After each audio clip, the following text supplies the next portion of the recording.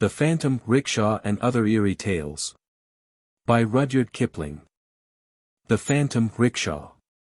May no ill dreams disturb my rest, nor powers of darkness me molest. Evening Hymn. One of the few advantages that India has over England is a great knowability. After 5 years' service a man is directly or indirectly acquainted with the 200 or 300 civilians in his province, all the messes of 10 or 12 regiments and batteries, and some 1,500 other people of the non-official caste. In 10 years his knowledge should be doubled, and at the end of 20 he knows, or knows something about, every Englishman in the empire, and may travel anywhere and everywhere without paying hotel bills. Globetrotters who expect entertainment as a right, have, even within my memory, blunted this open-heartedness, but none the less today, if you belong to the inner circle and are neither a bear nor a black sheep, all houses are open to you. And our small world is very, very kind and helpful. Rickett of Camartha stayed with Polder of Kemoe some 15 years ago.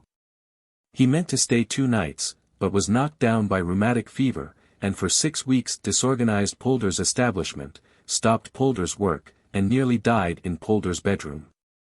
Polder behaves as though he had been placed under eternal obligation by Rickett, and yearly sends the little Ricketts a box of presents and toys. It is the same everywhere. The men who do not take the trouble to conceal from you their opinion that you are an incompetent ass, and the women who blacken your character and misunderstand your wife's amusements, will work themselves to the bone in your behalf if you fall sick or into serious trouble. Heatherlegh, the doctor, kept, in addition to his regular practice, a hospital on his private account, an arrangement of loose boxes for incurables.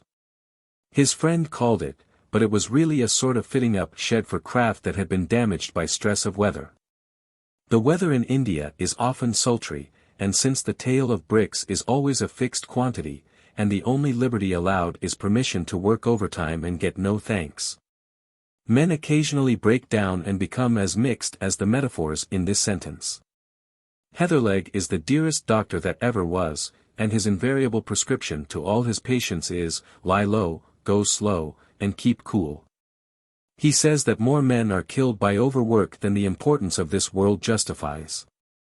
He maintains that overwork slew Pansy, who died under his hands about 3 years ago. He has, of course, the right to speak authoritatively, and he laughs at my theory that there was a crack in Pansy's head and a little bit of the dark world came through and pressed him to death. Pansy went off the handle, says Heatherlegh, after the stimulus of long leave at home. He may or he may not have behaved like a blackguard to Mrs. Keith-Wessington. My notion is that the work of the Catabundy settlement ran him off his legs, and that he took to brooding and making much of an ordinary P&O flirtation. He certainly was engaged to Miss Mannering, and she certainly broke off the engagement. Then he took a feverish chill and all that nonsense about ghosts developed. Overwork started his illness, kept it alight, and killed him, poor devil. Write him off to the system, 1 man to take the work of 2.5 men. I do not believe this. I used to sit up with Pansy sometimes when Heatherlegh was called out to patients, and I happened to be within claim. The man would make me most unhappy by describing in a low, even voice, the procession that was always passing at the bottom of his bed. He had a sick man's command of language. When he recovered I suggested that he should write out the whole affair from beginning to end, knowing that ink might assist him to ease his mind. When little boys have learned a new bad word they are never happy till they have chalked it up on a door. And this also is literature. He was in a high fever while he was writing, and the Blood and Thunder magazine diction he adopted did not calm him. 2 months afterward he was reported fit for duty, but, in spite of the fact that he was urgently needed to help an undermanned commission stagger through a deficit, he preferred to die, vowing at the last that he was hag-ridden. I got his manuscript before he died, and this is his version of the affair, dated 1885. My doctor tells me that I need rest and change of air. It is not improbable that I shall get both ere long, rest that neither the red-coated messenger or the midday gun can break, and change of air far beyond that which any homeward-bound steamer can give me. In the meantime I am resolved to stay where I am, and, in flat defiance of my doctor's orders, to take all the world into my confidence. You shall learn for yourselves the precise nature of my malady. And shall, too, judge for yourselves whether any man born of woman on this weary earth was ever so tormented as I.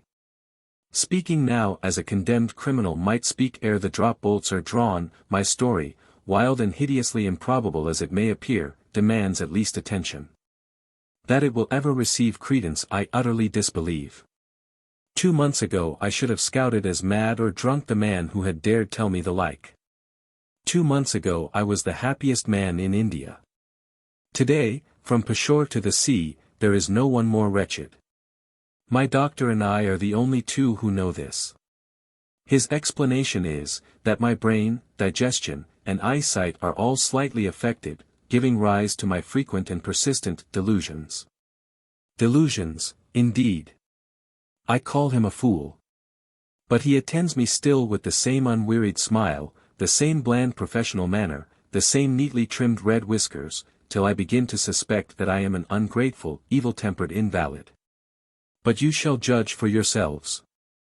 3 years ago it was my fortune, my great misfortune, to sail from Gravesend to Bombay, on return from long leave, with one Agnes Keith-Wessington, wife of an officer on the Bombay side. It does not in the least concern you to know what manner of woman she was. Be content with the knowledge that, ere the voyage had ended, both she and I were desperately and unreasoningly in love with one another. Heaven knows that I can make the admission now without one particle of vanity. In matters of this sort there is always one who gives and another who accepts. From the first day of our ill-omened attachment, I was conscious that Agnes's passion was a stronger, a more dominant, and, if I may use the expression, a purer sentiment than mine. Whether she recognized the fact then, I do not know. Afterward it was bitterly plain to both of us. Arrived at Bombay in the spring of the year, we went our respective ways, to meet no more for the next 3 or 4 months, when my leave and her love took us both to Simla. There we spent the season together, and there my fire of straw burned itself out to a pitiful end with the closing year. I attempt no excuse. I make no apology. Mrs. Wessington had given up much for my sake, and was prepared to give up all. From my own lips, in August, 1882, she learned that I was sick of her presence, tired of her company, and weary of the sound of her voice. 99 women out of 100 would have wearied of me as I wearied of them. 75 of that number would have promptly avenged themselves by active and obtrusive flirtation with other men. Mrs. Wessington was the 100th. On her neither my openly expressed aversion or the cutting brutalities with which I garnished our interviews had the least effect. Jack, darling, was her one eternal cuckoo cry, I'm sure it's all a mistake, a hideous mistake. And we'll be good friends again some day. Please forgive me, Jack, dear. I was the offender, and I knew it. That knowledge transformed my pity into passive endurance, and, eventually, into blind hate, the same instinct, I suppose, which prompts a man to savagely stamp on the spider he has but half killed. And with this hate in my bosom the season of 1882 came to an end. Next year we met again at Simla, she with her monotonous face and timid attempts at reconciliation, and I with loathing of her in every fibre of my frame. Several times I could not avoid meeting her alone, and on each occasion her words were identically the same. Still the unreasoning wail that it was all a mistake, and still the hope of eventually making friends. I might have seen had I cared to look, that hope only was keeping her alive. She grew more wan and thin month by month. You will agree with me, at least, that such conduct would have driven anyone to despair. It was uncalled for, childish, unwomanly. I maintain that she was much to blame. And again, sometimes, in the black, fever-stricken night watches, I have begun to think that I might have been a little kinder to her. But that really is a delusion. I could not have continued pretending to love her when I didn't, could I? It would have been unfair to us both.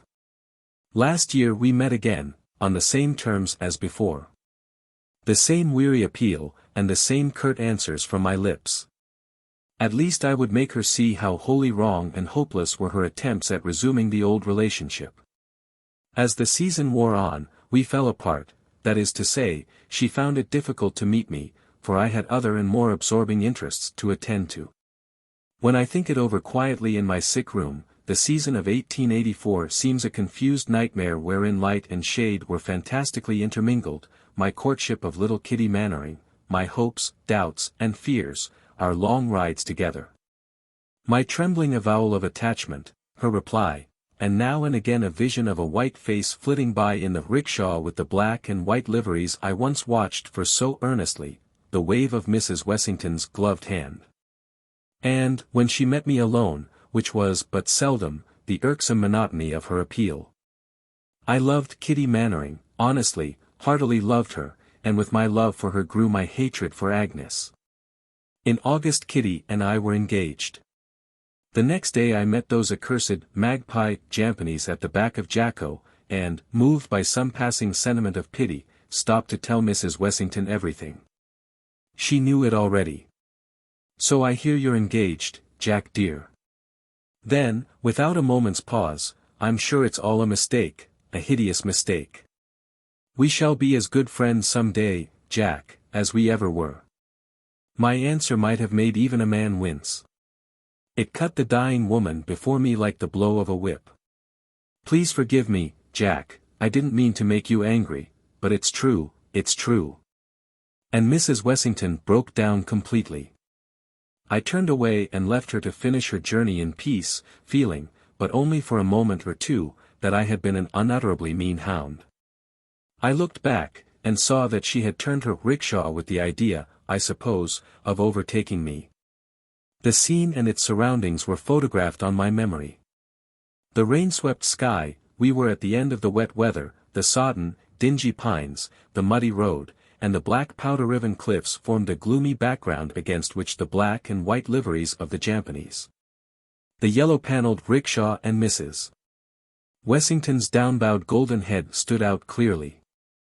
She was holding her handkerchief in her left hand and was leaning hack exhausted against the rickshaw cushions. I turned my horse up a bypath near the Sanjoli Reservoir and literally ran away. Once I fancied I heard a faint call of "Jack." This may have been imagination. I never stopped to verify it. 10 minutes later I came across Kitty on horseback. And, in the delight of a long ride with her, forgot all about the interview. A week later Mrs. Wessington died, and the inexpressible burden of her existence was removed from my life. I went plainsward perfectly happy. Before 3 months were over I had forgotten all about her, except that at times the discovery of some of her old letters reminded me unpleasantly of our bygone relationship. By January I had disinterred what was left of our correspondence from among my scattered belongings and had burned it.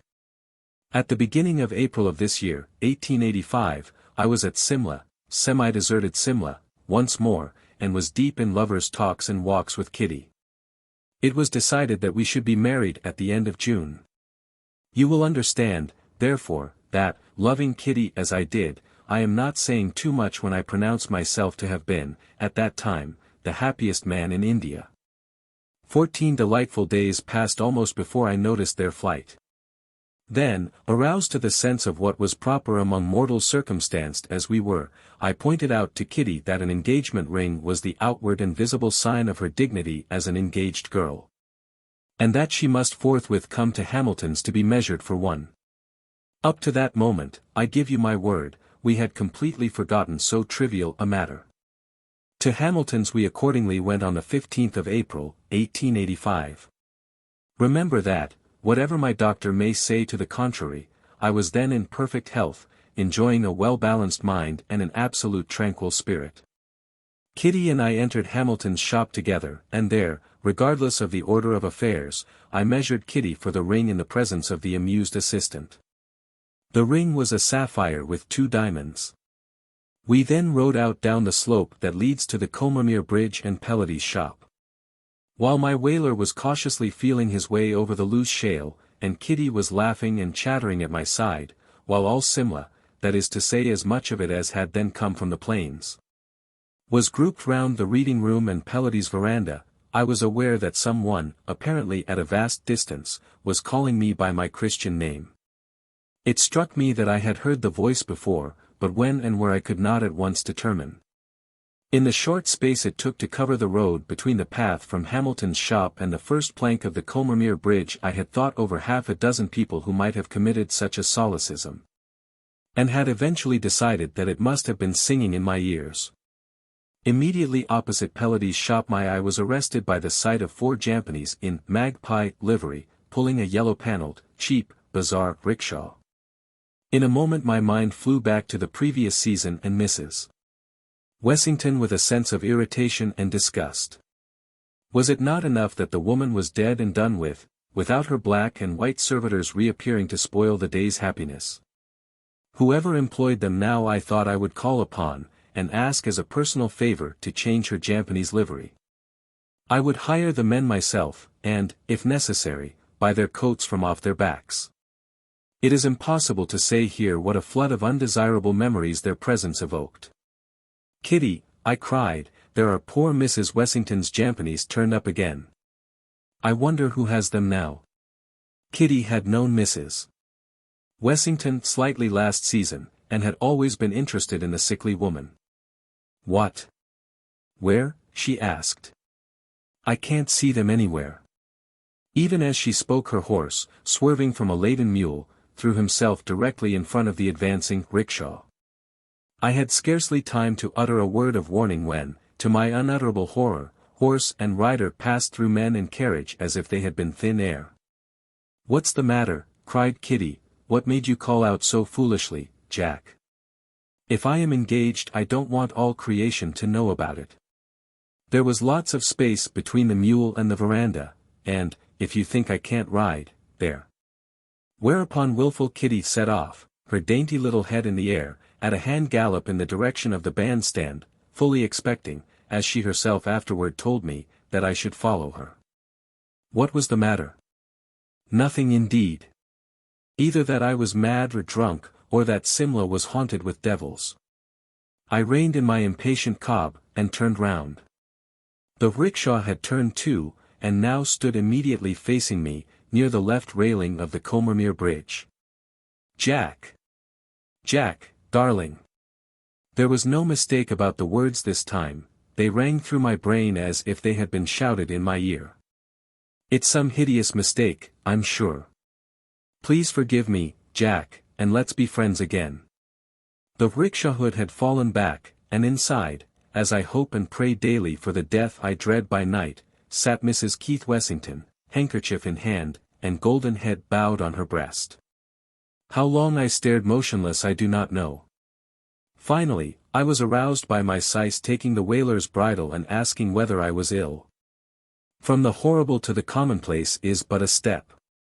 I tumbled off my horse and dashed, half fainting, into Pelady's for a glass of cherry brandy. There 2 or 3 couples were gathered round the coffee tables discussing the gossip of the day. Their trivialities were more comforting to me just then than the consolations of religion could have been. I plunged into the midst of the conversation at once, chatted, laughed, and jested with a face, when I caught a glimpse of it in a mirror, as white and drawn as that of a corpse. 3 or 4 men noticed my condition. And, evidently setting it down to the results of over many pegs, charitably endeavored to draw me apart from the rest of the loungers. But I refused to be led away. I wanted the company of my kind, as a child rushes into the midst of the dinner party after a fright in the dark. I must have talked for about 10 minutes or so, though it seemed an eternity to me, when I heard Kitty's clear voice outside inquiring for me. In another minute she had entered the shop, prepared to roundly upbraid me for failing so signally in my duties. Something in my face stopped her. "Why, Jack," she cried, "what have you been doing? What has happened? Are you ill?" Thus driven into a direct lie, I said that the sun had been a little too much for me. It was close upon 5 o'clock of a cloudy April afternoon, and the sun had been hidden all day. I saw my mistake as soon as the words were out of my mouth, attempted to recover it, blundered hopelessly and followed Kitty in a regal rage, out of doors, amid the smiles of my acquaintances. I made some excuse, I have forgotten what, on the score of my feeling faint, and cantered away to my hotel, leaving Kitty to finish the ride by herself. In my room I sat down and tried calmly to reason out the matter. Here was I, Theobald Jack Pansy, a well-educated Bengal civilian in the year of grace, 1885, presumably sane, certainly healthy, driven in terror from my sweetheart's side by the apparition of a woman who had been dead and buried 8 months ago. These were facts that I could not blink. Nothing was further from my thought than any memory of Mrs. Wessington when Kitty and I left Hamilton's shop. Nothing was more utterly commonplace than the stretch of wall opposite Pelleti's. It was broad daylight. The road was full of people, and yet here, look you, in defiance of every law of probability, in direct outrage of nature's ordinance, there had appeared to me a face from the grave. Kitty's Arab had gone through the rickshaw, so that my first hope that some woman marvelously like Mrs. Wessington had hired the carriage and the coolies with their old livery was lost. Again and again I went round this treadmill of thought. And again gave up baffled and in despair. The voice was as inexplicable as the apparition. I had originally some wild notion of confiding it all to Kitty, of begging her to marry me at once. And in her arms defying the ghostly occupant of the rickshaw. After all, I argued, the presence of the rickshaw is in itself enough to prove the existence of a spectral illusion. One may see ghosts of men and women, but surely never of coolies and carriages. The whole thing is absurd. Fancy the ghost of a hillman. Next morning I sent a penitent note to Kitty, imploring her to overlook my strange conduct of the previous afternoon. My divinity was still very wroth, and a personal apology was necessary. I explained, with a fluency born of night-long pondering over a falsehood, that I had been attacked with sudden palpitation of the heart, the result of indigestion. This eminently practical solution had its effect. And Kitty and I rode out that afternoon with the shadow of my first lie dividing us. Nothing would please her save a canter round Jacko. With my nerves still unstrung from the previous night I feebly protested against the notion, suggesting Observatory Hill, Judo, the Boilogaganj Road, anything rather than the Jacko round. Kitty was angry and a little hurt, so I yielded from fear of provoking further misunderstanding, and we set out together toward Chota Simla.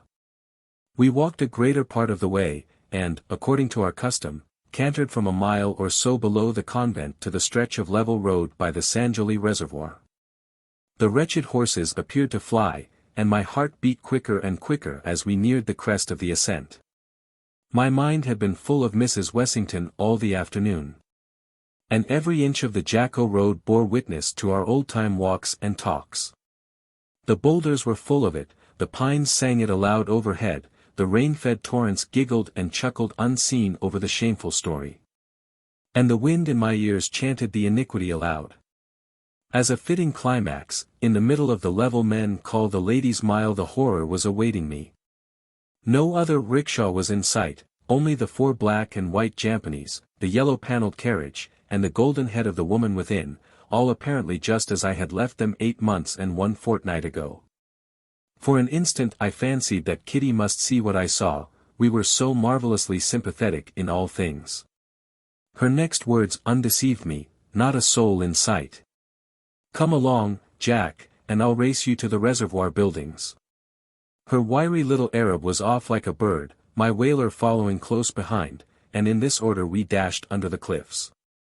Half a minute brought us within 50 yards of the rickshaw. I pulled my whaler and fell back a little. The rickshaw was directly in the middle of the road, and once more the Arab passed through it, my horse following. Jack! Jack dear!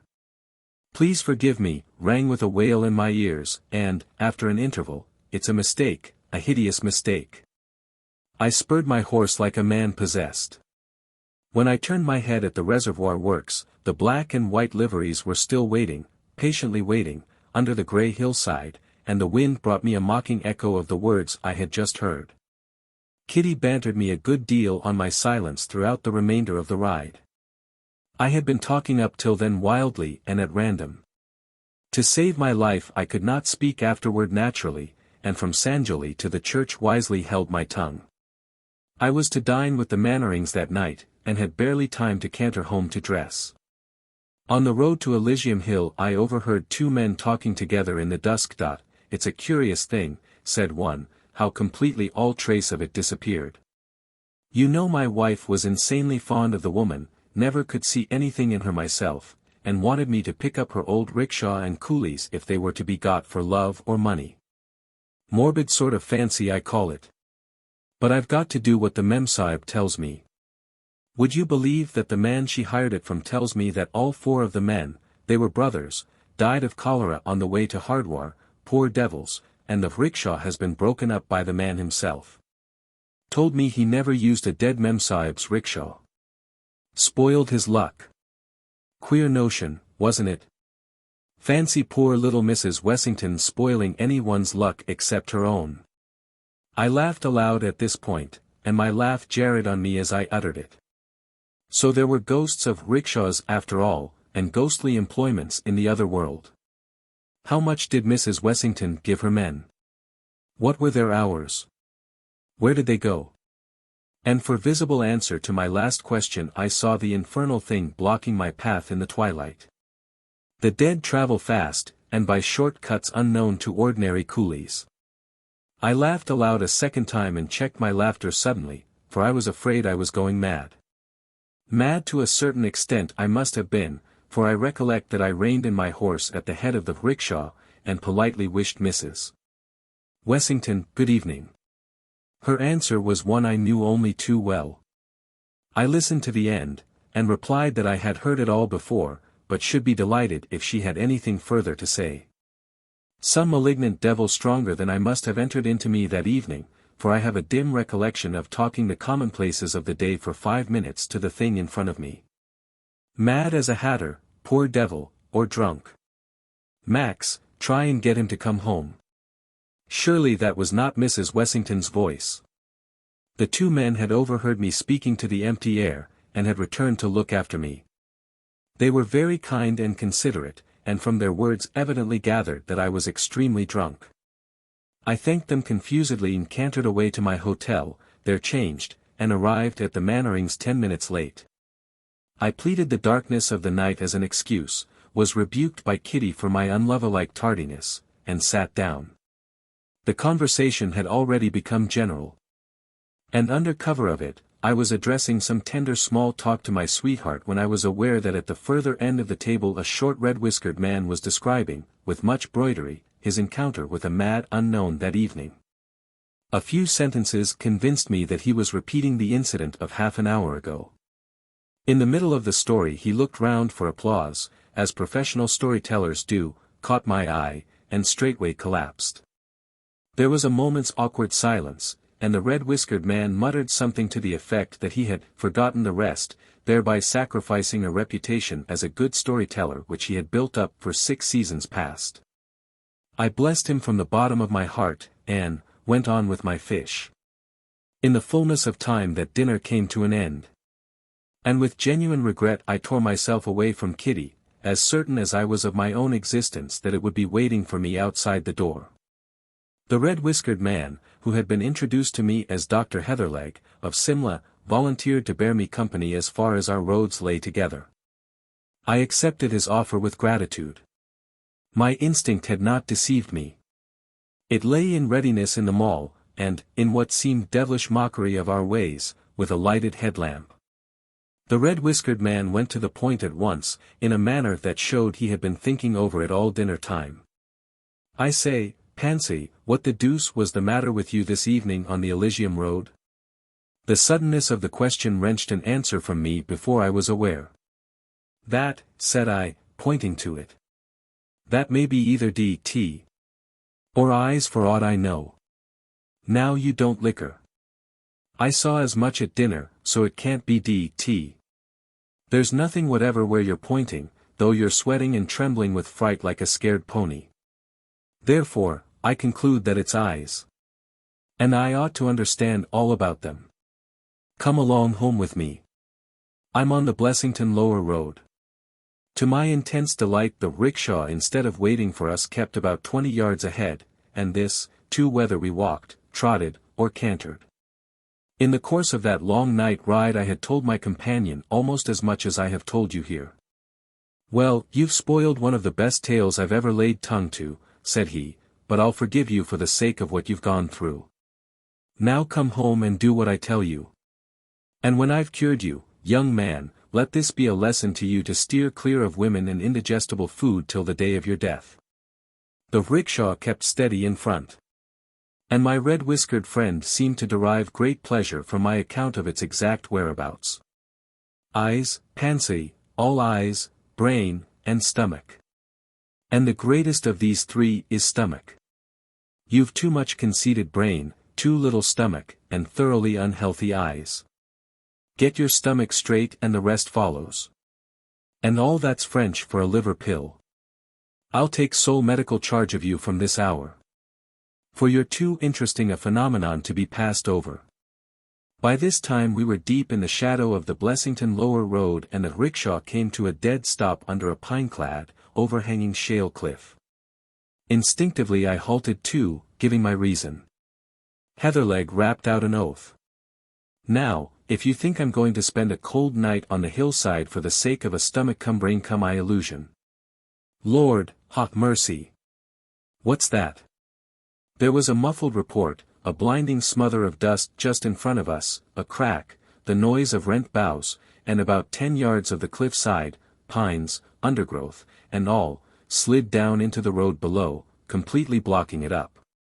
The uprooted trees swayed and tottered for a moment like drunken giants in the gloom, and then fell prone among their fellows with a thunderous crash. Our 2 horses stood motionless and sweating with fear. As soon as the rattle of falling earth and stone had subsided, my companion muttered, "Man, if we'd gone forward we should have been 10 feet deep in our graves by now. There are more things in heaven and earth.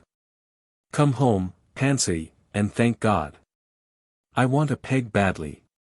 We retraced our way over the church ridge, and I arrived at Dr. Heatherlegh's house shortly after midnight.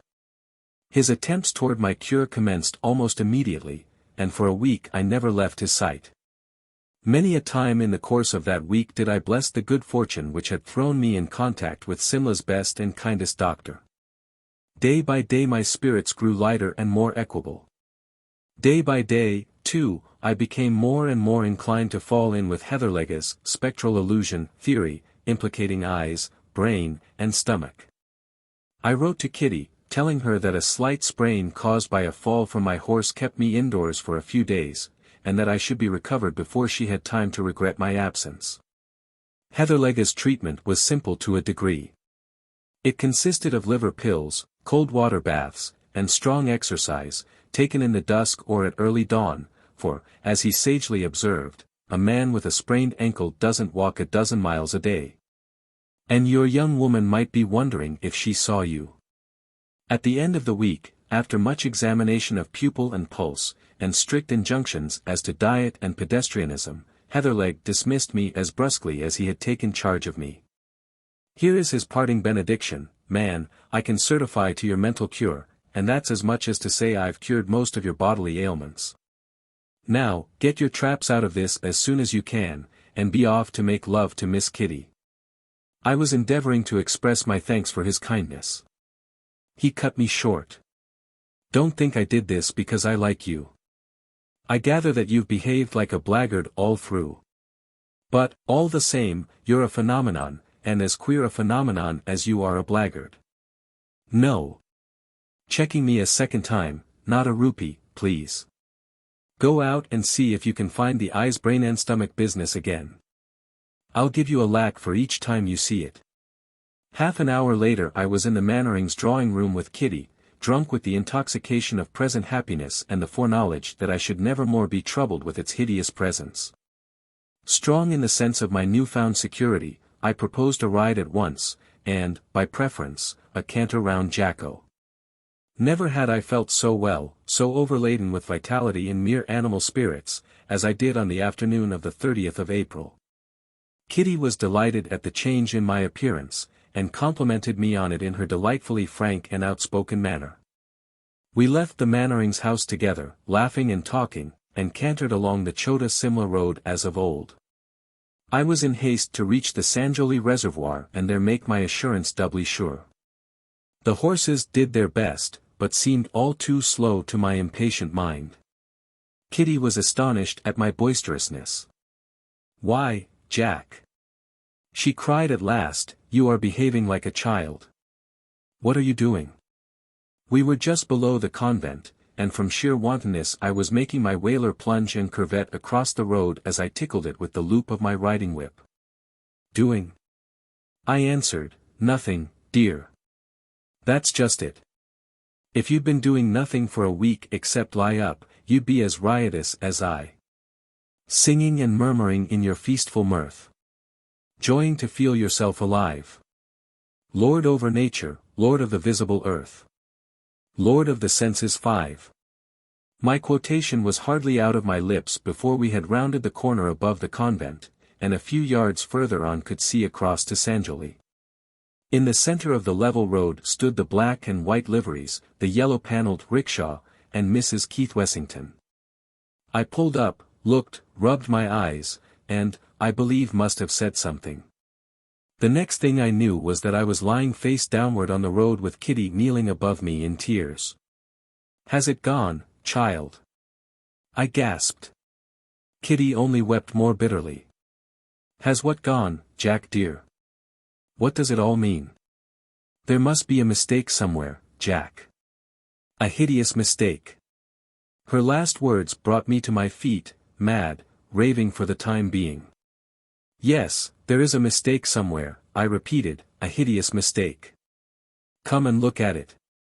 I have an indistinct idea that I dragged Kitty by the wrist along the road up to where it stood, and implored her for pity's sake to speak to it, to tell it that we were betrothed, that neither death nor hell could break the tie between us. And Kitty only knows how much more to the same effect. Now and again I appealed passionately to the terror in the rickshaw to bear witness to all I had said, and to release me from a torture that was killing me. As I talked I suppose I must have told Kitty of my old relations with Mrs. Wessington, for I saw her listen intently with white face and blazing eyes. "Thank you, Mr. Pansy," she said, "that's quite enough. Sais Goralau." The six, impassive as Orientals always are, had come up with the recaptured horses, and as Kitty sprang into her saddle I caught hold of the bridle, entreating her to hear me out and forgive. My answer was the cut of her riding whip across my face from mouth to eye, and a word or two of farewell that even now I cannot write down. So I judged, and judged rightly, that Kitty knew all, and I staggered back to the side of the rickshaw.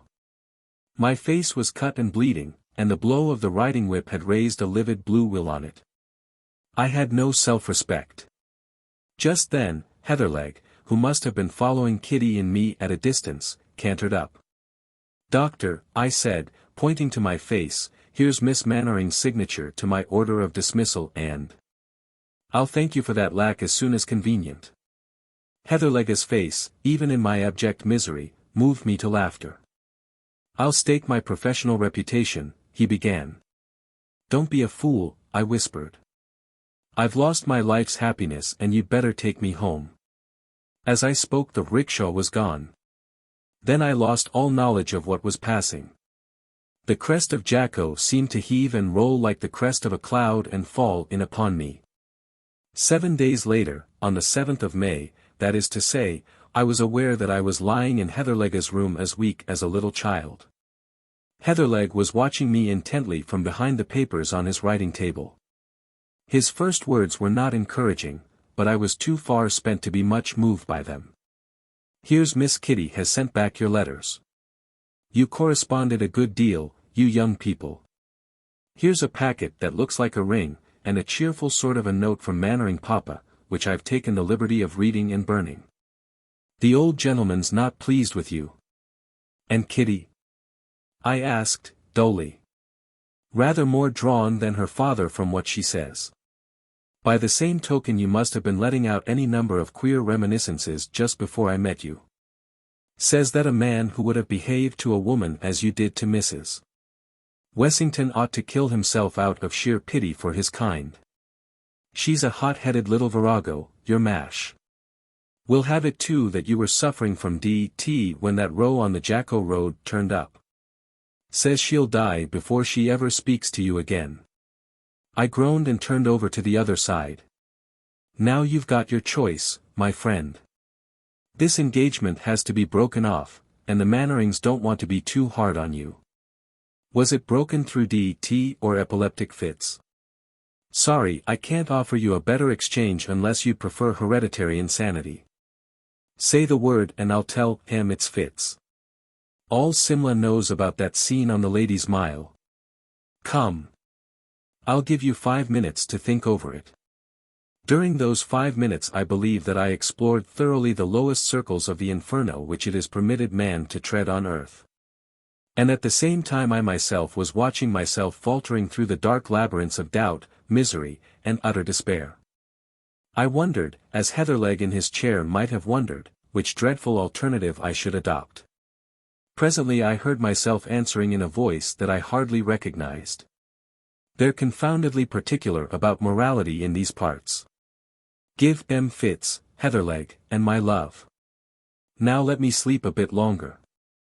Then my two selves joined, and it was only I, half-crazed, devil-driven I, that tossed in my bed, tracing step by step the history of the past month. But I am in Simla, I kept repeating to myself. I, Jack Pansy, am in Simla and there are no ghosts here. It's unreasonable of that woman to pretend there are. Why couldn't Agnes have left me alone? I never did her any harm. It might just as well have been me as Agnes. Only I'd never have come hack on purpose to kill her. Why can't I be left alone and happy? It was high noon when I first awoke, and the sun was low in the sky before I slept as the tortured criminal sleeps on his rack, too worn to feel further pain. Next day I could not leave my bed. Heatherlegh told me in the morning that he had received an answer from Mr. Mannering, and that, thanks to his, Heatherlegh's, friendly offices, the story of my affliction had travelled through the length and breadth of Simla, where I was on all sides much pitied. And that's rather more than you deserve, he concluded, pleasantly, though the Lord knows you've been going through a pretty severe mill. Never mind, we'll cure you yet, you perverse phenomenon. I declined firmly to be cured. You've been much too good to me already, old man, said I, but I don't think I need trouble you further. In my heart I knew that nothing Heatherlegh could do would lighten the burden that had been laid upon me. With that knowledge came also a sense of hopeless, impotent rebellion against the unreasonableness of it all. There were scores of men no better than I whose punishments had at least been reserved for another world. And I felt that it was bitterly, cruelly unfair that I alone should have been singled out for so hideous a fate. This mood would in time give place to another where it seemed that the rickshaw and I were the only realities in a world of shadows. That Kitty was a ghost, that Mannering, Heatherlegh, and all the other men and women I knew were all ghosts, and the great, grey hills themselves but vain shadows devised to torture me. From mood to mood I tossed backward and forward for 7 weary days, my body growing daily stronger and stronger, until the bedroom looking-glass told me that I had returned to everyday life, and was as other men once more. Curiously enough my face showed no signs of the struggle I had gone through. It was pale indeed, but as expressionless and commonplace as ever. I had expected some permanent alteration, visible evidence of the disease that was eating me away. I found nothing. On the 15th of May, I left Heatherlegh's house at 11 o'clock in the morning, and the instinct of the bachelor drove me to the club. There I found that every man knew my story as told by Heatherlegh, and was, in clumsy fashion, abnormally kind and attentive. Nevertheless I recognized that for the rest of my natural life I should be among but not of my fellows.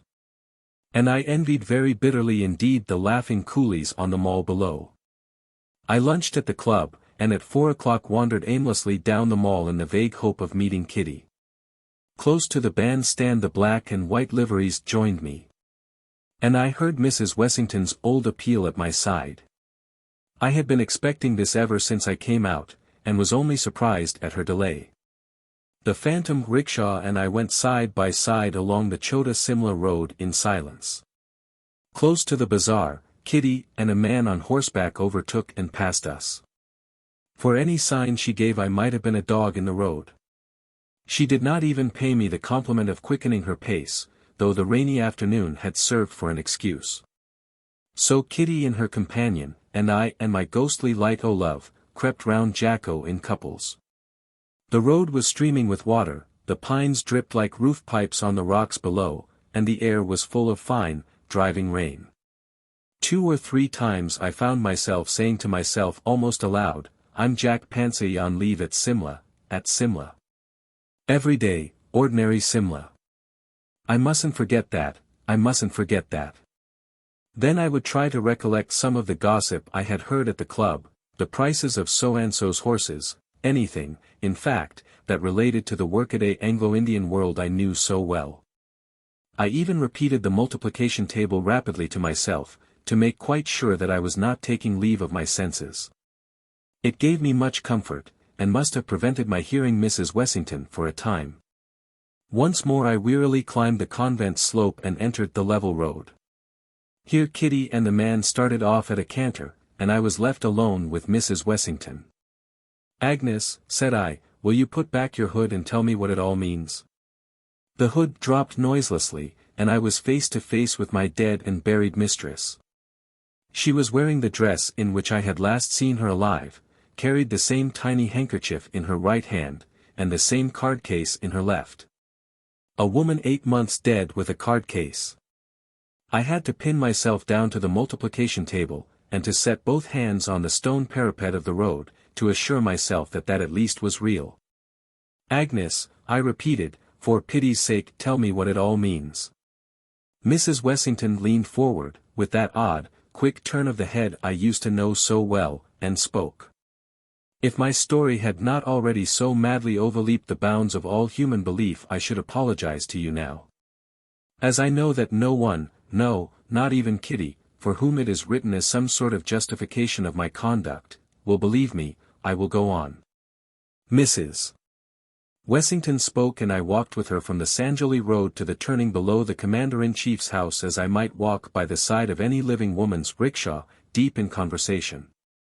The second most tormenting of my moods of sickness had suddenly laid hold upon me, and like the prince in Tennyson's poem, I seemed to move amid a world of ghosts. There had been a garden party at the Commander-in-Chief's, and we too joined the crowd of homeward-bound folk. As I saw them then it seemed that they were the shadows, impalpable, fantastic shadows, that divided for Mrs. Wessington's rickshaw to pass through. What we said during the course of that weird interview I cannot, indeed, I dare not, tell. Heatherlegh's comment would have been a short laugh and a remark that I had been mashing a brain stomach chimera. It was a ghastly and yet in some indefinable way a marvelously dear experience. Could it be possible, I wondered, that I was in this life to woo a second time the woman I had killed by my own neglect and cruelty? I met Kitty on the homeward road, a shadow among shadows. If I were to describe all the incidents of the next fortnight in their order, my story would never come to an end, and your patience would be exhausted. Morning after morning and evening after evening the ghostly rickshaw and I used to wander through Simla together. Wherever I went there the 4 black and white liveries followed me and bore me company to and from my hotel. At the theatre I found them amid the crowd or yelling Japanese, outside the club veranda, after a long evening of whist, at the birthday ball, waiting patiently for my reappearance, and in broad daylight when I went calling. Save that it cast no shadow, the rickshaw was in every respect as real to look upon as one of wood and iron. More than once, indeed, I have had to check myself from warning some hard-riding friend against cantering over it. More than once I have walked down the Mall deep in conversation with Mrs. Wessington to the unspeakable amazement of the passers-by. Before I had been out and about a week I learned that the fit theory had been discarded in favor of insanity. However, I made no change in my mode of life. I called, rode, and dined out as freely as ever. I had a passion for the society of my kind which I had never felt before. I hungered to be among the realities of life. And at the same time I felt vaguely unhappy when I had been separated too long from my ghostly companion. It would be almost impossible to describe my varying moods from the 15th of May up to today. The presence of the rickshaw filled me by turns with horror, blind fear, a dim sort of pleasure, and utter despair. I dared not leave Simla, and I knew that my stay there was killing me. I knew, moreover, that it was my destiny to die slowly and a little every day. My only anxiety was to get the penance over as quietly as might be. Alternately I hungered for a sight of Kitty and watched her outrageous flirtations with my successor, to speak more accurately, my successors, with amused interest. She was as much out of my life as I was out of hers. By day I wandered with Mrs. Wessington almost content. By night I implored heaven to let me return to the world as I used to know it. Above all these varying moods lay the sensation of dull, numbing wonder that the seen and the unseen should mingle so strangely on this earth to hound one poor soul to its grave. August 27th. Heatherlegh has been indefatigable in his attendance on me, and only yesterday told me that I ought to send in an application for sick leave. An application to escape the company of a phantom. A request that the government would graciously permit me to get rid of 5 ghosts and an Eerie rickshaw by going to England. Heatherlegh's proposition moved me to almost hysterical laughter. I told him that I should await the end quietly at Simla. And I am sure that the end is not far off. Believe me that I dread its advent more than any word can say, and I torture myself nightly with 1,000 speculations as to the manner of my death. Shall I die in my bed decently and as an English gentleman should die, or, in one last walk on the Mall, will my soul be wrenched from me to take its place forever and ever by the side of that ghastly phantasm? Shall I return to my old lost allegiance in the next world, or shall I meet Agnes Lothinghearn bound to her side through all eternity? Shall we two hover over the scene of our lives till the end of time? As the day of my death draws nearer, the intense horror that all living flesh feels toward escaped spirits from beyond the grave grows more and more powerful. It is an awful thing to go down quick among the dead with scarcely 1/2 of your life completed. It is 1,000 times more awful to wait as I do in your midst, for I know not what unimaginable terror. Pity me, at least on the score of my delusion, for I know you will never believe what I have written here. Yet as surely as ever a man was done to death by the powers of darkness I am that man. In justice, too, pity her.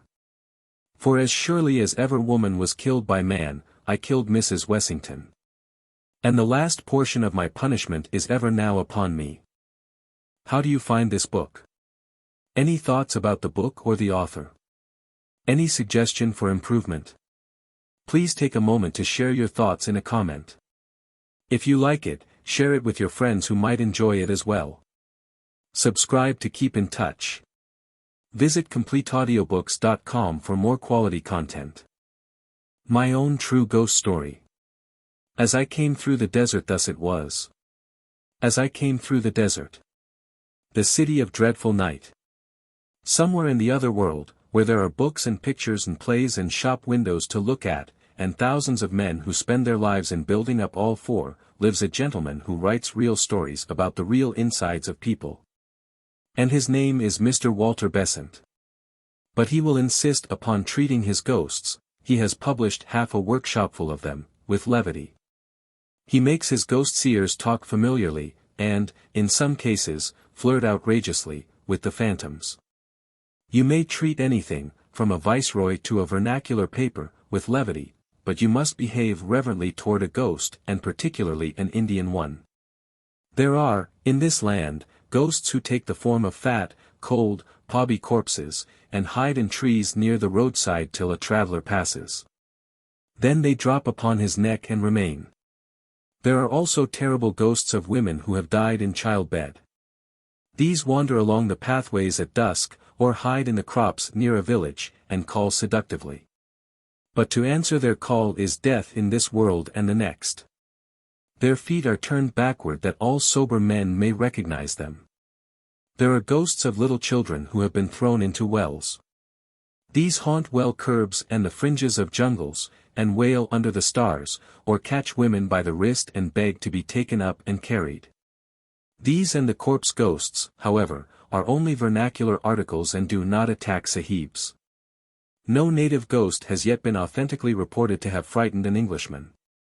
But many English ghosts have scared the life out of both white and black.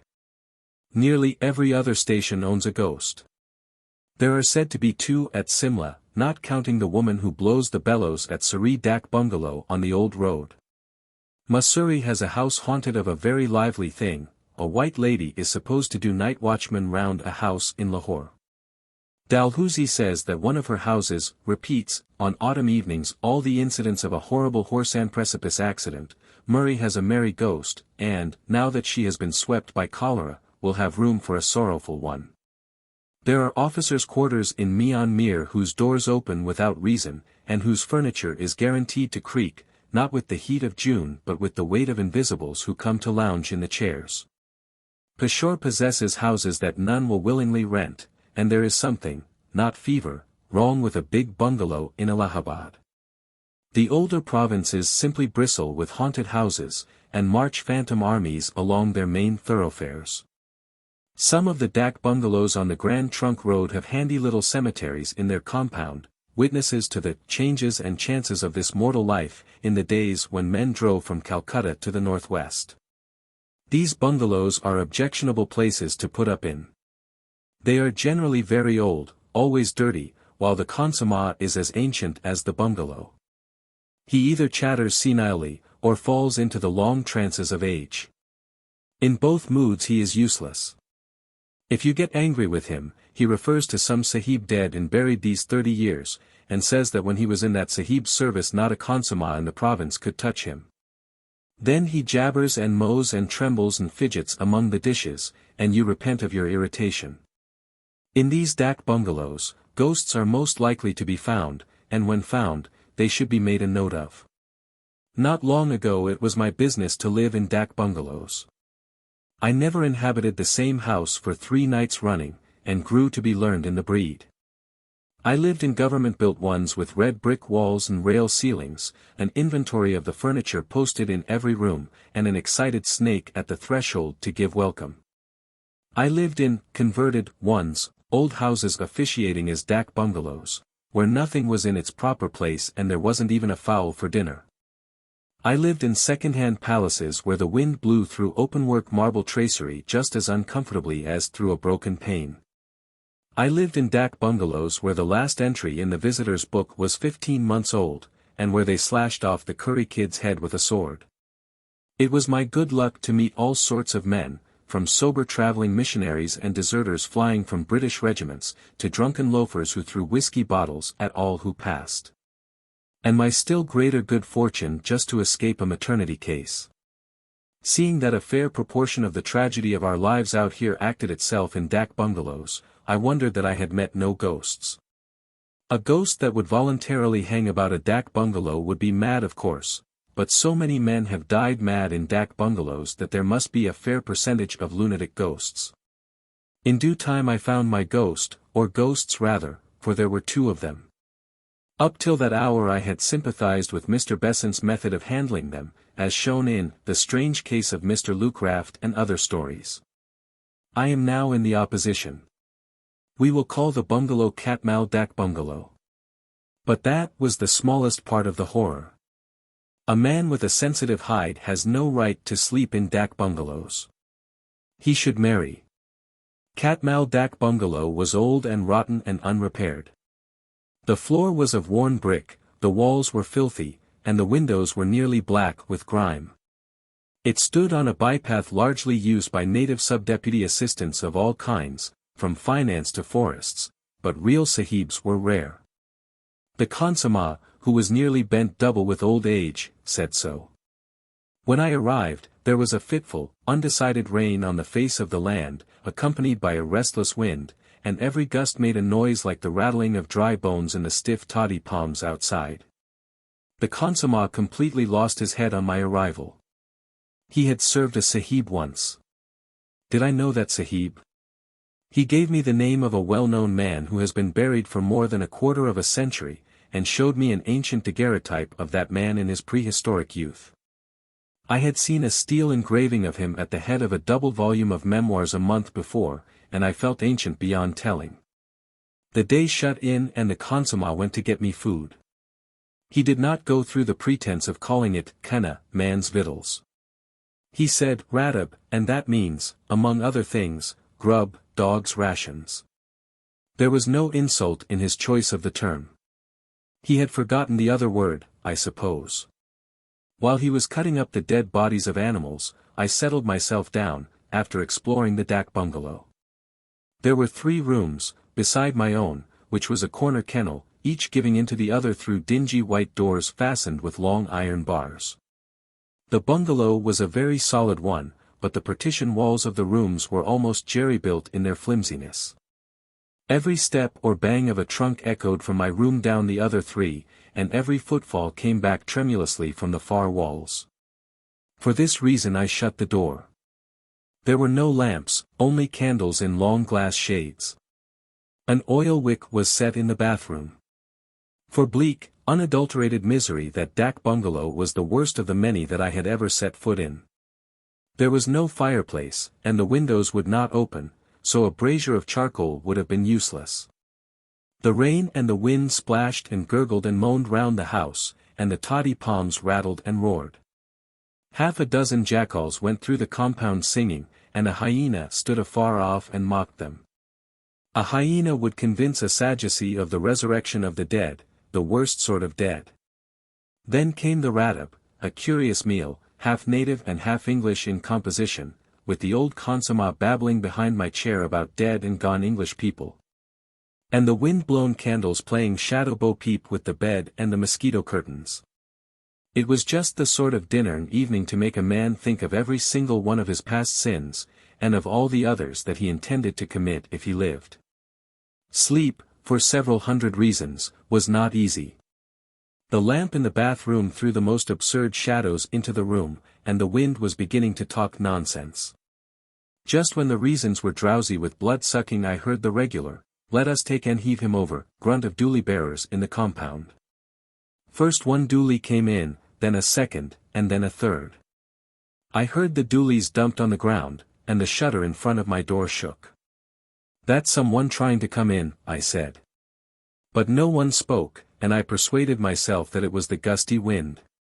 The shutter of the room next to mine was attacked, flung back, and the inner door opened. "That's some sub-deputy assistant," I said, "and he has brought his friends with him. Now they'll talk and spit and smoke for an hour." But there were no voices and no footsteps. No one was putting his luggage into the next room. The door shut, and I thanked Providence that I was to be left in peace. But I was curious to know where the doolies had gone. I got out of bed and looked into the darkness. There was never a sign of a dooley. Just as I was getting into bed again, I heard, in the next room, the sound that no man in his senses can possibly mistake, the whir of a billiard ball down the length of the slates when the striker is stringing for break. No other sound is like it. A minute afterwards there was another whir, and I got into bed. I was not frightened, indeed I was not. I was very curious to know what had become of the doolies. I jumped into bed for that reason. Next minute I heard the double click of a cannon and my hair sat up. It is a mistake to say that hair stands up. The skin of the head tightens and you can feel a faint, prickly, bristling all over the scalp. That is the hair sitting up. There was a whir and a click, and both sounds could only have been made by one thing, a billiard ball. I argued the matter out at great length with myself. And the more I argued the less probable it seemed that one bed, one table, and 2 chairs, all the furniture of the room next to mine, could so exactly duplicate the sounds of a game of billiards. After another cannon, a 3-cushion one to judge by the whir, I argued no more. I had found my ghost and would have given worlds to have escaped from that dak bungalow. I listened, and with each listen the game grew clearer. There was whir on whir and click on click. Sometimes there was a double click and a whir and another click. Beyond any sort of doubt, people were playing billiards in the next room. And the next room was not big enough to hold a billiard table. Between the pauses of the wind I heard the game go forward, stroke after stroke. I tried to believe that I could not hear voices, but that attempt was a failure. Do you know what fear is? Not ordinary fear of insult, injury or death, but abject, quivering dread of something that you cannot see, fear that dries the inside of the mouth and half of the throat, fear that makes you sweat on the palms of the hands. And gulp in order to keep the uvula at work. This is a fine fear, a great cowardice, and must be felt to be appreciated. The very improbability of billiards in a dak bungalow proved the reality of the thing. No man, drunk or sober, could imagine a game at billiards, or invent the spitting crack of a screw cannon. A severe course of dak bungalows has this disadvantage: it breeds infinite credulity. If a man said to a confirmed dak bungalow haunter, "There is a corpse in the next room, and there's a mad girl in the next but one, and the woman and man on that camel have just eloped from a place 60 miles away," the hearer would not disbelieve, because he would know that nothing is too wild, grotesque, or horrible to happen in a dak bungalow. This credulity, unfortunately, extends to ghosts. A rational person fresh from his own house would have turned on his side and slept. I did not. So surely as I was given up as a bad carcass by the scores of things in the bed because the bulk of my blood was in my heart, so surely did I hear every stroke of a long game at billiards played in the echoing room behind the iron-barred door. My dominant fear was that the players might want a marker. It was an absurd fear, because creatures who could play in the dark would be above such superfluities. I only know that that was my terror, and it was real. After a long while the game stopped, and the door banged. I slept because I was dead tired. Otherwise I should have preferred to have kept awake. Not for everything in Asia would I have dropped the door bar and peered into the dark of the next room. When the morning came, I considered that I had done well and wisely, and inquired for the means of departure. "By the way, Consama," I said, "what were those 3 doolies doing in my compound in the night?" "There were no doolies," said the Consama. I went into the next room and the daylight streamed through the open door. I was immensely brave. I would, at that hour, have played black pool with the owner of the big black pool down below. "Has this place always been a dak bungalow?" I asked. "No," said the Consama.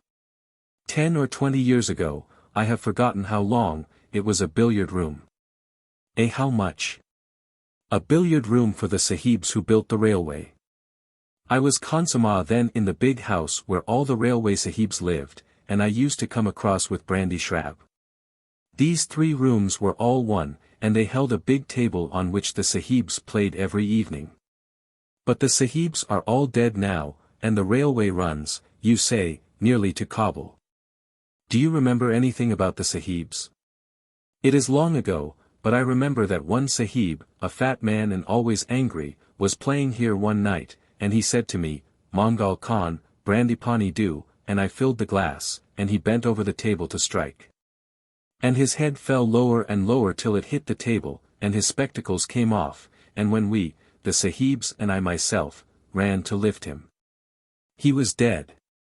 I helped to carry him out. Aha, he was a strong sahib. But he is dead and I, old Mongol Khan, am still living, by your favor. That was more than enough. I had my ghost, a first-hand, authenticated article. I would write to the Society for Psychical Research, I would paralyze the empire with the news. But I would, first of all, put 80 miles of assessed crop land between myself and that dak bungalow before nightfall. The society might send their regular agent to investigate later on. I went into my own room and prepared to pack after noting down the facts of the case. As I smoked I heard the game begin again, with a miss in baulk this time, for the whir was a short one. The door was open and I could see into the room. Click, click. That was a cannon. I entered the room without fear, for there was sunlight within and a fresh breeze without. The unseen game was going on at a tremendous rate. And well it might, when a restless little rat was running to and fro inside the dingy ceiling cloth, and a piece of loose window sash was making 50 breaks off the window bolt as it shook in the breeze. Impossible to mistake the sound of billiard balls. Impossible to mistake the whir of a ball over the slate. But I was to be excused. Even when I shut my enlightened eyes the sound was marvelously like that of a fast game. Entered angrily the faithful partner of my sorrows, Kadir Baksh. This bungalow is very bad and low caste. No wonder the presence was disturbed and is speckled. 3 sets of dooli bearers came to the bungalow late last night when I was sleeping outside, and said that it was their custom to rest in the rooms set apart for the English people. What honor has the consommé?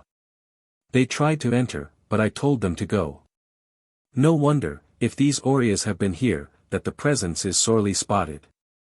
It is shame, and the work of a dirty man. Kadir Baksh did not say that he had taken from each gang 2 annas for rent in advance, and then, beyond my earshot, had beaten them with the big green umbrella whose use I could never before divine. But Kadir Baksh has no notions of morality. There was an interview with the consommé, but as he promptly lost his head, wrath gave place to pity, and pity led to a long conversation, in the course of which he put the fat engineer sahib's tragic death in 3 separate stations, 2 of them 50 miles away. The 3rd shift was to Calcutta, and there the sahib died while driving a dog-cart. If I had encouraged him the consommé would have wandered all through Bengal with his corpse. I did not go away as soon as I intended. I stayed for the night, while the wind and the rat and the sash and the window bolt played a ding-dong, 150 up. Then the wind ran out and the billiards stopped, and I felt that I had ruined my one genuine, hallmarked ghost story. Had I only stopped at the proper time, I could have made anything out of it. That was the bitterest thought of all. The strange ride of Morrowbie Jukes. Alive or dead, there is no other way. Native proverb. There is, as the conjurers say, no deception about this tale. Jukes by accident stumbled upon a village that is well known to exist, though he is the only Englishman who has been there. A somewhat similar institution used to flourish on the outskirts of Calcutta, and there is a story that if you go into the heart of Bikaner, which is in the heart of the great Indian desert, you shall come across not a village but a town where the dead who did not die but may not live have established their headquarters. And since it is perfectly true that in the same desert is a wonderful city where all the rich money lenders retreat after they have made their fortunes, fortunes so vast that the owners cannot trust even the strong hand of the government to protect them, but take refuge in the waterless sands, and drive sumptuous sea-spring barouches, and buy beautiful girls and decorate their palaces with gold and ivory and minted tiles and mother and pearl, I do not see why Jukes's tale should not be true.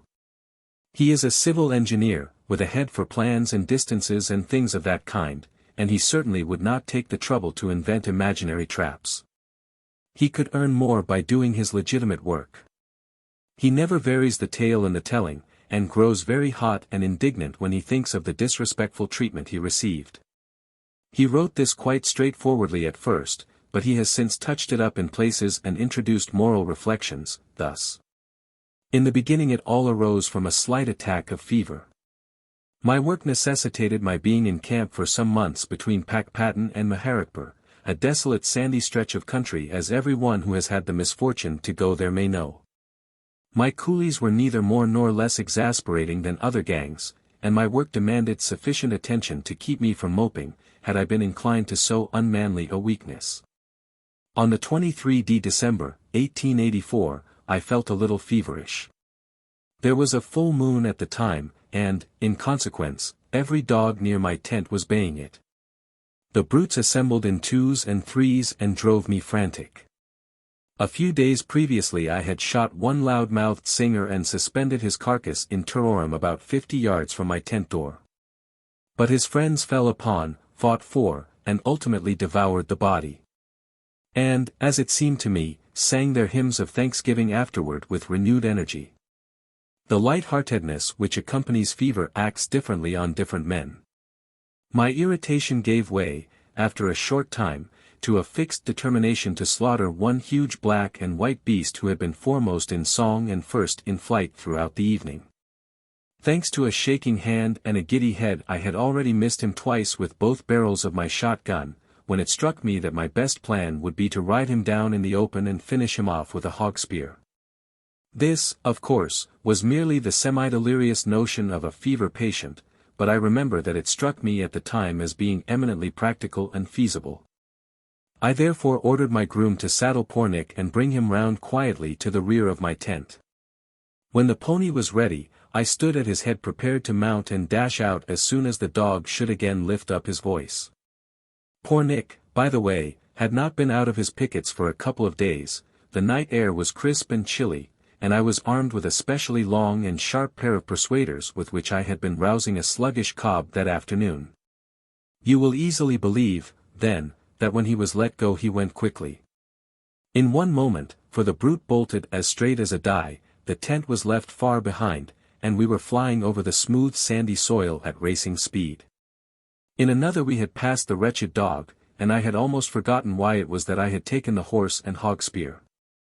The delirium of fever and the excitement of rapid motion through the air must have taken away the remnant of my senses. I have a faint recollection of standing upright in my stirrups, and of brandishing my hog spear at the great white moon that looked down so calmly on my mad gallop, and of shout-log challenges to the camel-thorn bushes as they whizzed past. Once or twice I believe, I swayed forward on poor Nick's neck, and literally hung on by my spurs, as the marks next morning showed. The wretched beast went forward like a thing possessed, over what seemed to be a limitless expanse of moonlit sand. Next, I remember, the ground rose suddenly in front of us, and as we topped the ascent I saw the waters of the Sutlej shining like a silver bar below. Then poor Nick blundered heavily on his nose, and we rolled together down some unseen slope. I must have lost consciousness, for when I recovered I was lying on my stomach in a heap of soft white sand, and the dawn was beginning to break dimly over the edge of the slope down which I had fallen. As the light grew stronger I saw that I was at the bottom of a horseshoe-shaped crater of sand, opening on one side directly onto the shoals of the Sutlej. My fever had altogether left me, and, with the exception of a slight dizziness in the head, I felt no head effects from the fall overnight. Poor Nick, who was standing a few yards away, was naturally a good deal exhausted, but had not hurt himself in the least. His saddle, a favorite polo one, was much knocked about, and had been twisted under his belly. It took me some time to put him to rights, and in the meantime I had ample opportunities of observing the spot into which I had so foolishly dropped. At the risk of being considered tedious, I must describe it at length, inasmuch as an accurate mental picture of its peculiarities will be of material assistance in enabling the reader to understand what follows. Imagine then, as I have said before, a horseshoe-shaped crater of sand with steeply graded sand walls about 35 feet high. The slope, I fancy, must have been about 65 degrees. This crater enclosed a level piece of ground about 50 yards long by 30 at its broadest part, with a crude well in the center.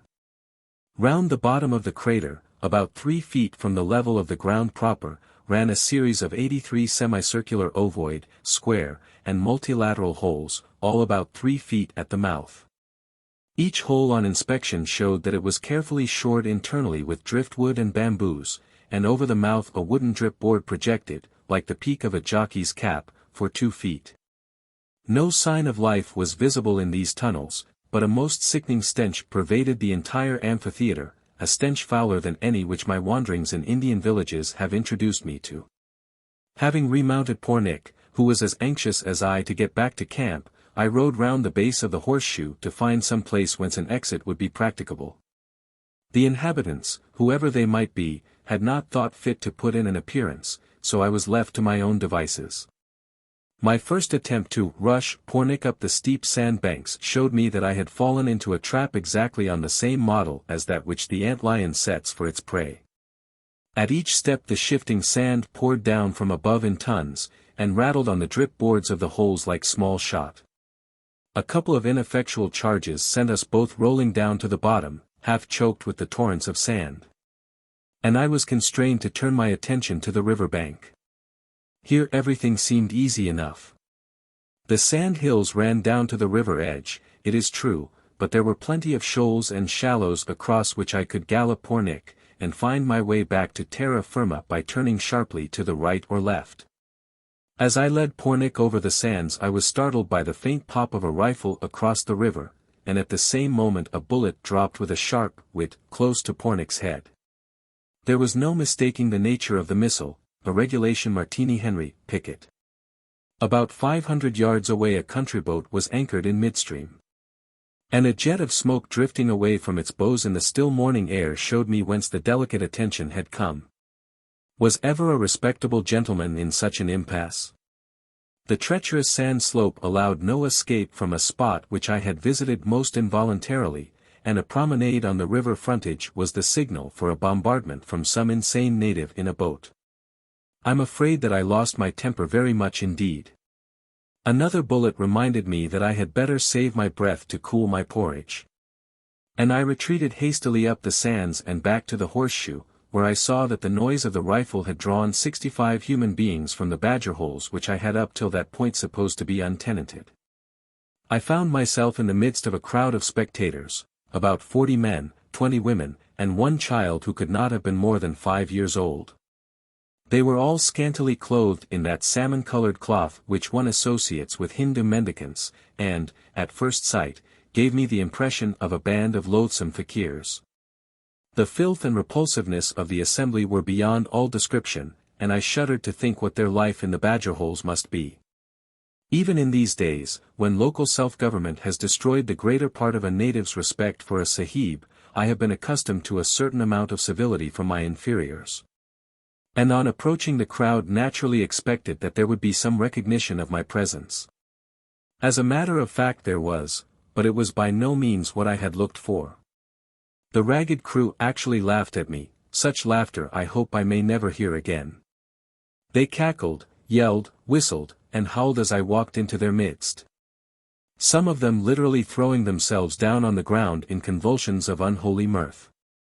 In a moment I had let go Pornic's head, and, irritated beyond expression at the morning's adventure, commenced cuffing those nearest to me with all the force I could. The wretches dropped under my blows like 9 pins, and the laughter gave place to wails for mercy, while those yet untouched clasped me round the knees, imploring me in all sorts of uncouth tongues to spare them. In the tumult, and just when I was feeling very much ashamed of myself for having thus easily given way to my temper, a thin, high voice murmured in English from behind my shoulder, "Sahib. Sahib. Do you not know me? Sahib, it is Gunga Das, the telegraph master."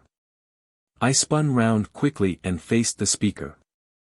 Gunga Das, I have, of course, no hesitation in mentioning the man's real name, I had known 4 years before as a Deccani Brahmin loaned by the Punjab government to one of the Khalsi estates. He was in charge of a branch telegraph office there, and when I had last met him was a jovial, full-stomached, portly government servant with a marvelous capacity for making bad puns in English, a peculiarity which made me remember him long after I had forgotten his services to me in his official capacity. It is seldom that a Hindu makes English puns. Now, however, the man was changed beyond all recognition. Caste mark, stomach, slate-colored continuations, and unctuous speech were all gone. I looked at a withered skeleton, turbanless and almost naked, with long matted hair and deep-set codfish eyes. But for a crescent-shaped scar on the left cheek, the result of an accident for which I was responsible, I should never have known him. But it was indubitably Gunga Das, and, for this I was thankful, an English-speaking native who might at least tell me the meaning of all that I had gone through that day. The crowd retreated to some distance as I turned toward the miserable figure, and ordered him to show me some method of escaping from the crater. He held a freshly plucked crow in his hand, and in reply to my question climbed slowly on a platform of sand which ran in front of the holes, and commenced lighting a fire there in silence. Dried bents, sand poppies, and driftwood burn quickly. And I derived much consolation from the fact that he lit them with an ordinary sulphur match. When they were in a bright glow, and the crow was nearly spitted in front thereof, Gunga Das began without a word of preamble. "There are only 2 kinds of men, sir. The alive and the dead. When you are dead you are dead, but when you are alive you live." Here the crow demanded his attention for an instant as it twirled before the fire in danger of being burned to a cinder. If you die at home and do not die when you come to the ghat to be burned, you come here. The nature of the reeking village was made plain now, and all that I had known or read of the grotesque and the horrible paled before the fact just communicated by the ex-Brahmin. 16 years ago, when I first landed in Bombay, I had been told by a wandering Armenian of the existence, somewhere in India, of a place to which such Hindus as had the misfortune to recover from trance or catalepsy were conveyed and kept. And I recollect laughing heartily at what I was then pleased to consider a traveller's tale. Sitting at the bottom of the sand trap, the memory of Watson's Hotel, with its swinging punkahs, white-robed attendants, and the sallow-faced Armenian, rose up in my mind as vividly as a photograph, and I burst into a loud fit of laughter. The contrast was too absurd. Gunga Das, as he bent over the unclean bird, watched me curiously. Hindus seldom laugh, and his surroundings were not such as to move Gunga Das to any undue excess of hilarity. He removed the crow solemnly from the wooden spit and as solemnly devoured it. Then he continued his story, which I give in his own words. In epidemics of the cholera you are carried to be burned almost before you are dead. When you come to the riverside the cold air, perhaps, makes you alive, and then, if you are only little alive, mud is put on your nose and mouth and you die conclusively. If you are rather more alive, more mud is put. But if you are too lively they let you go and take you away. I was too lively, and made protestation with anger against the indignities that they endeavored to press upon me. In those days I was Brahmin and proud man. Now I am dead man and eat. Here he eyed the well-gnawed breastbone with the first sign of emotion that I had seen in him since we met, crows, and other things. They took me from my sheets when they saw that I was too lively and gave me medicines for 1 week, and I survived successfully. Then they sent me by rail from my place to Okara station, with a man to take care of me. And at Okara station we met 2 other men, and they conducted we 3 on camels, in the night, from Okara station to this place, and they propelled me from the top to the bottom, and the other 2 succeeded. And I have been here ever since 2.5 years. Once I was Brahmin and proud man, and now I eat crows. There is no way of getting out. None of what kind at all. When I first came I made experiments frequently and all the others also, but we have always succumbed to the sand which is precipitated upon our heads. But surely, I broke in at this point, the river front is open, and it is worth while dodging the bullets, while at night, I had already matured a rough plan of escape which a natural instinct of selfishness forbade me sharing with Gunga Das. He, however, divined my unspoken thought almost as soon as it was formed, and, to my intense astonishment, gave vent to a long low chuckle of derision, the laughter, be it understood, of a superior or at least of an equal. You will not, he had dropped the sir completely after his opening sentence, make any escape that way. But you can try. I have tried. Once only. The sensation of nameless terror and abject fear which I had in vain attempted to strive against overmastered me completely. My long fast, it was now close upon 10 o'clock, and I had eaten nothing since tiffin on the previous day, combined with the violent and unnatural agitation of the ride had exhausted me, and I verily believe that, for a few minutes, I acted as one mad. I hurled myself against the pitiless sand slope. I ran round the base of the crater, blaspheming and praying by turns. I crawled out among the sedges of the river front, only to be driven back each time in an agony of nervous dread by the rifle bullets which cut up the sand round me, for I dared not face the death of a mad dog among that hideous crowd, and finally fell, spent and raving, at the curb of the well. No one had taken the slightest notion of an exhibition which makes me blush hotly even when I think of it now. 2 or 3 men trod on my panting body as they drew water, but they were evidently used to this sort of thing, and had no time to waste upon me. The situation was humiliating. Gunga Das, indeed, when he had banked the embers of his fire with sand, was at some pains to throw half a cupful of fetid water over my head, an attention for which I could have fallen on my knees and thanked him. But he was laughing all the while in the same mirthless, wheezy key that greeted me on my first attempt to force the shoals. And so, in a semi-comatose condition, I lay till noon. Then, being only a man after all, I felt hungry, and intimated as much to Gunga Das, whom I had begun to regard as my natural protector. Following the impulse of the outer world when dealing with natives, I put my hand into my pocket and drew out 4 annas. The absurdity of the gift struck me at once, and I was about to replace the money. Gunga Das, however, was of a different opinion. "Give me the money," said he, "all you have, or I will get help, and we will kill you." All this as if it were the most natural thing in the world. A Briton's first impulse, I believe, is to guard the contents of his pockets, but a moment's reflection convinced me of the futility of differing with the one man who had it in his power to make me comfortable, and with whose help it was possible that I might eventually escape from the crater. I gave him all the money in my possession, Rs. 985, 9 rupees 8 annas and 5 pi, for I always keep small change as bakshish when I am in camp. Gunga Das clutched the coins, and hid them at once in his ragged loin-cloth, his expression changing to something diabolical as he looked round to assure himself that no one had observed us. "Now I will give you something to eat," said he. What pleasure the possession of my money could have afforded him I am unable to say. But inasmuch as it did give him evident delight, I was not sorry that I had parted with it so readily, for I had no doubt that he would have had me killed if I had refused. One does not protest against the vagaries of a den of wild beasts.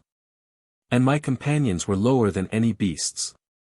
While I devoured what Gunga Das had provided, a coarse chapati and a cupful of the foul well water, the people showed not the faintest sign of curiosity, that curiosity which is so rampant, as a rule, in an Indian village. I could even fancy that they despised me. At all events they treated me with the most chilling indifference, and Gunga Das was nearly as bad. I plied him with questions about the terrible village, and received extremely unsatisfactory answers.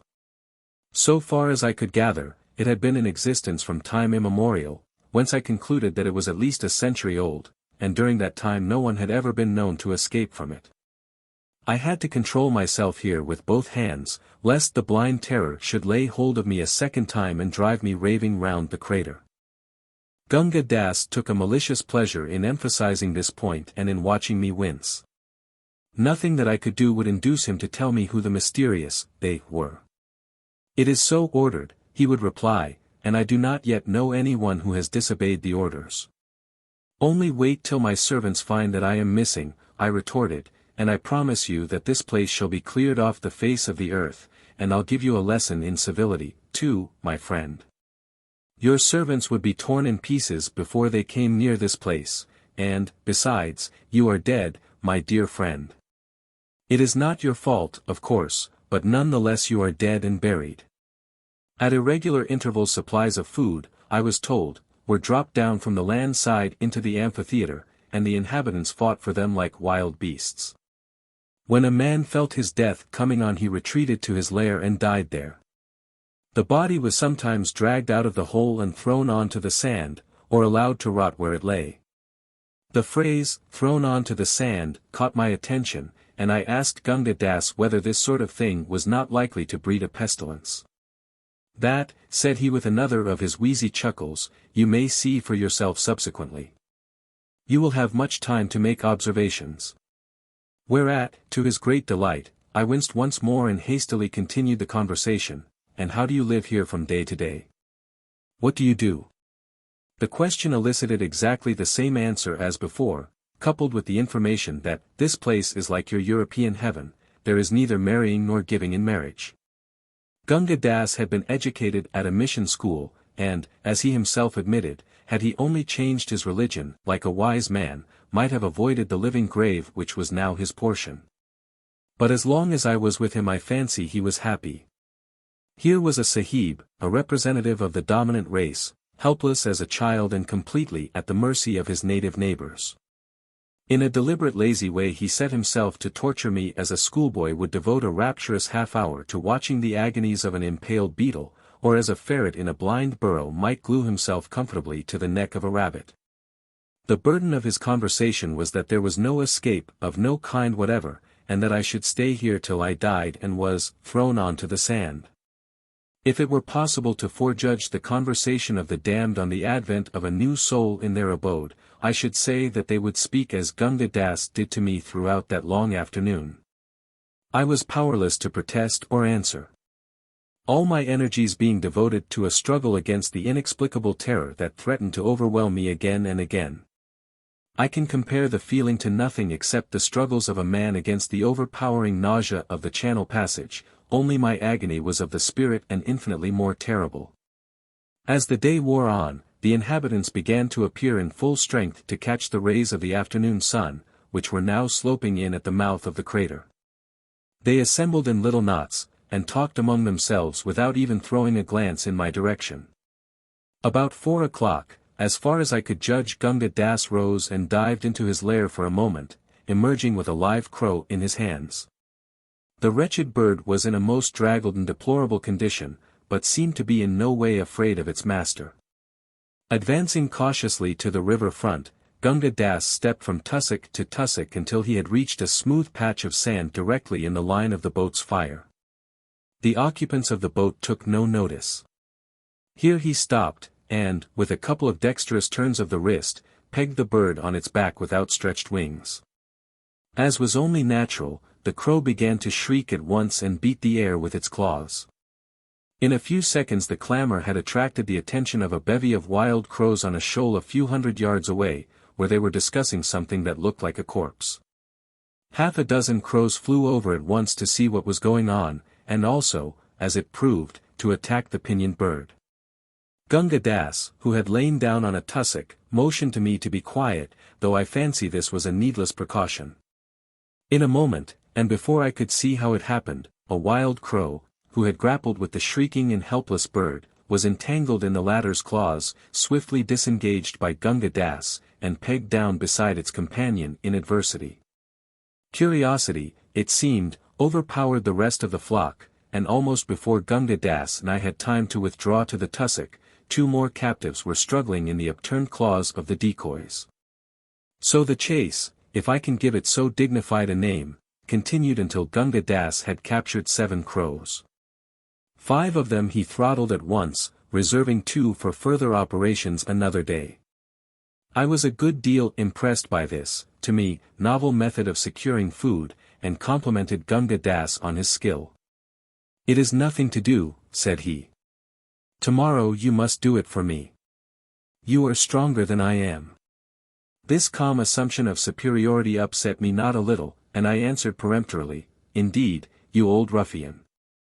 What do you think I have given you money for?" "Very well," was the unmoved reply. "Perhaps not tomorrow, nor the day after, nor subsequently, but in the end, and for many years, you will catch crows and eat crows, and you will thank your European God that you have crows to catch and eat." I could have cheerfully strangled him for this, but judged it best under the circumstances to smother my resentment. An hour later I was eating one of the crows, and, as Gunga Das had said, thanking my God that I had a crow to eat.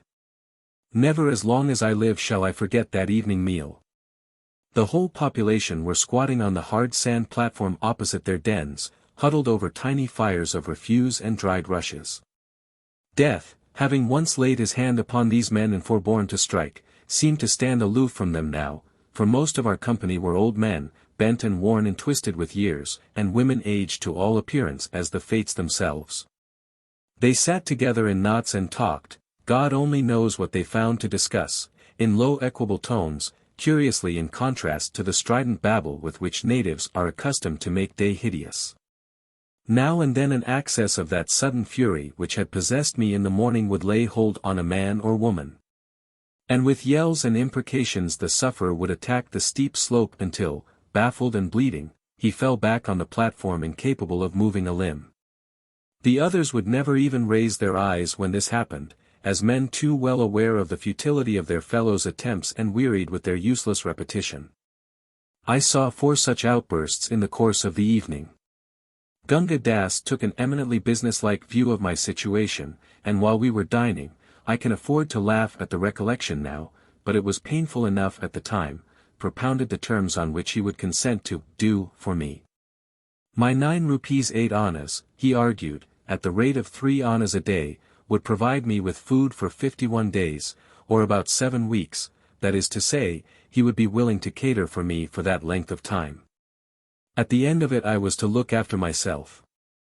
For a further consideration, videlicet my boots, he would be willing to allow me to occupy the den next to his own, and would supply me with as much dried grass for bedding as he could spare. Very well, Gunga Das, I replied. To the first terms I cheerfully agree, but, as there is nothing on earth to prevent my killing you as you sit here and taking everything that you have, I thought of the 2 invaluable crows at the time. I flatly refuse to give you my boots and shall take whichever den I please. The stroke was a bold one, and I was glad when I saw that it had succeeded. Gunga Das changed his tone immediately, and disavowed all intention of asking for my boots.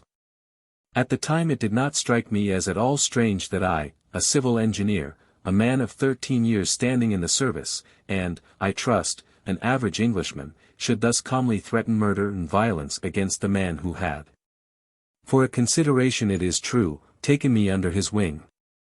I had left the world, it seemed, for centuries.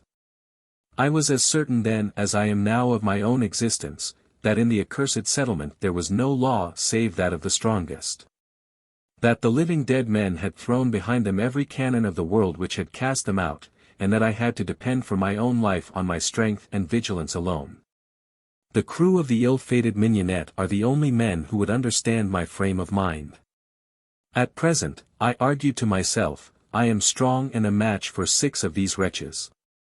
It is imperatively necessary that I should, for my own sake, keep both health and strength until the hour of my release comes, if it ever does. Fortified with these resolutions, I ate and drank as much as I could, and made Gunga Das understand that I intended to be his master, and that the least sign of insubordination on his part would be visited with the only punishment I had it in my power to inflict, sudden and violent death.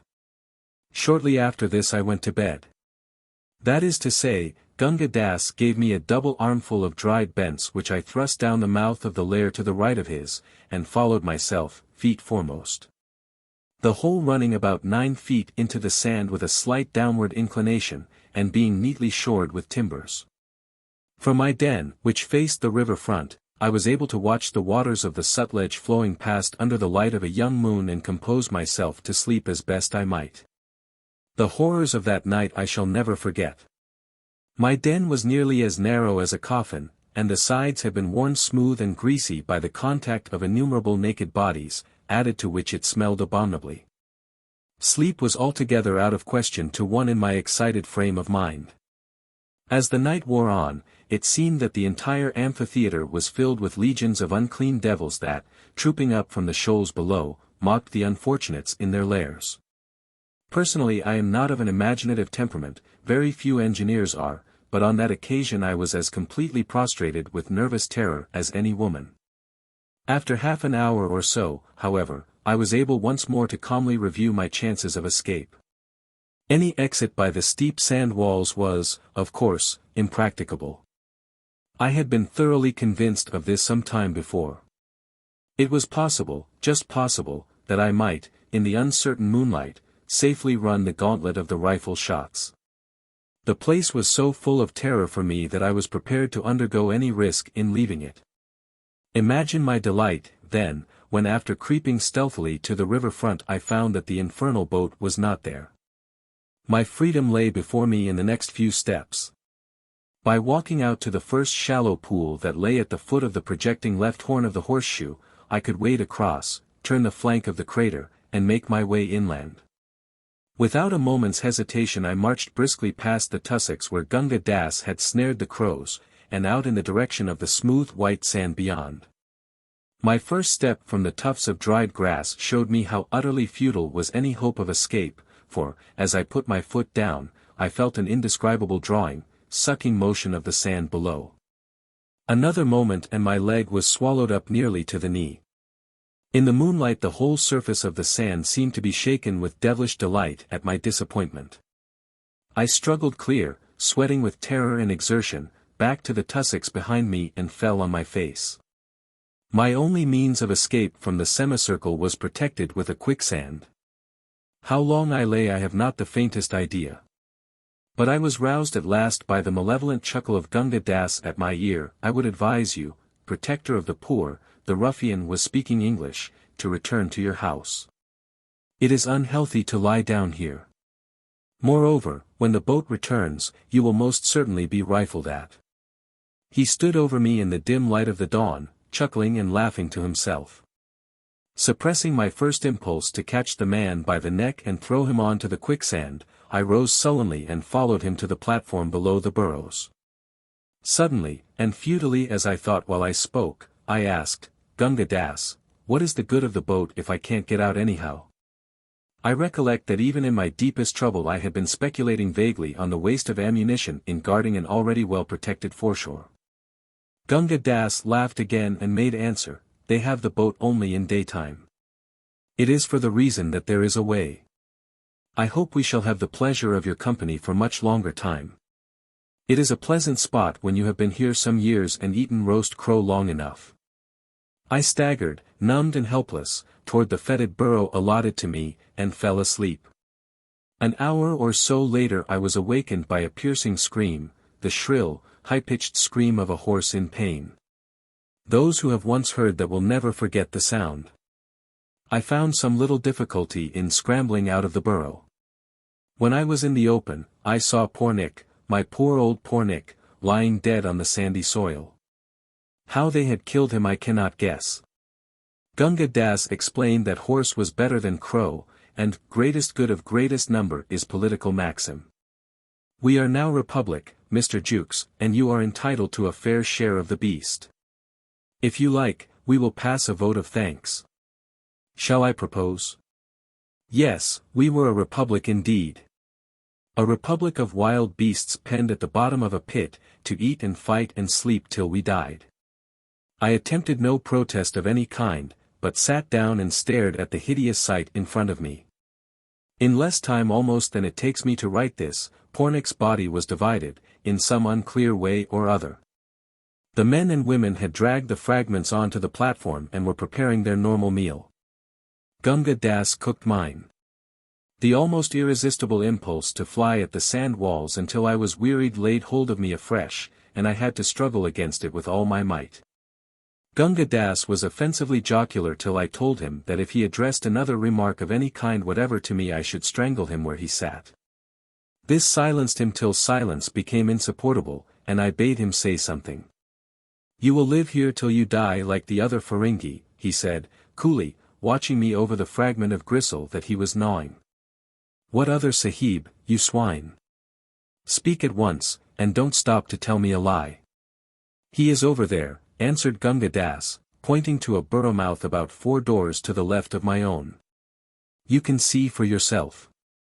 He died in the burrow as you will die, and I will die, and as all these men and women and the one child will also die.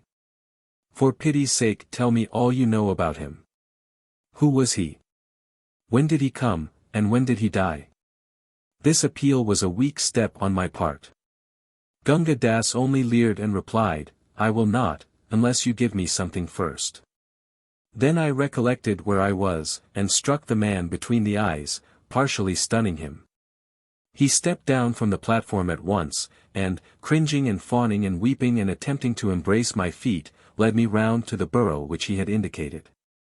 I know nothing whatever about the gentleman. Your God be my witness that I do not. He was as anxious to escape as you were, and he was shot from the boat, though we all did all things to prevent him from attempting. He was shot here. Gunga Das laid his hand on his lean stomach and bowed to the earth. Well, and what then? Go on. And then, your honor, we carried him into his house and gave him water, and put wet cloths on the wound, and he laid down in his house and gave up the ghost. In how long? In how long? About half an hour, after he received his wound. I call Vishnu to witness, yelled the wretched man, that I did everything for him. Everything which was possible, that I did. He threw himself down on the ground and clasped my ankles. But I had my doubts about Gunga Das's benevolence, and kicked him off as he lay protesting. I believe you robbed him of everything he had. But I can find out in a minute or two. How long was the Sahib here? Nearly a year and a half. I think he must have gone mad. But hear me swear, protector of the poor. Won't your honor hear me swear that I never touched an article that belonged to him? What is your worship going to do? I had taken Gunga Das by the waist and had hauled him on to the platform opposite the deserted burrow. As I did so, I thought of my wretched fellow prisoner's unspeakable misery among all these horrors for 18 months, and the final agony of dying like a rat in a hole, with a bullet wound in the stomach.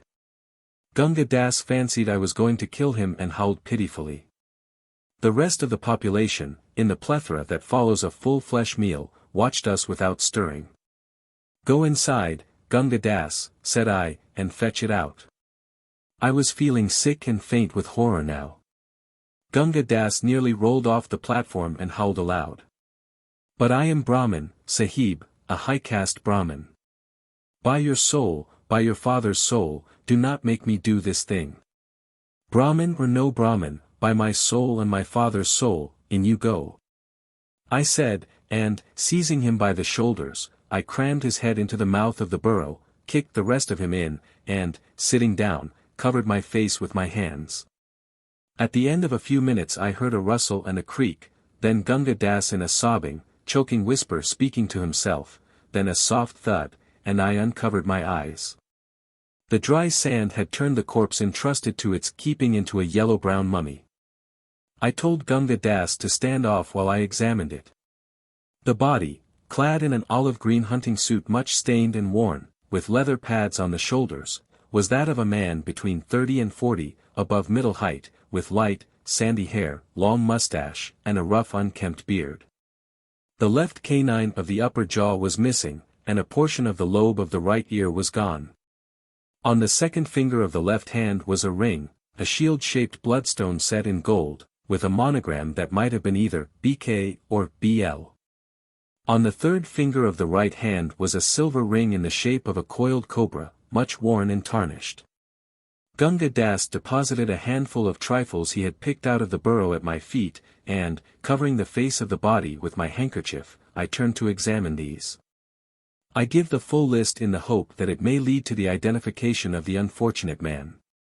1. Bowl of a briarwood pipe, serrated at the edge, much worn and blackened, bound with string at the crew. 2. 2 patent lever keys. Wards of both broken.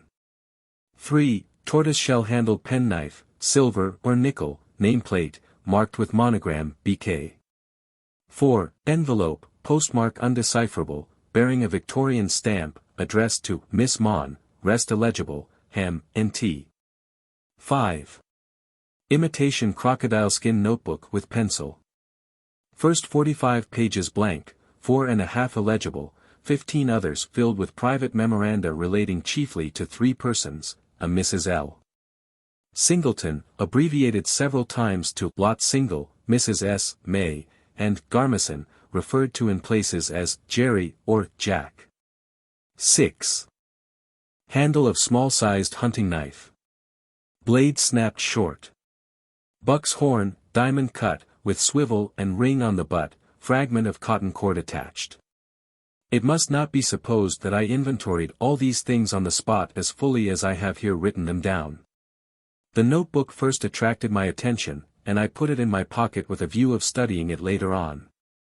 The rest of the articles I conveyed to my burrow for safety's sake, and there being a methodical man, I inventoried them. I then returned to the corpse and ordered Gunga Das to help me to carry it out to the riverfront. While we were engaged in this, the exploded shell of an old brown cartridge dropped out of one of the pockets and rolled at my feet. Gunga Das had not seen it, and I fell to thinking that a man does not carry exploded cartridge cases, especially Browns, which will not bear loading twice, about with him when shooting. In other words, that cartridge case had been fired inside the crater. Consequently there must be a gun somewhere. I was on the verge of asking Gunga Das, but checked myself, knowing that he would lie. We laid the body down on the edge of the quicksand by the tussocks. It was my intention to push it out and let it be swallowed up, the only possible mode of burial that I could think of. I ordered Gunga Das to go away. Then I gingerly put the corpse out on the quicksand. In doing so, it was lying face downward. I tore the frail and rotten khaki shooting coat open, disclosing a hideous cavity in the back. I have already told you that the dry sand had, as it were, mummified the body. A moment's glance showed that the gaping hole had been caused by a gunshot wound. The gun must have been fired with the muzzle almost touching the back. The shooting coat, being intact, had been drawn over the body after death, which must have been instantaneous. The secret of the poor wretch's death was plain to me in a flash. Someone of the crater, presumably Gunga Das, must have shot him with his own gun, the gun that fitted the brown cartridges. He had never attempted to escape in the face of the rifle fire from the boat.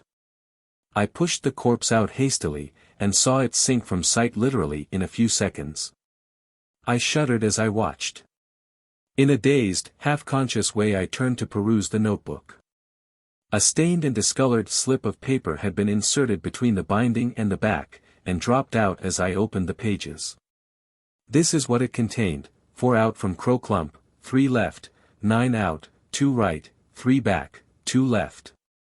14 out, 2 left, 7 out, 1 left, 9 back, 2 right, 6 back, 4 right, 7 back. The paper had been burned and charred at the edges. What it meant I could not understand.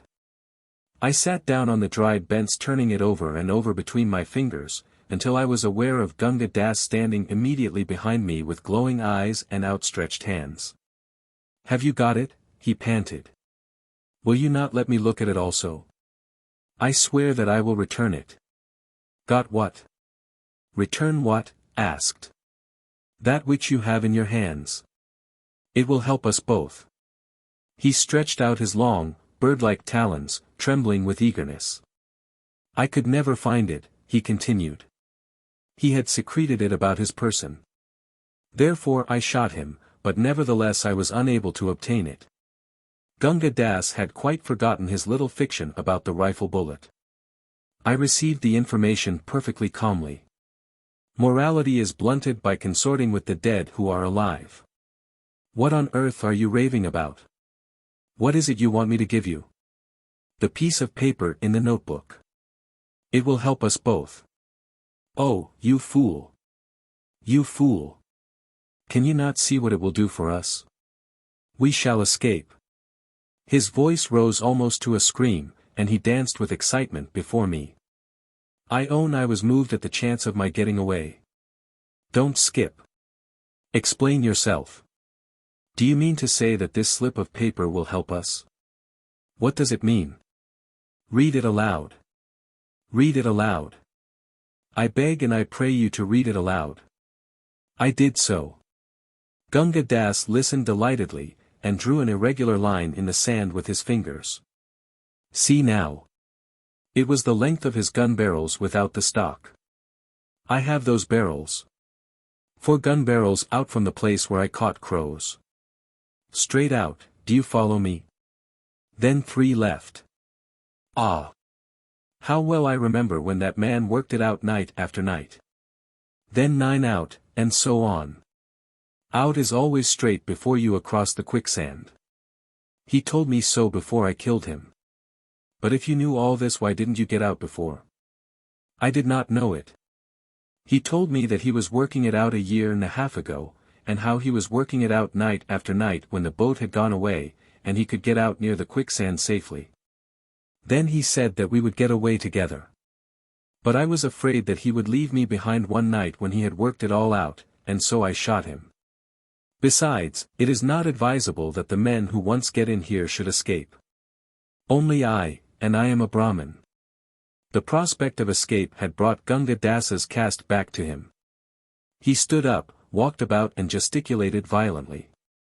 Eventually I managed to make him talk soberly, and he told me how this Englishman had spent 6 months night after night in exploring, inch by inch, the passage across the quicksand. How he had declared it to be simplicity itself up to within about 20 yards of the river bank after turning the flank of the left horn of the horseshoe. This much he had evidently not completed when Gunga Das shot him with his own gun. In my frenzy of delight at the possibilities of escape, I recollect shaking hands effusively with Gunga Das, after we had decided that we were to make an attempt to get away that very night. It was weary work waiting throughout the afternoon. About 10 o'clock, as far as I could judge, when the moon had just risen above the lip of the crater, Gunga Das made a move for his burrow to bring out the gun barrels whereby to measure our path. All the other wretched inhabitants had retired to their lairs long ago. The guardian boat drifted downstream some hours before, and we were utterly alone by the Crow Clump. Gunga Das, while carrying the gun barrels, let slip the piece of paper which was to be our guide. I stooped down hastily to recover it, and, as I did so, I was aware that the diabolical Brahmin was aiming a violent blow at the back of my head with the gun barrels. It was too late to turn round. I must have received the blow somewhere on the nape of my neck. 100,000 fiery stars danced before my eyes, and I fell forward senseless at the edge of the quicksand. When I recovered consciousness, the moon was going down, and I was sensible of intolerable pain in the back of my head. Gunga Das had disappeared and my mouth was full of blood. I lay down again and prayed that I might die without more ado. Then the unreasoning fury which I had before mentioned, laid hold upon me, and I staggered inland toward the walls of the crater. It seemed that someone was calling to me in a whisper, "Sahib! Sahib! Sahib!" Exactly as my bearer used to call me in the morning. I fancied that I was delirious until a handful of sand fell at my feet. Then I looked up and saw a head peering down into the amphitheater, the head of Danu, my dog boy, who attended to my collies. As soon as he had attracted my attention, he held up his hand and showed a rope. I motioned, staggering to and fro for the while, that he should throw it down. It was a couple of leather punkah ropes knotted together, with a loop at one end. I slipped the loop over my head and under my arms, heard Danu urge something forward. Was conscious that I was being dragged, face downward, up the steep sand slope, and the next instant found myself choked and half fainting on the sand hills overlooking the crater. Danu, with his face ashy grey in the moonlight, implored me not to stay but to get back to my tent at once. It seems that he had tracked Pornick's footprints 14 miles across the sands to the crater. Had returned and told my servants, who flatly refused to meddle with any one, white or black, once fallen into the hideous village of the dead. Whereupon Danu had taken one of my ponies and a couple of punkah ropes, returned to the crater, and hauled me out as I have described. To cut a long story short, Danu is now my personal servant on a gold moher a month, a sum which I still think far too little for the services he has rendered. Nothing on earth will induce me to go near that devilish spot again, or to reveal its whereabouts more clearly than I have done. Of Gunga Das I have never found a trace, nor do I wish to do. My sole motive in giving this to be published is the hope that someone may possibly identify, from the details and the inventory which I have given above, the corpse of the man in the olive-green hunting suit. The man who would be king.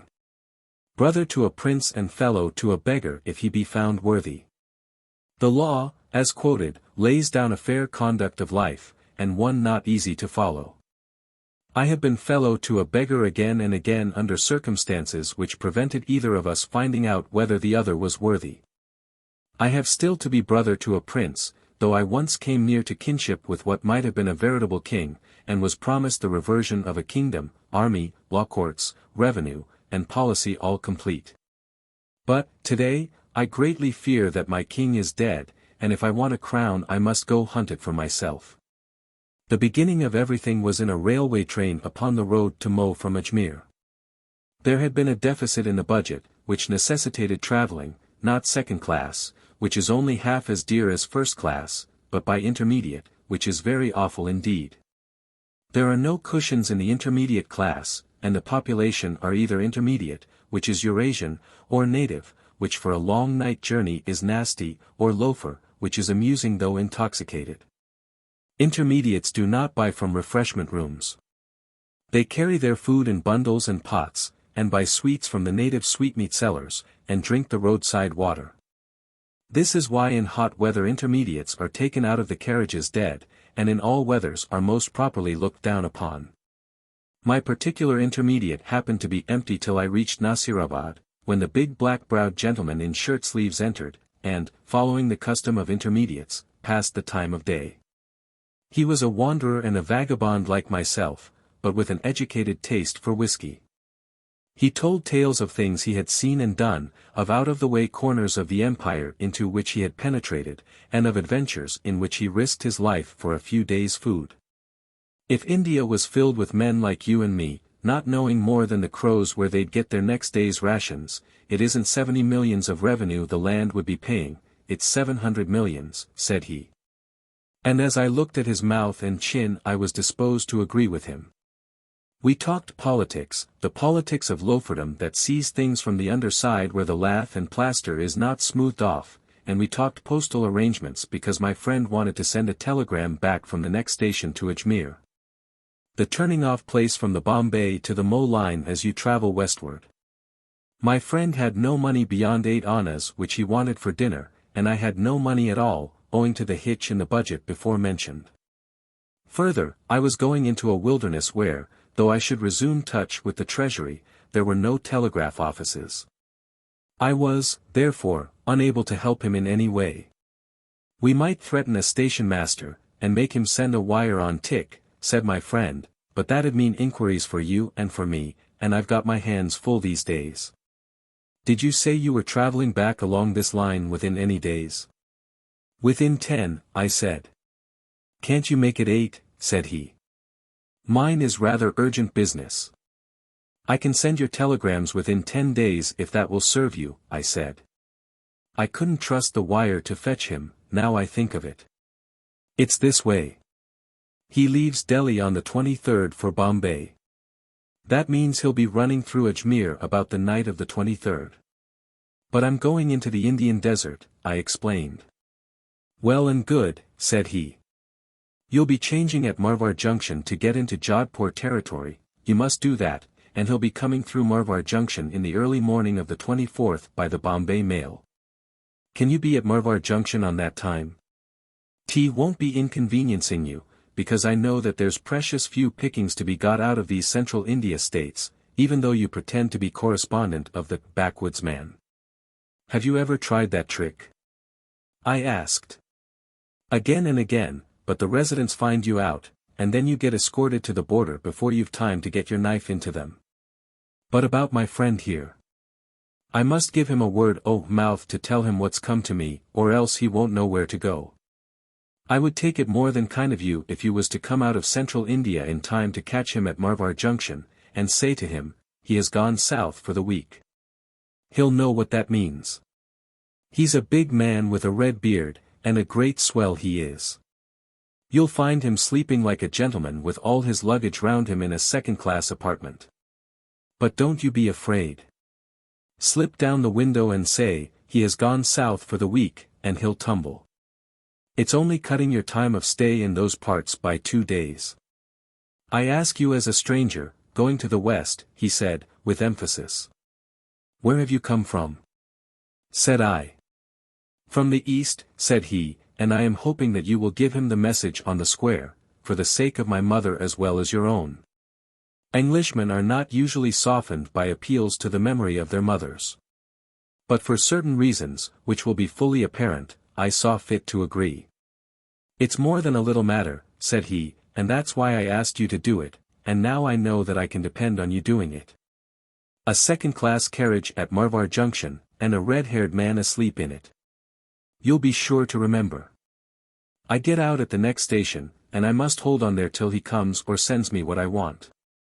I'll give the message if I catch him, I said, and for the sake of your mother as well as mine I'll give you a word of advice. Don't try to run the Central India states just now as the correspondent of the backwoods man. There's a real one knocking about here, and it might lead to trouble. Thank you, said he, simply, and when will the swine be gone? I can't starve because he's ruining my work. I wanted to get hold of the Digumber Raja down here about his father's widow, and give him a jump. What did he do to his father's widow, then? Filled her up with red pepper and slippered her to death as she hung from a beam. I found that out myself, and I'm the only man that would dare going into the state to get hush money for it. They'll try to poison me, same as they did in Cortumna when I went on the loot there. But you'll give the man at Marvar Junction my message?" He got out at a little roadside station, and I reflected. I had heard, more than once, of men personating correspondents of newspapers and bleeding small native states with threats of exposure, but I had never met any of the caste before. They lead a hard life, and generally die with great suddenness. The native states have a wholesome horror of English newspapers, which may throw light on their peculiar methods of government, and do their best to choke correspondents with champagne, or drive them out of their mind with four-in-hand barouches. They do not understand that nobody cares a straw for the internal administration of native states so long as oppression and crime are kept within decent limits, and the ruler is not drugged, drunk, or diseased from one end of the year to the other. They are the dark places of the earth, full of unimaginable cruelty, touching the railway and the telegraph on one side, and, on the other, the days of Harun al-Rashid.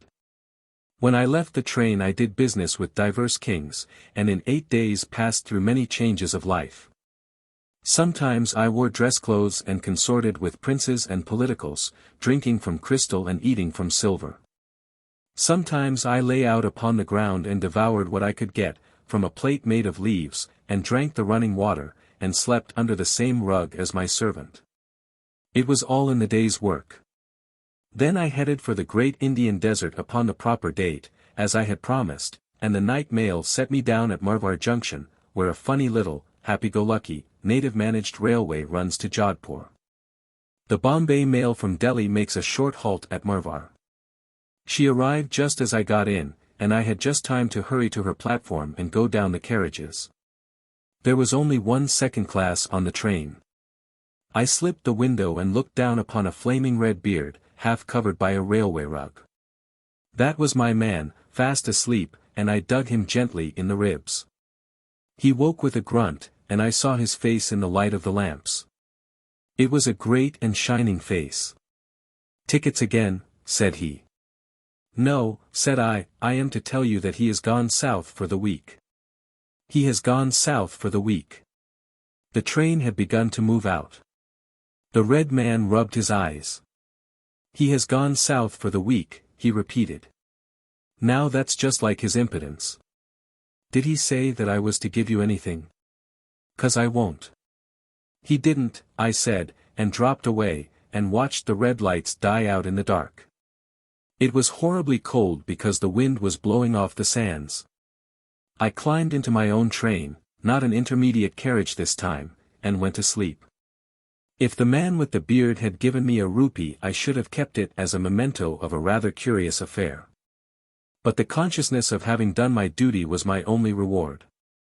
Later on I reflected that two gentlemen like my friends could not do any good if they foregathered and personated correspondents of newspapers, and might, if they blackmailed one of the little rat-trap states of central India or southern Rajputana, get themselves into serious difficulties.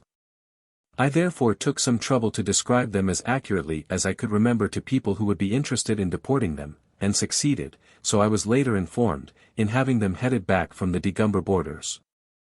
Then I became respectable, and returned to an office where there were no kings and no incidents outside the daily manufacture of a newspaper. A newspaper office seems to attract every conceivable sort of person, to the prejudice of discipline.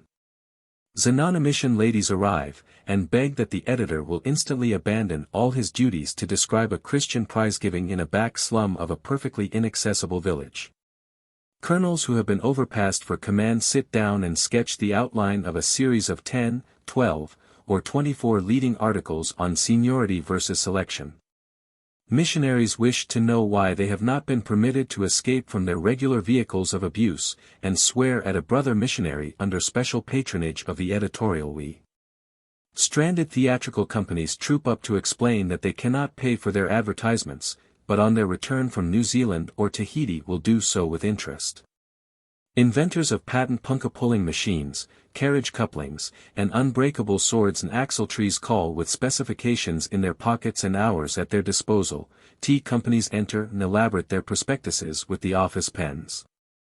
Secretaries of ball committees clamor to have the glories of their last dance more fully described, strange ladies rustle in and say, "I want 100 ladies' cards printed at once, please," which is manifestly part of an editor's duty. And every dissolute ruffian that ever tramped the Grand Trunk Road makes it his business to ask for employment as a proofreader. And, all the time, the telephone bell is ringing madly, and kings are being killed on the continent, and empires are saying, "You're another," and Mr. Gladstone is calling down brimstone upon the British dominions. And the little black copy boys are whining, "Ka pi che ha ya, copy wanted," like tired bees, and most of the paper is as blank as Modred's shield. But that is the amusing part of the year.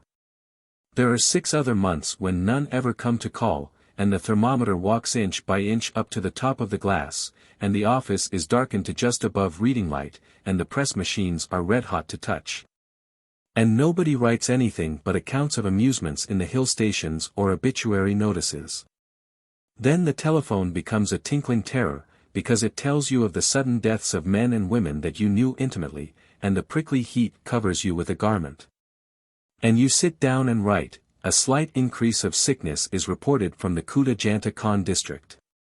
The outbreak is purely sporadic in its nature, and, thanks to the energetic efforts of the district authorities, is now almost at an end. It is, however, with deep regret we record the death, etc. Then the sickness really breaks out, and the less recording and reporting the better for the peace of the subscribers. But the empires and the kings continue to divert themselves as selfishly as before, and the foreman thinks that a daily paper really ought to come out once in 24 hours. And all the people at the hill stations in the middle of their amusement say, "Good gracious! Why can't the paper be sparkling? I'm sure there's plenty going on up here." That is the dark half of the moon, and, as the advertisements say, must be experienced to be appreciated. It was in that season, and a remarkably evil season, that the paper began running the last issue of the week on Saturday night, which is to say Sunday morning, after the custom of a London paper. This was a great convenience, for immediately after the paper was put to bed the dawn would lower the thermometer from 96 degrees to almost 84 degrees for half an hour. And in that chill, you have no idea how cold is 84 degrees on the grass until you begin to pray for it. A very tired man could get off to sleep ere the heat roused him. One Saturday night it was my pleasant duty to put the paper to bed alone. A king or courtier or a courtesan or a community was going to die or get a new constitution, or do something that was important on the other side of the world. And the paper was to be held open till the latest possible minute in order to catch the telegram. It was a pitchy black night, as stifling as a June night can be, and the red-hot wind from the westward, was booming among the tinder-dry trees and pretending that the rain was on its heels.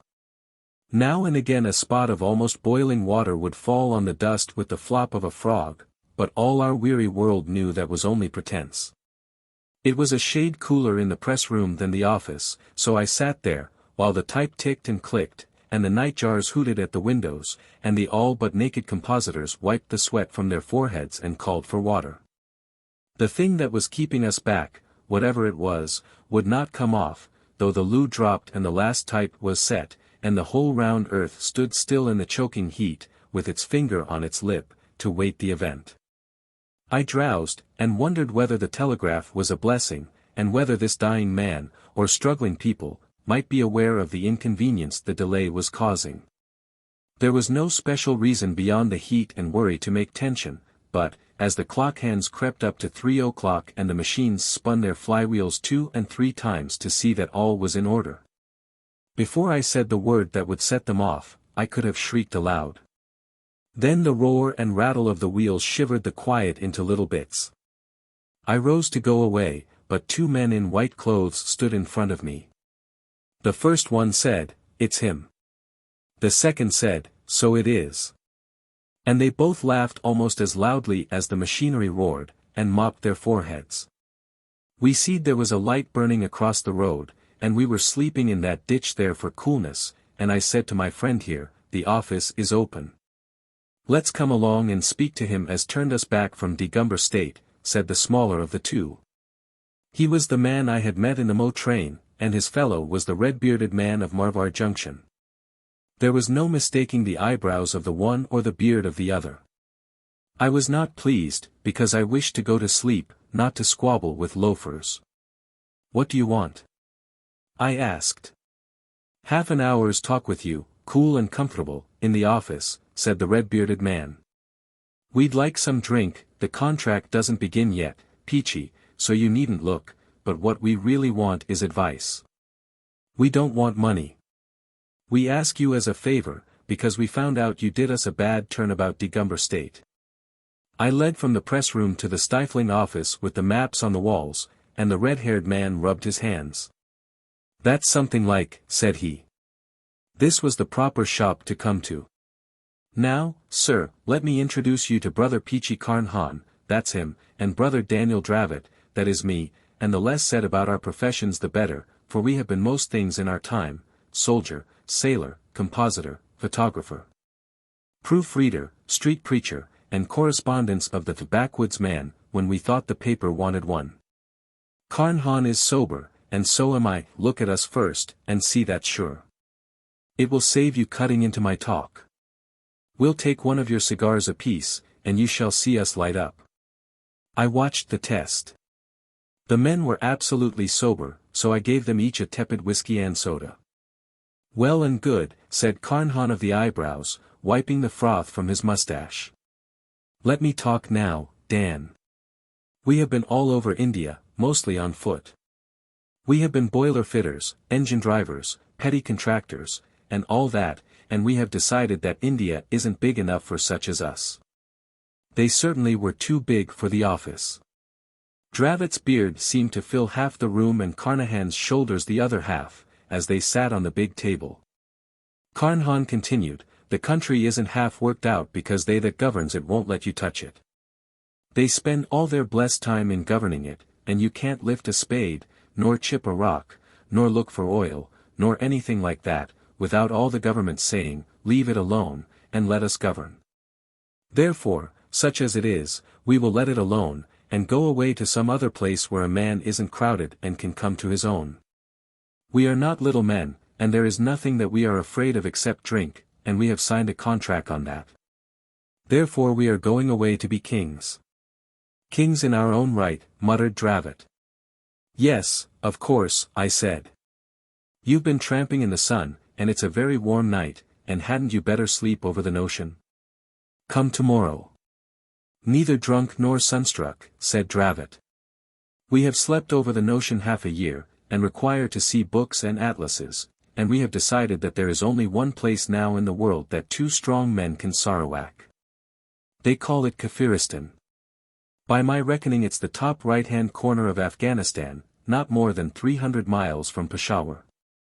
They have 32 heathen idols there, and will be the 33rd and 4th. It's a mountainous country, the women of those parts are very beautiful. But that is provided against in the contract," said Carnhan. "Neither women nor Litsuor, Daniel. And that's all we know, except that no one has gone there, and they fight, and in any place where they fight a man who knows how to drill men can always be a king. We shall go to those parts and say to any king we find, 'You want to vanquish your foes,' and we will show him how to drill men, for that we know better than anything else. Then we will subvert that king and seize his throne and establish a dynasty." "You'll be cut to pieces before you're 50 miles across the border," I said. "You have to travel through Afghanistan to get to that country. It's one mass of mountains and peaks and glaciers, and no Englishman has been through it. The people are utter brutes, and even if you reached them you couldn't do anything." "That's more like," said Carnhan. "If you could think us a little more mad we would be more pleased. We have come to you to know about this country, to read a book about it, and to be shown maps. We want you to tell us that we are fools and to show us your books." He turned to the bookcases. "Are you at all in earnest?" I said. "A little," said Dravett, sweetly. "As big a map as you have got, even if it's all blank where Kafiristan is, and any books you've got. We can read, though we aren't very educated." I unkissed the big 32 miles to the inch map of India and two smaller frontier maps, hauled down volume INFKAN of the Encyclopaedia Britannica, and the men consulted them. "See here," said Dravot, his thumb on the map. "Up to Jagdalak, Peachy and me know the road. We was there with Robert's army. We'll have to turn off to the right at Jagdalak through Lagman territory. Then we get among the hills, 14,000 feet, 15,000, it will be cold work there, but it don't look very far on the map." I handed him wood on the sources of the Oxus. Carnhan was deep in the encyclopedia. "They're a mixed lot," said Dravot, reflectively, "and it won't help us to know the names of their tribes. The more tribes the more they'll fight, and the better for us. From Jagdalak to Ashang. But all the information about the country is as sketchy and inaccurate as can be," I protested. "No one knows anything about it really. Here's the file of the United Services Institute. Read what Bellew says." "Blow Bellew," said Carnhan. "Dan, they're a stinkin' lot of heathens, but this book here says they think they're related to us English." I smoked while the men pored over Raverty, Wood, the maps, and the encyclopedia. "There is no use your waiting," said Dravot, politely. "It's about 4 o'clock now. We'll go before 6 o'clock if you want to sleep, and we won't steal any of the papers. Don't you sit up. We're two harmless lunatics, and if you come tomorrow evening down to the Sarai we'll say goodbye to you." "You are two fools," I answered. "You'll be turned back at the frontier or cut up the minute you set foot in Afghanistan. Do you want any money or a recommendation down country? I can help you to the chance of work next week." "Next week we shall be hard at work ourselves, thank you," said Dravot. "It isn't so easy being a king as it looks. When we've got our kingdom in going order we'll let you know, and you can come up and help us govern it." "Would two lunatics make a contract like that?" said Carnhan, with subdued pride, showing me a greasy half-sheet of notepaper on which was written the following. I copied it, then and there, as a curiosity. "This contract between me and you pursuing witnesseth in the name of God, Amen and so forth. 1. That me and you will settle this matter together, i.e., to be kings of Kafiristan. 2. That you and me will not, while this matter is being settled, look at any liquor, nor any woman, black, white, or brown, so as to get mixed up with one or the other harmful.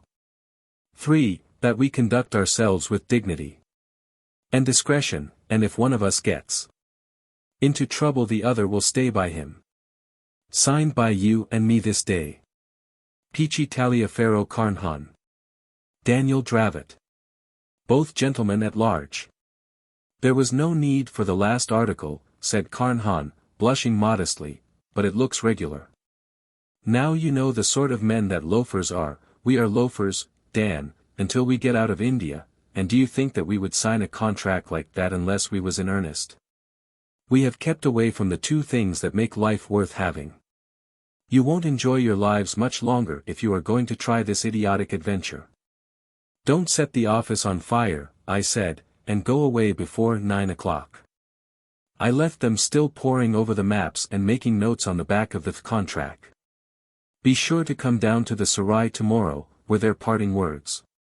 The Kumharsan Sarai is the great foursquare sink of humanity where the strings of camels and horses from the north load and unload. All the nationalities of Central Asia may be found there, and most of the folk of India proper. Balkh and Bokhara there meet Bengal and Bombay, and try to draw eye teeth. You can buy ponies, turquoises, Persian pussycats, saddlebags, fat-tailed sheep, and musk in the Kumharsan Sarai, and get many strange things for nothing. In the afternoon I went down to see whether my friends intended to keep their word or were lying there drunk. A priest attired in fragments of ribbons and rags stalked up to me, gravely twisting a child's paper whirligig. Behind him was his servant bending under the load of a crate of mud toys. The two were loading up 2 camels, and the inhabitants of the Sarai watched them with shrieks of laughter. "The priest is mad," said a horse dealer to me. "He is going up to Kabul to sell toys to the emir. He will either be raised to honor or have his head cut off. He came in here this morning and has been behaving madly ever since. The witless are under the protection of God, stammered a flat-cheeked Uzbek in broken Hindi.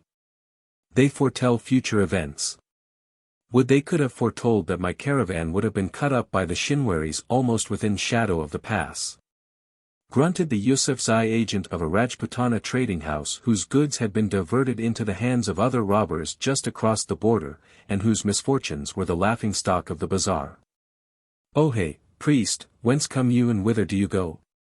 "From Rum have I come," shouted the priest, waving his whirligig, "from Rum, blown by the breath of 100 devils across the sea. O thieves, robbers, liars, the blessing of Pir Khan on pigs, dogs, and perjurers. Who will take the protected of God to the north to sell charms that are never still to the Emir? The camels shall not gall, the sons shall not fall sick, and the wives shall remain faithful while they are away, of the men who give me place in their caravan. Who will assist me to slipper the king of the Rus with a golden slipper with a silver heel? The protection of Pir Khan be upon his labors." He spread out the skirts of his gabardine and pirouette between the lines of tethered horses. "There starts a caravan from Peshawar to Kabul in 20 days, Hazrat," said the Yusufzai trader. "My camels go therewith. Do thou also go and bring us good luck." "I will go even now," shouted the priest. "I will depart upon my winged camels, and be at Peshawar in a day." "Ho! Hazar Mir Khan," he yelled to his servant, "drive out the camels, but let me first mount my own." He leaped on the back of his beast as it knelt, and, turning round to me, cried, "Come thou also, Sahib, a little along the road, and I will sell thee a charm, an amulet that shall make thee king of Kafiristan." Then the light broke upon me, and I followed the 2 camels out of the sarai till we reached open road and the priest halted. "What do you think that?" said he in English. "Karnhan can't talk their patter, so I've made him my servant. He makes a handsome servant.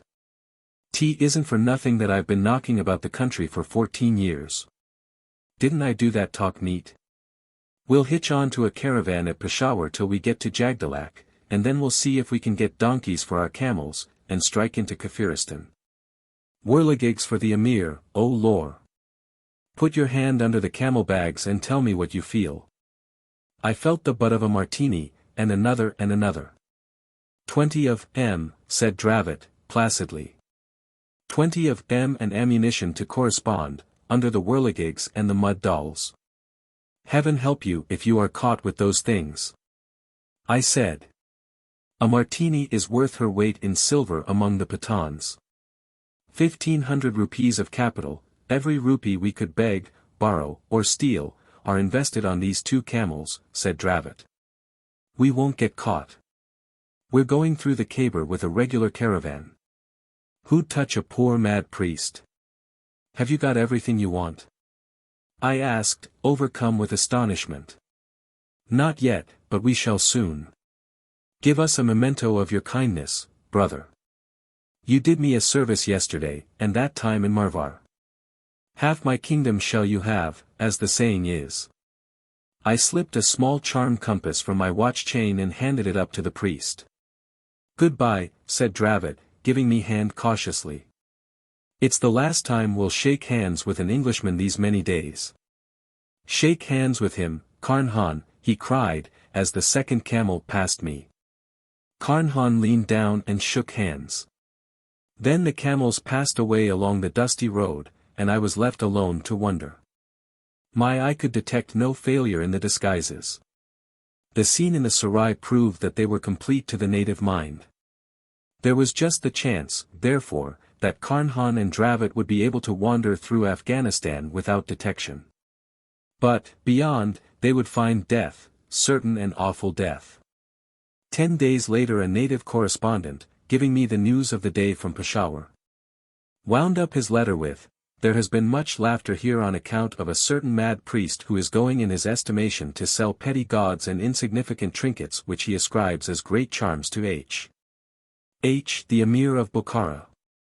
He passed through Peshawar and associated himself to the second summer caravan that goes to Kabul. The merchants are pleased because through superstition they imagine that such mad fellows bring good fortune. The two, then, were beyond the border. I would have prayed for them, but that night a real king died in Europe and demanded an obituary notice. The wheel of the world swings through the same phases again and again. Summer passed and winter thereafter, and came and passed again. The daily paper continued and I with it, and upon the third summer there fell a hot night, a night issue, and a strained waiting for something to be telegraphed from the other side of the world, exactly as had happened before.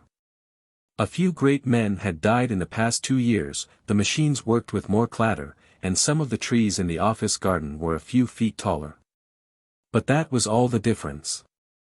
I passed over to the press room, and went through just such a scene as I have already described. The nervous tension was stronger than it had been 2 years before, and I felt the heat more acutely. At 3 o'clock I cried, "Print off," and turned to go, when there crept to my chair what was left of a man. He was bent into a circle, his head was sunk between his shoulders, and he moved his feet one over the other like a bear. I could hardly see whether he walked or crawled, this rag-wrapped, whining cripple who addressed me by name, crying that he was come back. "Can you give me a drink?" he whimpered. "For the Lord's sake, give me a drink." I went back to the office, the man following with groans of pain, and I turned up the lamp. "Don't you know me?" he gasped, dropping into a chair, and he turned his drawn face, surmounted by a shock of grey hair, to the light. I looked at him intently. Once before had I seen eyebrows that met over the nose in an inch-broad black band, but for the life of me I could not tell where. "I don't know you," I said, handing him the whiskey. "What can I do for you?" He took a gulp of the spirit raw, and shivered in spite of the suffocating heat. "I've come back," he repeated, "and I was the king of Kafiristan, me and Dravit, crowned kings we was. In this office we settled it, you setting there and giving us the books. I am Peachy Taliaferro Carnhan, and you've been setting here ever since, O Lord." I was more than a little astonished, and expressed my feelings accordingly. "It's true," said Carnhan, with a dry cackle, nursing his feet, which were wrapped in rags, "true as gospel. Kings we were, with crowns upon our heads, me and Dravit, poor Dan, oh, poor Dan, that would never take advice, not though I begged of him." "Take the whiskey," I said, "and take your own time. Tell me all you can recollect of everything from beginning to end. You got across the border on your camels, Dravit dressed as a mad priest and you his servant. Do you remember that?" "I ain't mad, yet, but I shall be that way soon." "Of course I remember. Keep looking at me, or maybe my words will go all to pieces. Keep looking at me in my eyes and don't say anything." I leaned forward and looked into his face as steadily as I could. He dropped one hand upon the table and I grasped it by the wrist. It was twisted like a bird's claw, and upon the back was a ragged, red, diamond-shaped scar. "No, don't look there. Look at me," said Carnhan. "That comes afterward, but for the Lord's sake don't distract me." We left with that caravan, me and Dravit playing all sorts of antics to amuse the people we were with. Dravit used to make us laugh in the evenings when all the people was cooking their dinners, and, what did they do then? They lit little fires with sparks that went into Dravit's beard, and we all laughed, fit to die. Little red fires they was, going into Dravit's big red beard, so funny. His eyes left mine and he smiled foolishly. "You went as far as Jagdalak with that caravan," I said, at a venture, "after you had lit those fires." "To Jagdalak, where you turned off to try to get into Kafiristan." "No, we didn't, neither." "What are you talking about?" "We turned off before Jagdalak, because we heard the roads was good. But they wasn't good enough for our 2 camels, mine and Dravit's. When we left the caravan, Dravit took off all his clothes and mine too, and said we would be heathen, because the Kafirs didn't allow Mohammedans to talk to them. So we dressed betwixt and between, and such a sight as Daniel Dravit I never saw yet nor expect to see again. He burned half his beard, and slung a sheepskin over his shoulder, and shaved his head into patterns. He shaved mine too, and made me wear outrageous things to look like a heathen. That was in a most mountainous country, and our camels couldn't go along any more because of the mountains. They were tall and black, and coming home I saw them fight like wild goats. There are lots of goats in Kafiristan. And these mountains, they never keep still, no more than the goats. Always fighting they are, and don't let you sleep at night. Take some more whiskey, I said, very slowly. What did you and Daniel Dravot do when the camels could go no farther because of the rough roads that led into Kafiristan? What did which do? There was a party called Peachy Taliaferro Carnhan that was with Dravot. Shall I tell you about him? He died out there in the cold. Slap from the bridge fell old Peachy, turning and twisting in the air like a penny whirligig that you can sell to the emir. No, they was 2 for 3 ha'pence, those whirligigs, or I am much mistaken and woeful sore. And then these camels were no use, and Peachy said to Dravot, for the Lord's sake let's get out of this before our heads are chopped off, and with that they killed the camels all among the mountains, not having anything in particular to eat. But first they took off the boxes with the guns and the ammunition, till 2 men came along driving 4 mules. Dravot up and dances in front of them, singing, "Sell me 4 mules." Says the first man, "If you are rich enough to buy, you are rich enough to rob." But before ever he could put his hand to his knife, Dravot breaks his neck over his knee, and the other party runs away. So Carnhan loaded the mules with the rifles that was taken off the camels, and together we starts forward into those bitter cold mountainous parts, and never a road broader than the back of your hand.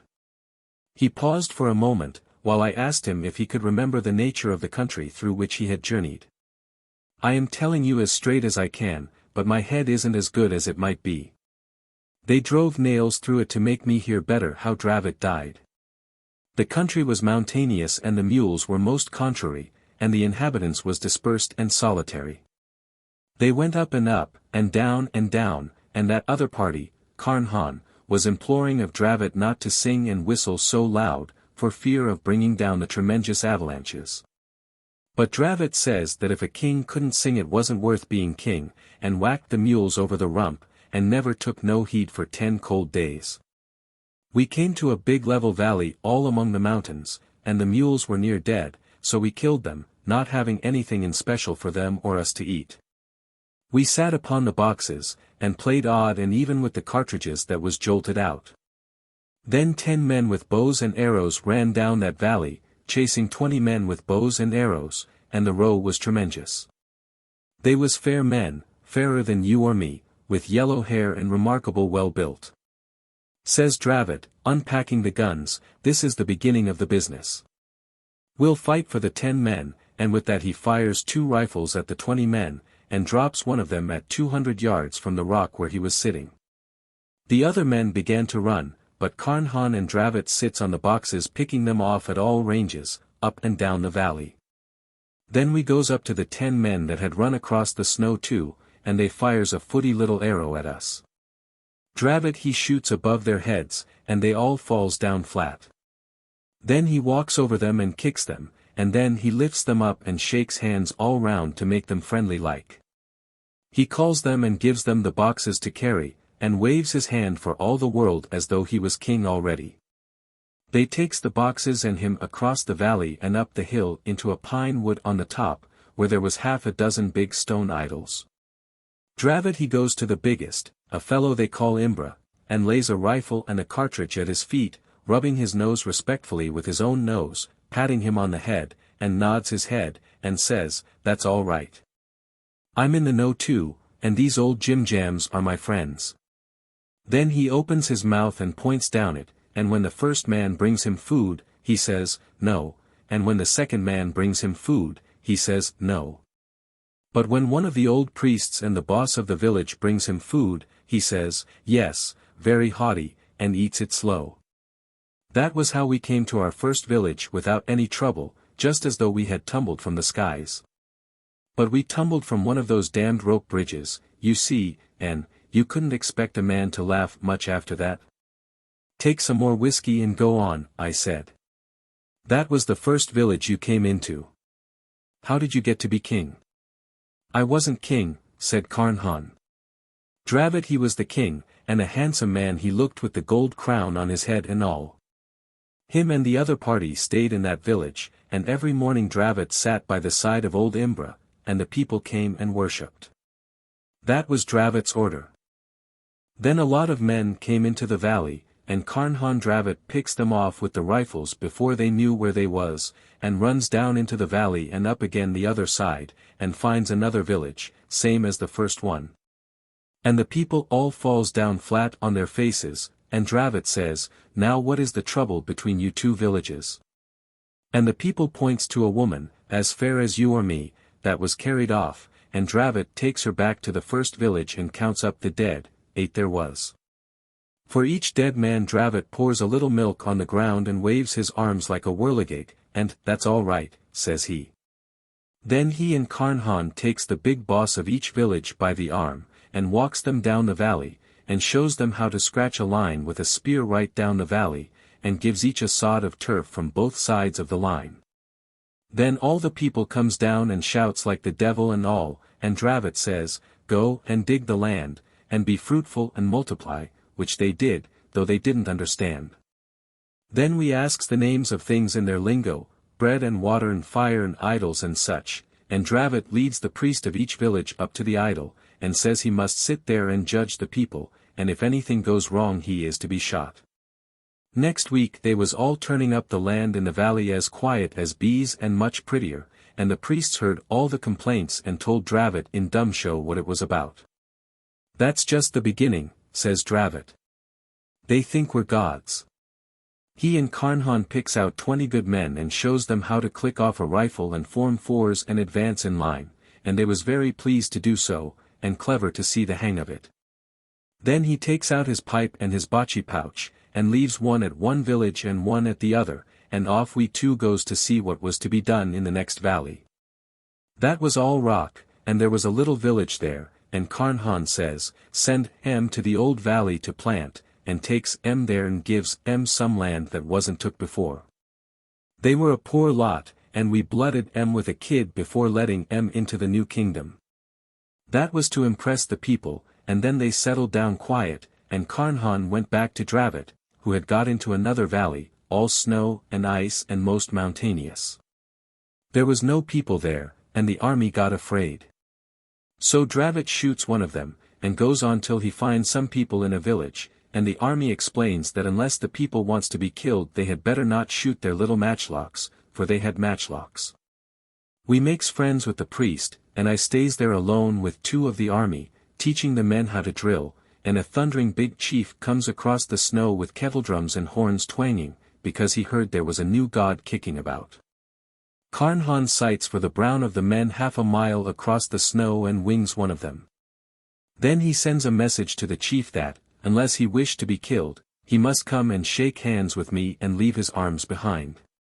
The chief comes alone first, and Carnhan shakes hands with him and whirls his arms about, same as Dravit used, and very much surprised that chief was, and strokes my eyebrows. Then Carnhan goes alone to the chief, and asks him in dumb show if he had an enemy he hated. I have, says the chief. So Carnhan weeds out the pick of his men, and sets the 2 of the army to show them drill, and at the end of 2 weeks the men can maneuver about as well as volunteers. So he marches with the chief to a great big plain on the top of a mountain, and the chief's men rushes into a village and takes it, we 3 martinis firing into the brown of the enemy. So we took that village too, and I gives the chief a rag from my coat, and says, Occupy till I come, which was scriptural. By way of a reminder, when me and the army was 1800 yards away, I drops a bullet near him standing on the snow, and all the people falls flat on their faces. Then I sends a letter to Dravit wherever he be by land or by sea. At the risk of throwing the creature out of train I interrupted, How could you write a letter up yonder? The letter, oh, the letter. Keep looking at me between the eyes, please. It was a string-talk letter, that we'd learned the way of it from a blind beggar in the Punjab. I remember that there had once come to the office a blind man with a knotted twig, and a piece of string which he wound round the twig according to some cipher of his own. He could, after the lapse of days or hours, repeat the sentence which he had reeled up. He had reduced the alphabet to 11 primitive sounds, and tried to teach me his method, but I could not understand. I sent that letter to Dravit, said Carnhan, and told him to come back because this kingdom was growing too big for me to handle, and then I struck for the first valley, to see how the priests were working. They called the village we took along with the chief, Bashkai, and the first village we took, Erheb. The priests at Erheb was doing all right, but they had a lot of pending cases about land to show me, and some men from another village had been firing arrows at night. I went out and looked for that village, and fired 4 rounds at it from 1,000 yards. That used all the cartridges I cared to spend, and I waited for Dravit, who had been away 2 or 3 months, and I kept my people quiet. One morning I heard the devil's own noise of drums and horns, and Dan Dravit marches down the hill with his army and a tail of hundreds of men, and, which was the most amazing, a great gold crown on his head. My Gord, Carnhan, says Daniel, this is a tremendous business, and we've got the whole country as far as it's worth having. I am the son of Alexander by Queen Semiramis, and you're my younger brother and a god too. It's the biggest thing we've ever seen. I've been marching and fighting for 6 weeks with the army, and every footy little village for 50 miles has come in rejoiceful. And more than that, I've got the key of the whole show, as you'll see, and I've got a crown for you. I told M to make 2 of M at a place called Shu, where the gold lies in the rock like suet in mutton. Gold I've seen, and turquoise I've kicked out of the cliffs, and there's garnets in the sands of the river, and here's a chunk of amber that a man brought me. Call up all the priests and, here, take your crown. One of the men opens a black hair bag, and I slips the crown on. It was too small and too heavy, but I wore it for the glory. Hammered gold it was, 5 pounds weight, like a hoop of a barrel. Peachy, says Dravit, we don't want to fight no more. The craft's the trick, so help me. And he brings forward that same chief that I left at Bashkai, Billy Fish we called him afterward, because he was so like Billy Fish that drove the big tank engine at Mach on the Bolan in the old days. Shake hands with him, says Dravit. And I shook hands and nearly dropped, for Billy Fish gave me the grip. I said nothing, but tried him with the fellowcraft grip. He answers all right, and I tried the master's grip, but that was a slip. A fellowcraft he is. I says to Dan. Does he know the word? He does, says Dan, and all the priests know. It's a miracle. The chiefs and the priests can work a fellowcraft lodge in a way that's very like ours, and they've cut the marks on the rocks, but they don't know the 3rd degree, and they've come to find out. It's Gord's truth. I've known these long years that the Afghans knew up to the fellowcraft degree, but this is a miracle. A god and a grand master of the craft am I, and a lodge in the 3rd degree I will open, and will raise the head priests and the chiefs of the villages. It's against all the law, I says, holding a lodge without warrant from anyone. And you know we never held office in any lodge. It's a masterstroke oak policy, says Dravit. It means running the country as easy as a 4-wheeled bogey on a downgrade. We can't stop to inquire now, or they'll turn against us. I've 40 chiefs at my heel, and passed and raised according to their merit they shall be.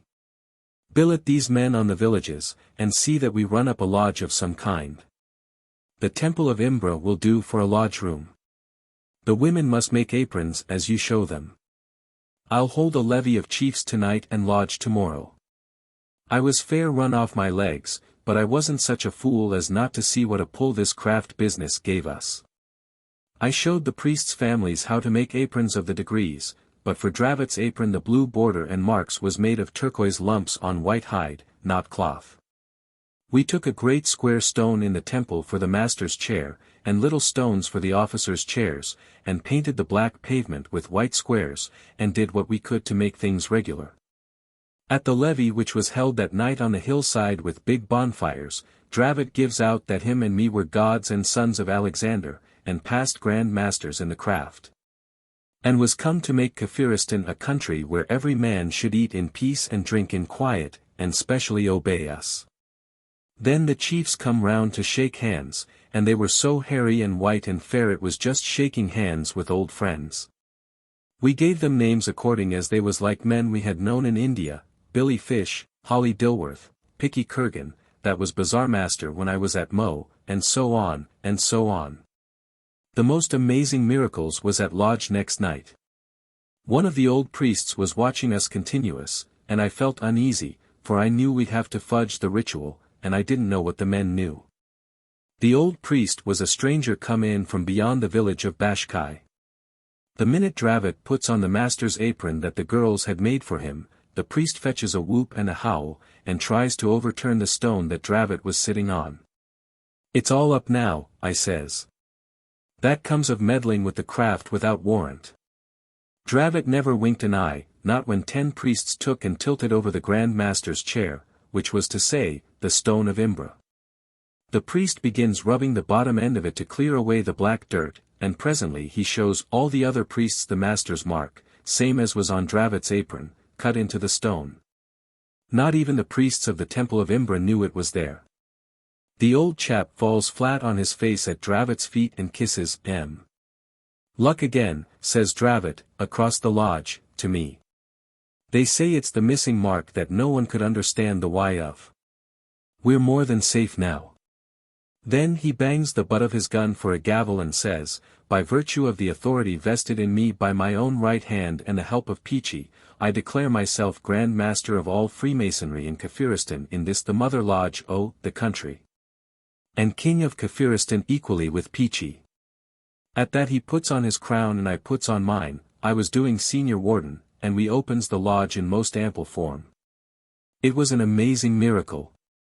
The priests moved and lodged through the first 2 degrees almost without telling, as if the memory was coming back to them.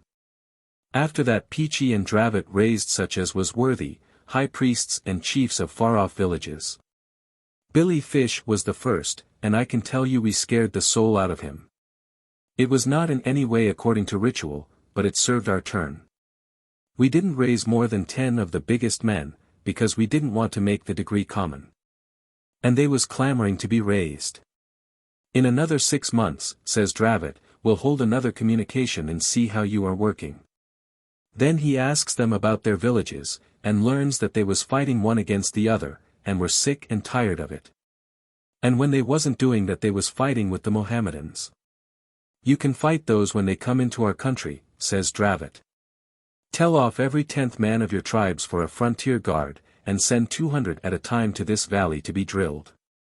Nobody is going to be shot or speared any more so long as he does well, and I know that you won't cheat me, because you're white people, sons of Alexander, and not like common black Mohammedans.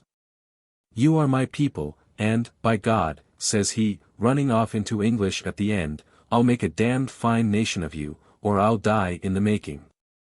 I can't tell all we did for the next 6 months, because Dravit did a lot I couldn't see the hang of, and he learned their lingo in a way I never could.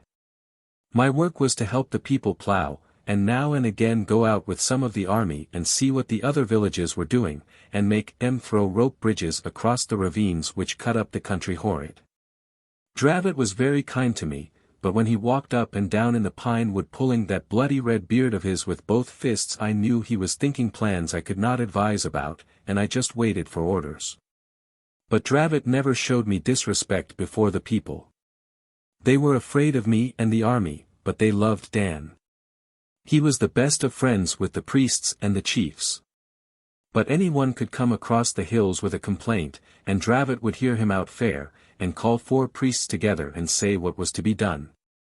He used to call in Billy Fish from Bashkai, and Picky Kurgan from Shu, and an old chief we called Kafusalam, it was like enough to his real name, and hold councils with them when there was any fighting to be done in small villages. That was his council of war, and the 4 priests of Bashkai, Shu, Kawak, and Medora was his privy council. Between the lot of them they sent me, with 40 men and 20 rifles, and 60 men carrying turquoises, into the Gorban country to buy those handmade Martini rifles, that come out of the Emir's workshops at Kabul. From one of the Emir's Haratai regiments that would have sold the very teeth out of their mouths for turquoises. I stayed in Gorban a month, and gave the governor there the pick of my baskets for hush money, and bribed the colonel of the regiment some more, and, between the two and the tribe's people, we got more than 100 handmade martinis. 100 good Kohot Jaziles that'll throw to 600 yards, and 40 manloads of very bad ammunition for the rifles. I came back with what I had, and distributed them among the men that the chiefs sent in to me to drill. Dravot was too busy to attend to those things, but the old army that we first made helped me, and we turned out 500 men that could drill, and 200 that knew how to hold arms pretty straight. Even those corkscrewed, handmade guns was a miracle to them.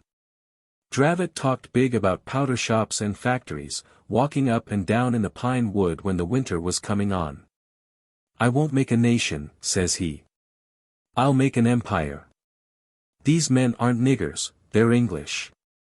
Look at their eyes, look at their mouths. Look at the way they stand up. They sit on chairs in their own houses. They're the lost tribes, or something like it, and they've grown to be English. I'll take a census in the spring if the priests don't get frightened.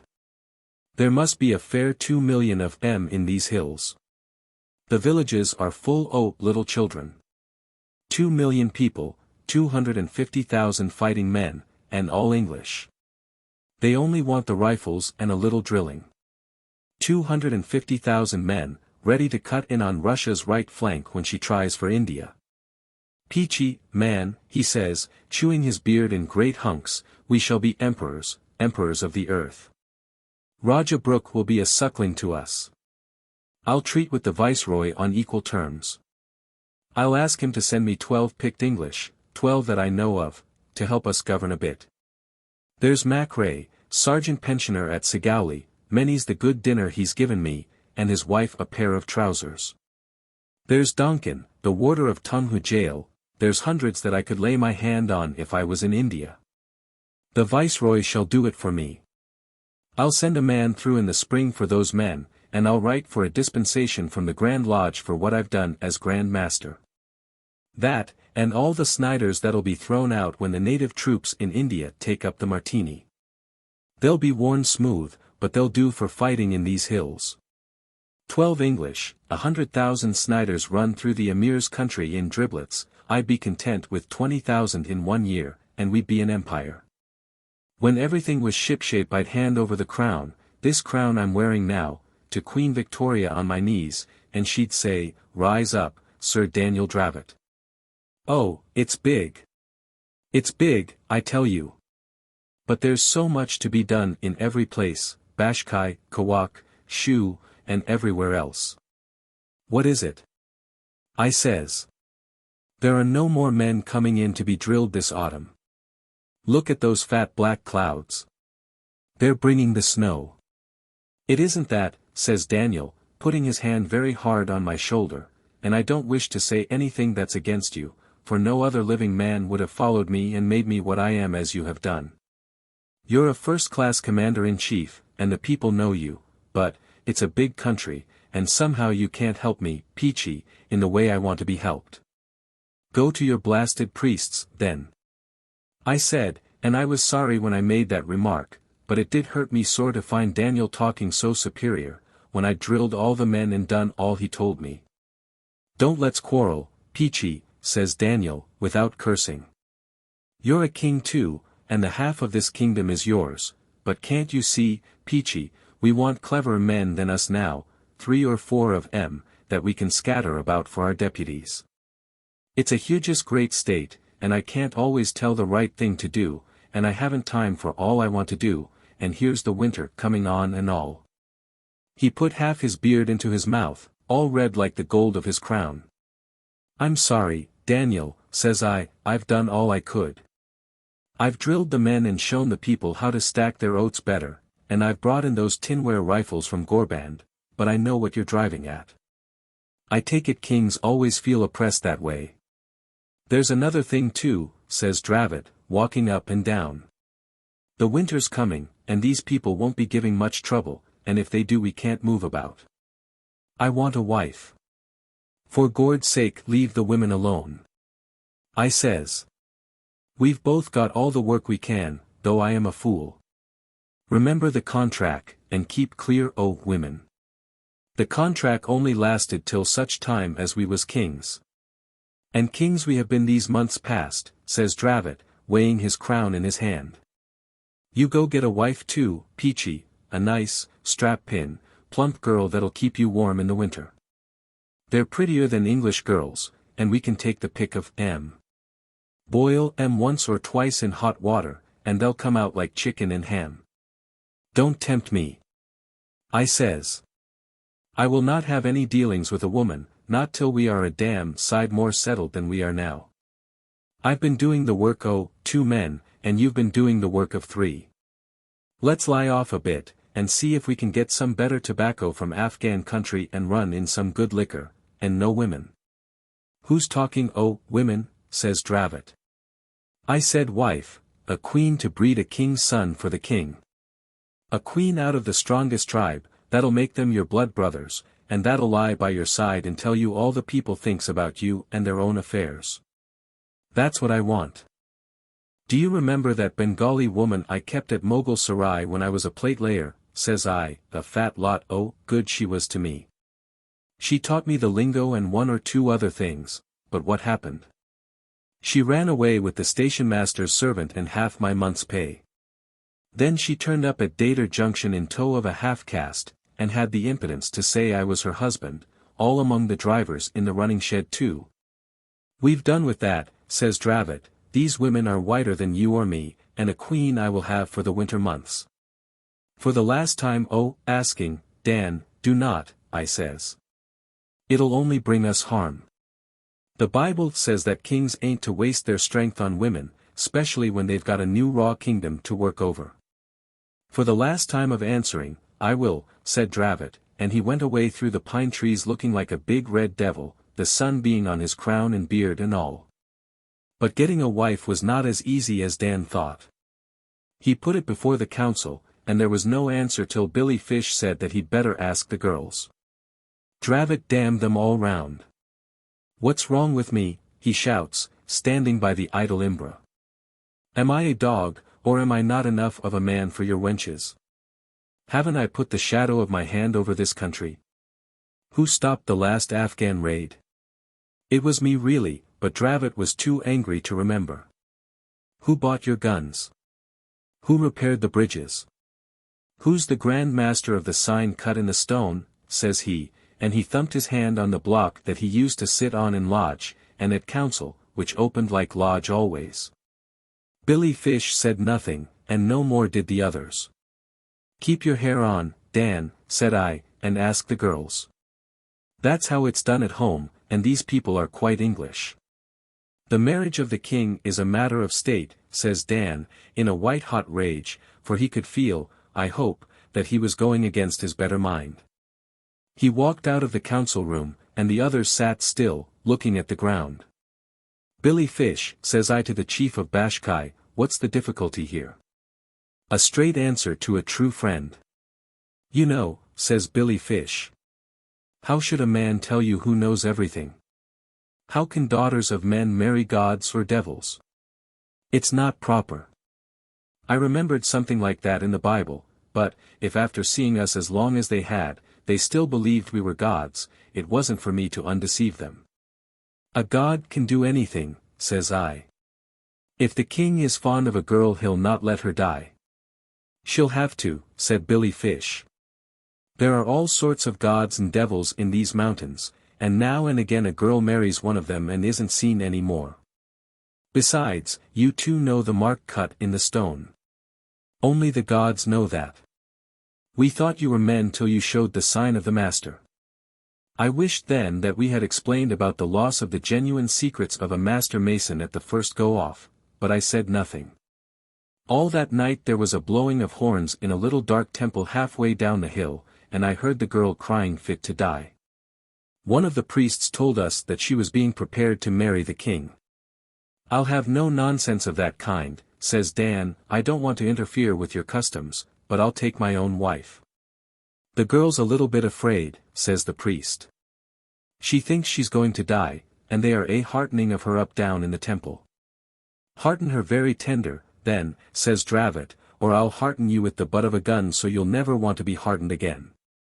He licked his lips, did Dan, and stayed up walking about more than half the night, thinking of the wife that he was going to get in the morning. I wasn't any means comfortable, for I knew that dealings with a woman in foreign parts, though you was a crowned king 20 times over, could not but be risky. I got up very early in the morning while Dravot was asleep, and I saw the priests talking together in whispers, and the chiefs talking together too, and they looked at me out of the corners of their eyes. "What is up, fish?" I say to the Bashkai man, who was wrapped up in his furs and looking splendid to behold. "I can't rightly say," says he, "but if you can make the king drop all this nonsense about marriage, you'll be doing him and me and yourself a great service." "That I do believe," says I, "but sure, you know, Billy, as well as me, having fought against and for us, that the king and me are nothing more than two of the finest men that God Almighty ever made. Nothing more, I do assure you." "That may be," says Billy Fish, "and yet I should be sorry if it was." He sinks his head upon his great fur cloak for a minute and thinks. "King," says he, "be you man or god or devil, I'll stick by you today. I have 20 of my men with me, and they will follow me. We'll go to Bashkai until the storm blows over." A little snow had fallen in the night, and everything was white except the greasy fat clouds that blew down and down from the north. Dravot came out with his crown on his head, swinging his arms and stamping his feet, and looking more pleased than Punch. "For the last time, drop it, Dan," says I, in a whisper. "Billy Fish here says that there will be a row." "A row among my people," says Dravot. "Not much. Peachy, you're a fool not to get a wife too." "Where's the girl?" says he, with a voice as loud as the braying of a jackass. "Call up all the chiefs and priests, and let the emperor see if his wife suits him." There was no need to call anyone. They were all there leaning on their guns and spears round the clearing in the center of the pine wood. A lot of priests went down to the little temple to bring up the girl, and the horns blew fit to wake the dead. Billy Fish saunters round and gets as close to Daniel as he could, and behind him stood his 20 men with matchlocks, not a man of them under 6 feet. I was next to Dravot, and behind me was 20 men of the regular army. Up comes the girl, and a strapping wench she was, covered with silver and turquoises, but white as death, and looking back every minute at the priests. "She'll do," said Dan, looking her over. "What's to be afraid of, lass? Come and kiss me." He puts his arm round her. She shuts her eyes, gives a bit of a squeak, and down goes her face in the side of Dan's flaming red beard. "The slut's bitten me," says he, clapping his hand to his neck, and, sure enough, his hand was red with blood. Billy Fish and 2 of his matchlock men catches hold of Dan by the shoulders and drags him into the Bashkai lot, while the priests howls in their lingo, neither god nor devil, but a man. I was all taken aback, for a priest cut at me in front, and the army behind began firing into the Bashkai men. "God Almighty," says Dan, "what is the meaning o' this? Come back." "Come away," says Billy Fish. "Ruin and mutiny is the matter. We'll break for Bashkai if we can." I tried to give some sort of orders to my men, the men o' the regular army, but it was no use, so I fired into the brown of them with an English martini and drilled 3 beggars in a line. The valley was full of shouting, howling creatures, and every soul was shrieking, not a god nor a devil, but only a man. The Bashkai troops stuck to Billy Fish all they were worth, but their matchlocks wasn't half as good as the cobble breechloaders, and 4 of them dropped. Dan was bellowing like a bull, for he was very wrathy. And Billy Fish had a hard job to prevent him running out at the crowd. "We can't stand," says Billy Fish. "Make a run for it down the valley. The whole place is against us." The matchlock men ran, and we went down the valley in spite of Dravot. He was swearing horrible and crying out that he was a king. The priests rolled great stones on us, and the regular army fired hard, and there wasn't more than 6 men, not counting Dan, Billy Fish, and me, that came down to the bottom of the valley alive. Then they stopped firing, and the horns in the temple blew again. "Come away," for Gord's sake come away, says Billy Fish. They'll send runners out to all the villages before ever we get to Bashkai. I can protect you there, but I can't do anything now. My own notion is that Dan began to go mad in his head from that hour. He stared up and down like a stuck pig. Then he was all for walking back alone and killing the priests with his bare hands, which he could have done. An emperor am I, says Daniel, and next year I shall be a knight of the Queen. All right, Dan, says I. But come along now while there's time. It's your fault, says he, for not looking after your army better. There was mutiny in the midst, and you didn't know, you damned engine-driving, plate-laying, missionaries pass-hunting hound. He sat upon a rock and called me every foul name he could lay tongue to. I was too heartsick to care, though it was all his foolishness that brought the smash. I'm sorry, Dan, says I, but there's no accounting for natives. This business is our 57. Maybe we'll make something out of it yet, when we've got to Bashkai. Let's get to Bashkai, then, says Dan, and, by God, when I come back here again I'll sweep the valley so there isn't a bug in a blanket left. We walked all that day, and all that night Dan was stumping up and down on the snow, chewing his beard and muttering to himself. There's no hope getting clear, said Billy Fish. The priests have sent runners to the villages to say that you are only men. Why didn't you stick on as gods till things was more settled? I'm a dead man, says Billy Fish, and he throws himself down on the snow and begins to pray to his gods. Next morning we was in a cruel bad country, all up and down, no level ground at all, and no food either. The 6 Bashkai men looked at Billy Fish hungry way as if they wanted to ask something, but they never said a word. At noon we came to the top of a flat mountain all covered with snow, and when we climbed up into it, behold, there was an army in position waiting in the middle. The runners have been very quick, says Billy Fish, with a little bit of a laugh. They are waiting for us.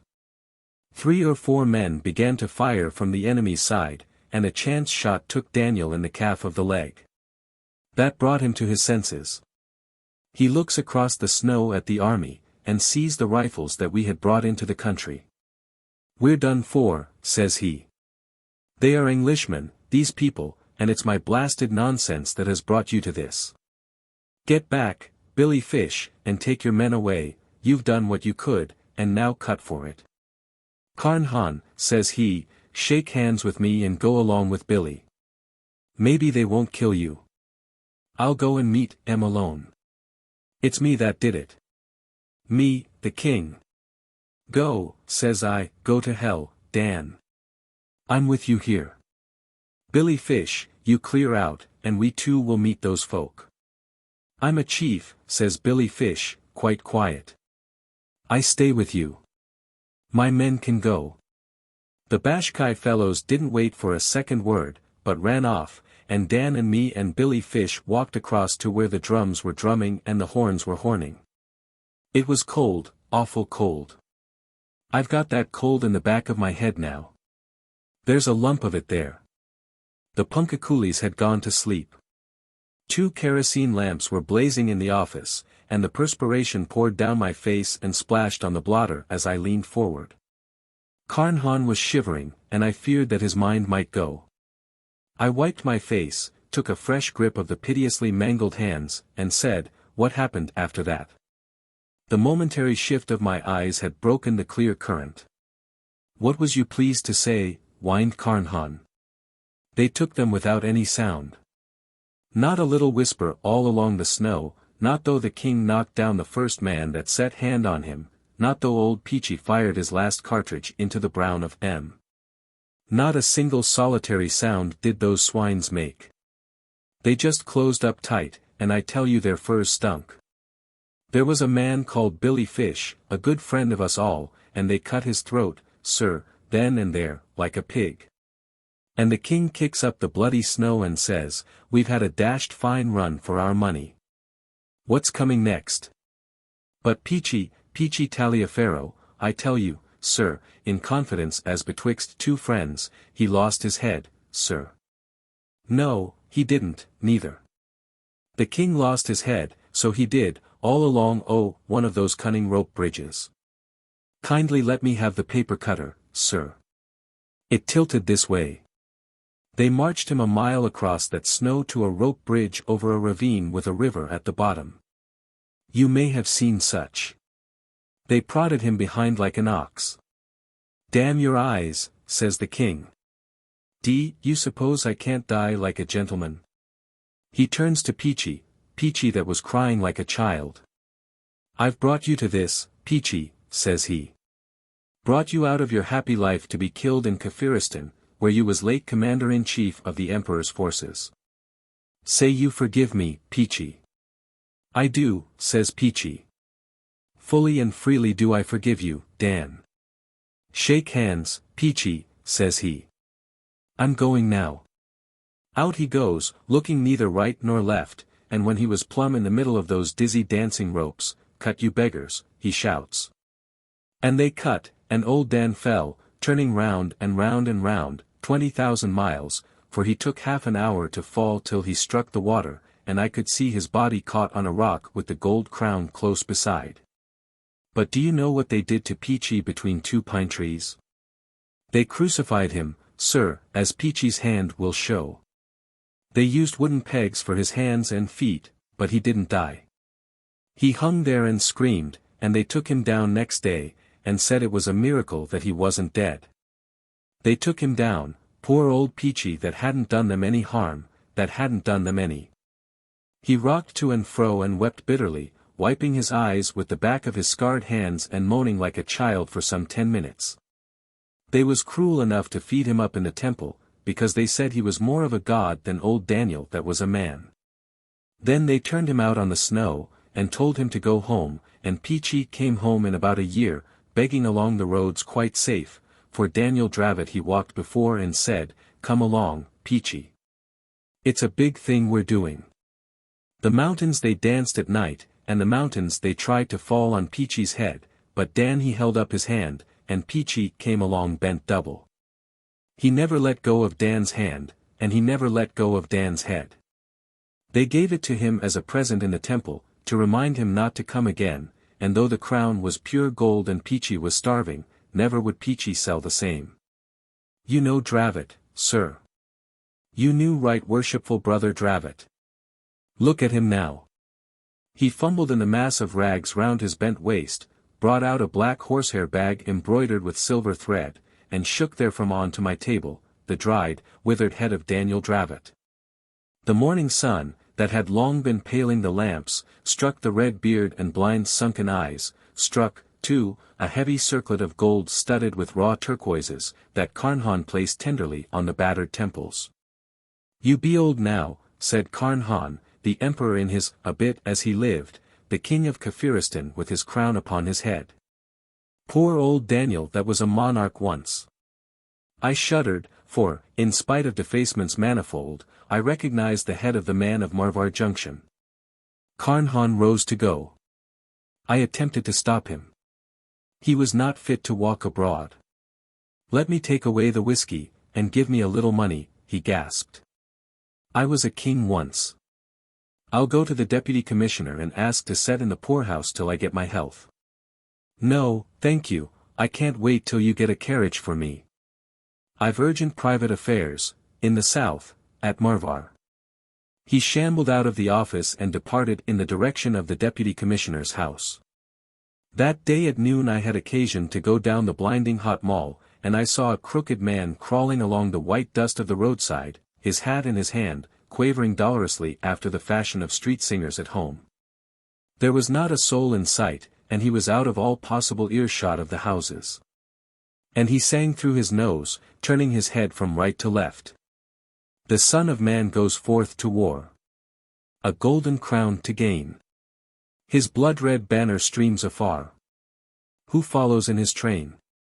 I waited to hear no more, but put the poor wretch into my carriage and drove him off to the nearest missionary for eventual transfer to the asylum. He repeated the hymn twice while he was with me, whom he did not in the least recognize, and I left him singing it to the missionary. 2 days later I inquired after his welfare of the superintendent of the asylum. He was admitted suffering from sunstroke. He died early yesterday morning, said the superintendent. Is it true that he was half an hour bareheaded in the sun at midday? Yes, said I. But do you happen to know if he had anything upon him by any chance when he died? Not to my knowledge, said the superintendent. And there the matter rests. The finest story in the world. Oh, ever the knightly years were gone. With the old world to the grave. I was a king in Babylon. And you were a Christian slave. W. E. Henley. His name was Charlie Mears. He was the only son of his mother who was a widow, and he lived in the north of London, coming into the city every day to work in a bank. He was 20 years old and suffered from aspirations.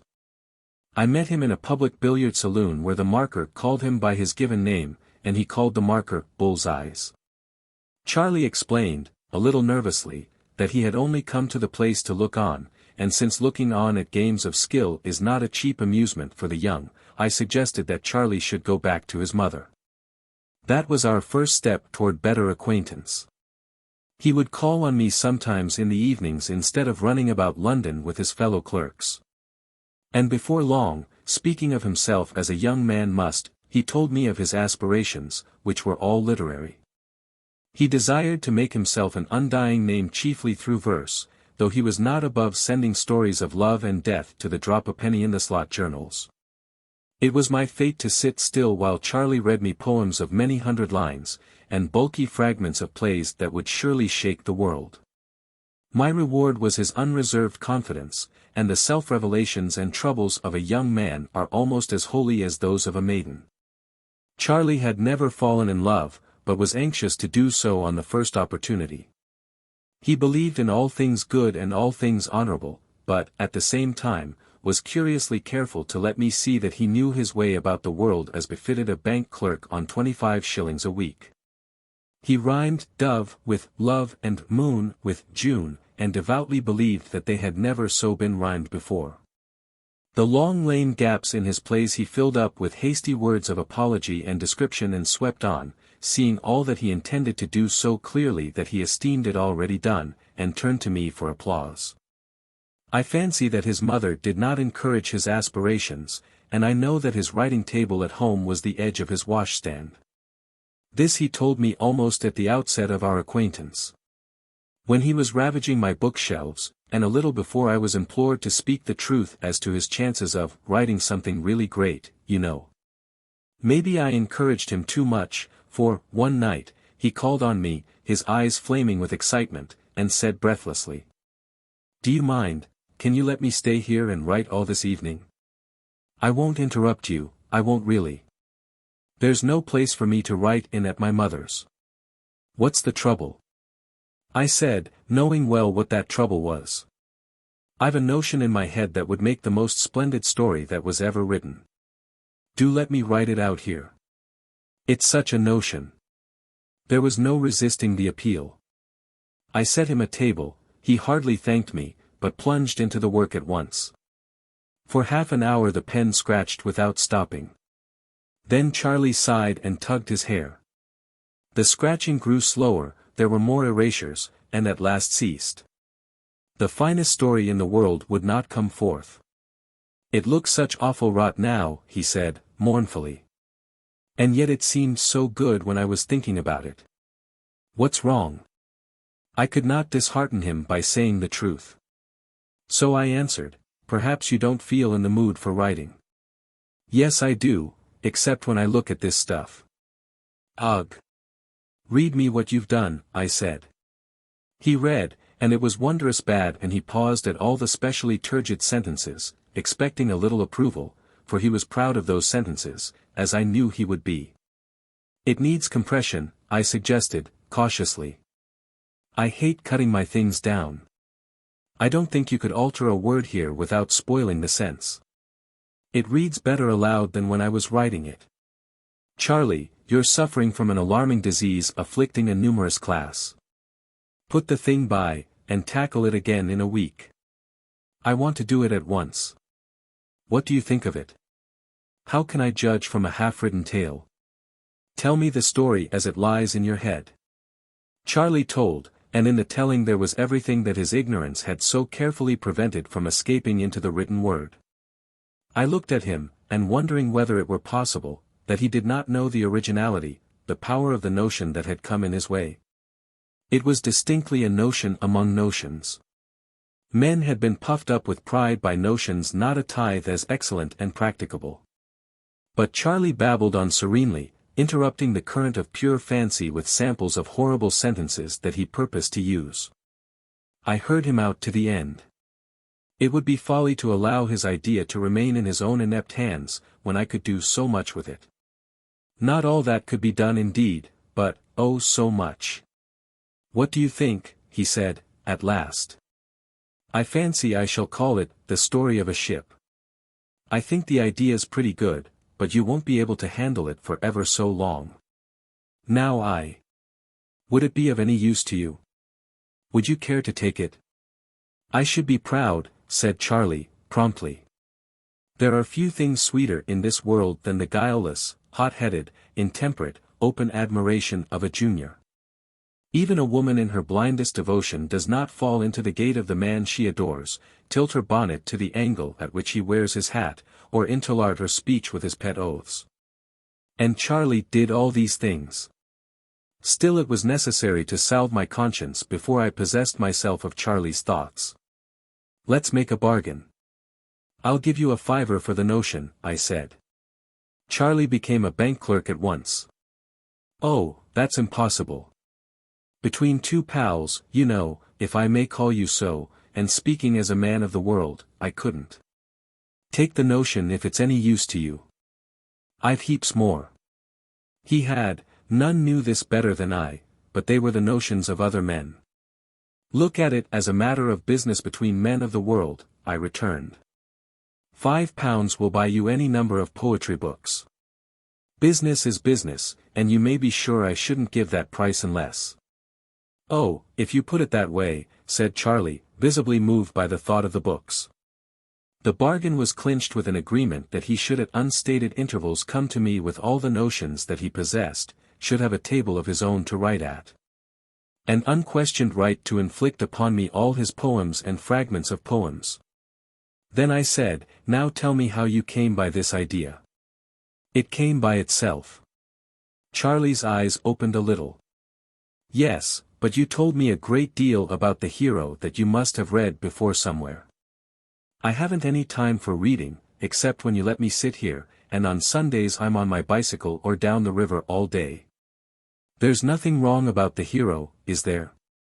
Tell me again and I shall understand clearly." "You say that your hero went pirating. How did he live?"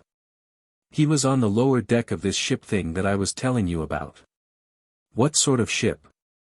"It was the kind rowed with oars, and the sea spurts through the oar holes and the men row sitting up to their knees in water.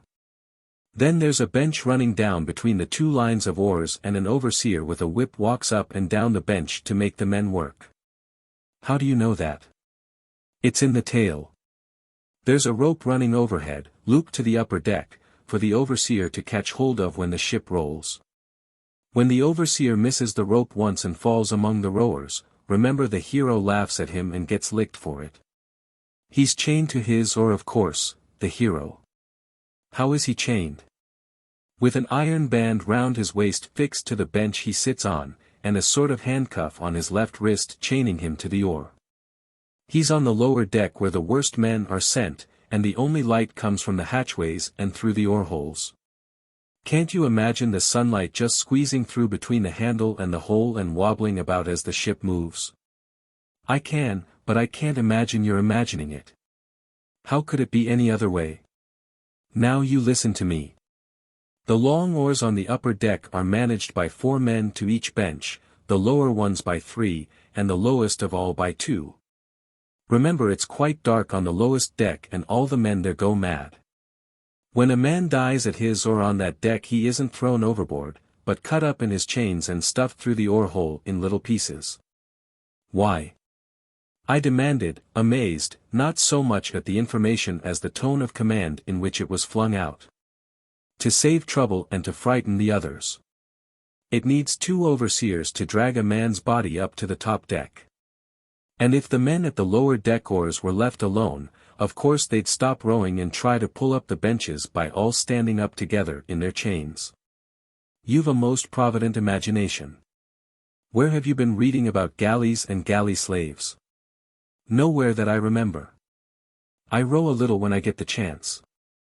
But, perhaps, if you say so, I may have read something. He went away shortly afterward to deal with booksellers, and I wondered how a bank clerk aged 20 could put into my hands with a profligate abundance of detail, all given with absolute assurance. The story of extravagant and bloodthirsty adventure, riot, piracy, and death in unnamed seas. He had led his hero a desperate dance through revolt against the overseas, to command of a ship of his own, and ultimate establishment of a kingdom on an island somewhere in the sea, you know.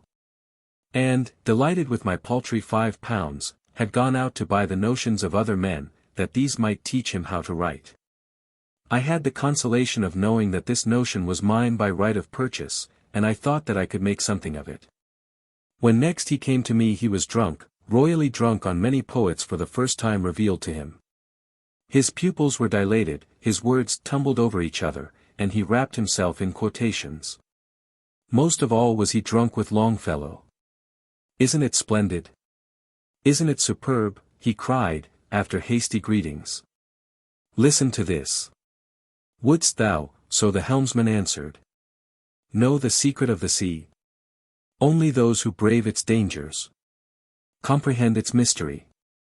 By gum! Only those who brave its dangers comprehend its mystery. He repeated 20 times, walking up and down the room and forgetting me. But I can understand it too, he said to himself. I don't know how to thank you for that £5. And this. Listen. I remember the black wharves and the ships. And the sea tides tossing free. And the Spanish sailors with bearded lips. And the beauty and mystery of the ships. And the magic of the sea. I haven't braved any dangers, but I feel as if I knew all about it. You certainly seem to have a grip of the sea. Have you ever seen it? When I was a little chap I went to Brighton once. We used to live in Coventry, though, before we came to London. I never saw it. When descends on the Atlantic. The gigantic storm wind of the equinox. He shook me by the shoulder to make me understand the passion that was shaking himself. When that storm comes, he continued, I think that all the oars in the ship that I was talking about get broken, and the rowers have their chests smashed in by the bucking oar heads. By the way, have you done anything with that notion of mine yet? No. I was waiting to hear more of it from you. Tell me how in the world you're so certain about the fittings of the ship. You know nothing of ships. I don't know. It's as real as anything to me until I try to write it down. I was thinking about it only last night in bed, after you had loaned me Treasure Island, and I made up a whole lot of new things to go into the story. What sort of things? About the food the men ate, rotten figs and black beans and wine in a skin bag, passed from bench to bench. Was the ship built so long ago as that? As what? I don't know whether it was long ago or not. It's only a notion, but sometimes it seems just as real as if it was true. Do I bother you with talking about it? Not in the least. Did you make up anything else? Yes, but it's nonsense. Charlie flushed a little. Never mind. Let's hear about it. Well, I was thinking over the story, and after a while I got out of bed and wrote down on a piece of paper the sort of stuff the men might be supposed to scratch on their oars with the edges of their handcuffs. It seemed to make the thing more lifelike. It is so real to me, you know. Have you the paper on you? Yes, but what's the use of showing it? It's only a lot of scratches. All the same, we might have M reproduced in the book on the front page. I'll attend to those details. Show me what your men wrote. He pulled out of his pocket a sheet of notepaper, with a single line of scratches upon it, and I put this carefully away. What is it supposed to mean in English? I said. Oh, I don't know. Perhaps it means I'm beastly tired. It's great nonsense, he repeated, but all those men in the ship seem as real people to me. Do something to the notion soon, I should like to see it written and printed. But all you've told me would make a long book. Make it then. You've only to sit down and write it out. Give me a little time. Have you any more notions? Not just now. I'm reading all the books I've bought. They're splendid. When he had left, I looked at the sheet of notepaper with the inscription upon it. Then I took my head tenderly between both hands, to make certain that it was not coming off or turning round. But there seemed to be no interval between quitting my rooms and finding myself arguing with a policeman outside a door marked private in a corridor of the British Museum. All I demanded, as politely as possible, was, the Greek antiquity man. The policeman knew nothing except the rules of the museum, and it became necessary to forage through all the houses and offices inside the gates. An elderly gentleman called away from his lunch put an end to my search by holding the notepaper between finger and thumb and sniffing at it scornfully. "What does this mean?" Said he. "So far as I can ascertain, it is an attempt to write extremely corrupt Greek on the part," here he glared at me with intention, "of an extremely illiterate person." He read slowly from the paper, Pollock, Erckman, Tauchnitz, Henniker, 4 names familiar to me. "Can you tell me what the corruption is supposed to mean, the gist of the thing?" I asked. "I have been, many times, overcome with weariness in this particular employment. That is the meaning." He returned me the paper, and I fled without a word of thanks, explanation, or apology. I might have been excused for forgetting much. To me of all men had been given the chance to write the most marvelous tale in the world, nothing less than the story of a Greek galley slave, as told by himself. Small wonder that his dreaming had seemed real to Charlie. The fates that are so careful to shut the doors of each successive life behind us had, in this case, been neglectful, and Charlie was looking, though that he did not know. Where never man had been permitted to look with full knowledge since time began. Above all, he was absolutely ignorant of the knowledge sold to me for £5, and he would retain that ignorance, for bank clerks do not understand metempsychosis, and a sound commercial education does not include Greek.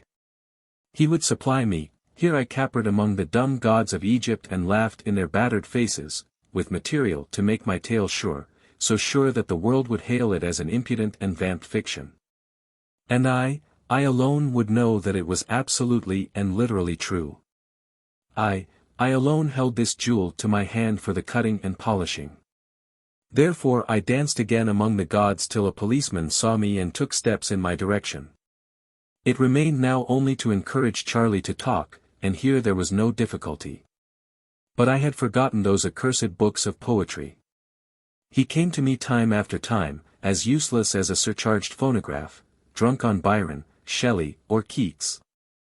Knowing now what the boy had been in his past lives, and desperately anxious not to lose one word of his babble, I could not hide from him my respect and interest. He misconstrued both into respect for the present soul of Charlie Mears, to whom life was as new as it was to Adam, and interest in his readings, and stretched my patience to breaking point by reciting poetry, not his own now, but that of others. I wished every English poet blotted out of the memory of mankind. I blasphemed the mightiest names of song because they had drawn Charlie from the path of direct narrative, and would, later, spur him to imitate them. But I choked down my impatience until the first flood of enthusiasm should have spent itself and the boy returned to his dreams. "What's the use of my telling you what I think, when these chaps wrote things for the angels to read?" he growled, one evening. "Why don't you write something like theirs?" "I don't think you're treating me quite fairly," I said, speaking under strong restraint. "I've given you the story," he said, shortly replunging into Lara. "But I want the details. The things I make up about that damned ship that you call a galley. They're quite easy. You can just make 'em up yourself. Turn up the gas a little, I want to go on reading." I could have broken the gas globe over his head for his amazing stupidity. I could indeed make up things for myself did I only know what Charlie did not know that he knew. But since the doors were shut behind me I could only wait his youthful pleasure and strive to keep him in good temper. 1 minute's want of guard might spoil a priceless revelation. Now and again he would toss his books aside, he kept them in my rooms. For his mother would have been shocked at the waste of good money had she seen them, and launched into his sea dreams. Again I cursed all the poets of England. The plastic mind of the bank clerk had been overlaid, colored and distorted by that which he had read. And the result as delivered was a confused tangle of other voices most like the muttered song through a city telephone in the busiest part of the day. He talked of the galley, his own galley had he but known it, with illustrations borrowed from the Bride of Abydos. He pointed the experiences of his hero with quotations from The Corsair, and threw in deep and desperate moral reflections from Cain and Manfred, expecting me to use them all. Only when the talk turned on Longfellow were the jarring cross-currents dumb, and I knew that Charlie was speaking the truth as he remembered it. "What do you think of this?" I said one evening, as soon as I understood the medium in which his memory worked best, and, before he could expostulate, read him the whole of The Saga of King Olaf. He listened open-mouthed, flushed his hands drumming on the back of the sofa where he lay, till I came to the songs of Mr. Tamberskelver and the verse. Mr. then, the arrow taking from the loosened string, answered, that was Norway breaking 'neath thy hand, O king. He gasped with pure delight of sound. That's better than Byron, a little, I ventured. Better? Why it's true. How could he have known? I went back and repeated. What was that? Said Olaf, standing on the quarter-deck. Something heard I like the stranding of a shattered wreck. How could he have known how the ships crash and the oars rip out and go zzzzp all along the line? Why only the other night. But go back please and read The Scary of Shrieks again. No, I'm tired. Let's talk. What happened the other night? I had an awful nightmare about that galley of ours. I dreamed I was drowned in a fight. You see, we ran alongside another ship in harbor. The water was dead still except where our oars whipped it up. You know where I always sit in the galley. He spoke haltingly at first, under a fine English fear of being laughed at. No. That's news to me, I answered, meekly, my heart beginning to beat. On the fourth oar from the bow on the right side on the upper deck. There were 4 of us at the oar, all chained. I remember watching the water and trying to get my handcuffs off before the row began. Then we closed up on the other ship, and all their fighting men jumped over our bulwarks, and my bench broke and I was pinned down with the 3 other fellows on top of me, and the big oar jammed across our backs. Well? Charlie's eyes were alive and alight. He was looking at the wall behind my chair. I don't know how we fought. The men were trampling all over my back, and I lay low. Then our rowers on the left side, tied to their oars, you know, began to yell and back water. I could hear the water sizzle, and we spun round like a cockchafer, and I knew, lying where I was, that there was a galley coming up bow on, to ram us on the left side. I could just lift up my head and see her sail over the bulwarks. We wanted to meet her bow to bow, but it was too late. We could only turn a little bit because the galley on our right had hooked herself onto us and stopped our moving. Then, by gum! There was a crash. Our left oars began to break as the other galley, the moving one you know, stuck her nose into them. Then the lower deck oars shot up through the deck planking, but first, and one of them jumped clean up into the air and came down again close to my head. How was that managed? The moving galley's bow was plunking them back through their own oar holes, and I could hear the devil of a shindy in the decks below. Then her nose caught us nearly in the middle, and we tilted sideways, and the fellows in the right-hand galley unhitched their hooks and ropes, and threw things on to our upper deck, arrows, and hot pitch or something that stung. And we went up and up and up on the left side, and the right side dipped, and I twisted my head round and saw the water stand still as it topped the right bulwarks, and then it curled over and crashed down on the whole lot of us on the right side. And I felt it hit my back, and I woke. 1 minute, Charlie. When the sea topped the bulwarks, what did it look like? I had my reasons for asking. A man of my acquaintance had once gone down with a leaking ship in a still sea, and had seen the water level pause for an instant ere it fell on the deck. It looked just like a banjo string drawn tight, and it seemed to stay there for years, said Charlie. Exactly. The other man had said. It looked like a silver wire laid down along the bulwarks, and I thought it was never going to break. He had paid everything except the bare life for this little valueless piece of knowledge, and I had traveled 10,000 weary miles to meet him and take his knowledge at second hand. But Charlie, the bank clerk, on 25 shillings a week, he who had never been out of sight of a London omnibus, knew it all. It was no consolation to me that once in his lives he had been forced to die for his gains. I also must have died scores of times, but behind me, because I could have used my knowledge, the doors were shut. And then? I said, trying to put away the devil of envy. The funny thing was, though, in all the mess I didn't feel a bit astonished or frightened. It seemed as if I'd been in a good many fights, because I told my next man so when the row began. But that cad of an overseer on my deck wouldn't unloose our chains and give us a chance. He always said that we'd all be set free after a battle, but we never were, we never were. Charlie shook his head mournfully. What a scoundrel. I should say he was. He never gave us enough to eat, and sometimes we were so thirsty that we used to drink salt water. I can taste that salt water still. Now tell me something about the harbor where the fight was fought. I didn't dream about that. I know it was a harbor, though, because we were tied up to a ring on a white wall and all the face of the stone under water was covered with wood to prevent our ram getting chipped when the tide made us rock. That's curious. Our hero commanded the galley. Didn't he? Didn't he just? He stood by the bows and shouted like a good Hun. He was the man who killed the overseer. But you were all drowned together, Charlie, weren't you? I can't make that fit quite, he said with a puzzled look. The galley must have gone down with all hands and yet I fancy that the hero went on living afterward. Perhaps he climbed into the attacking ship. I wouldn't see that, of course. I was dead, you know. He shivered slightly and protested that he could remember no more. I did not press him further, but to satisfy myself that he lay in ignorance of the workings of his own mind, deliberately introduced him to Mortimer Collins's Transmigration, and gave him a sketch of the plot before he opened the pages. What rot it all is, he said, frankly, at the end of an hour. I don't understand his nonsense about the red planet Mars and the king, and the rest of it. Chuck me the Longfellow again.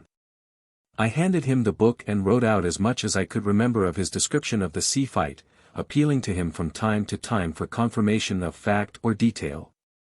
He would answer without raising his eyes from the book, as assuredly as though all his knowledge lay before Flint on the printed page.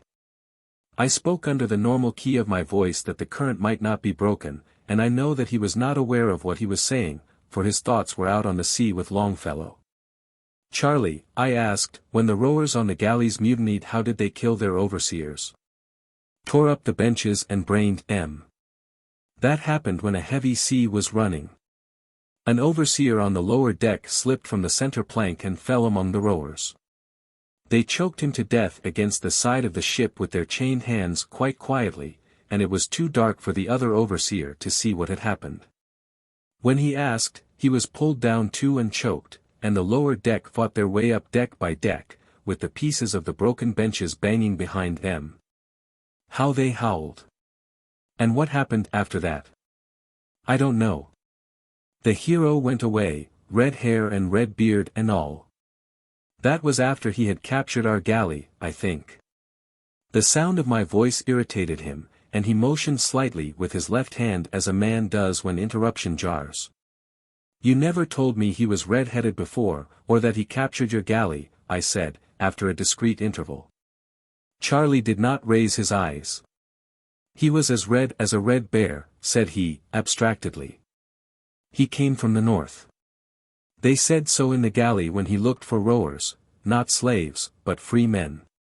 Afterward, years and years afterward, news came from another ship, or else he came back, his lips moved in silence. He was rapturously retasting some poem before him. Where had he been, then? I was almost whispering that the sentence might come gentle to whichever section of Charlie's brain was working on my behalf. To the beaches, the long and wonderful beaches, was the reply, after a minute of silence. To Furderstrandy? I asked, tingling from head to foot. Yes, to Furderstrandy, he pronounced the word in a new fashion, and I too saw, the voice failed. Do you know what you have said? I shouted, incautiously. He lifted his eyes, fully roused now. No, he snapped. I wish you'd let a chap go on reading. Hark to this. But the old sea captain. He neither paused nor stirred. Till the king listened, and then once more took up his pen. And wrote down every word. And to the king of the Saxons. In witness of the truth. Raising his noble head. He stretched his brown hand and said. Behold this walrus tooth. By Jove, what chaps those must have been, to go sailing all over the shop never knowing where they'd fetch the land.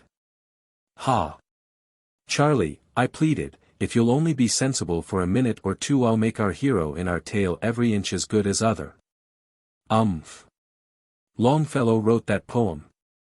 I don't care about writing things any more. I want to read. He was thoroughly out of tune now, and raging over my own ill luck, I left him. Conceive yourself at the door of the world's treasure house guarded by a child, an idle irresponsible child playing knucklebones, on whose favor depends the gift of the key, and you will imagine one half my torment. Till that evening Charlie had spoken nothing that might not lie within the experiences of a Greek galley slave. But now, or there was no virtue in books, he had talked of some desperate adventure of the Vikings, of Thorfinn Karlsefn's sailing to Wineland, which is America, in the 9th or 10th century. The battle in the harbor he had seen. And his own death he had described. But this was a much more startling plunge into the past. Was it possible that he had skipped half a dozen lives and was then dimly remembering some episode of 1,000 years later? It was a maddening jumble, and the worst of it was that Charlie Mears in his normal condition was the last person in the world to clear it up. I could only wait and watch, but I went to bed that night full of the wildest imaginings. There was nothing that was not possible if Charlie's detestable memory only held good. I might rewrite the saga of Thorfinn Karlsefn as it had never been written before, might tell the story of the first discovery of America, myself the discoverer. But I was entirely at Charlie's mercy, and so long as there was a 3 and 6-penny bone volume within his reach Charlie would not tell. I dared not curse him openly. I hardly dared jog his memory, for I was dealing with the experiences of 1,000 years ago, told through the mouth of a boy of today. And a boy of today is affected by every change of tone and gust of opinion, so that he lies even when he desires to speak the truth. I saw no more of him for nearly a week. When next I met him it was in Grasachich Street with a billbook chained to his waist. Business took him over London Bridge and I accompanied him. He was very full of the importance of that book and magnified it. As we passed over the Thames we paused to look at a steamer unloading great slabs of white and brown marble. A barge drifted under the steamer's stern and a lonely cow in that barge bellowed. Charlie's face changed from the face of the bank clerk to that of an unknown and, though he would not have believed this, a much shrewder man. He flung out his arm across the parapet of the bridge, and laughing very loudly, said. When they heard our bulls bellow the Scrollings ran away. I waited only for an instant, but the barge and the cow had disappeared under the bows of the steamer before I answered. Charlie, what do you suppose are Scrollings? Never heard of them before. They sound like a new kind of seagull. What a chap you are for asking questions, he replied. I have to go to the cashier of the omnibus company yonder. Will you wait for me and we can lunch somewhere together? I've a notion for a poem.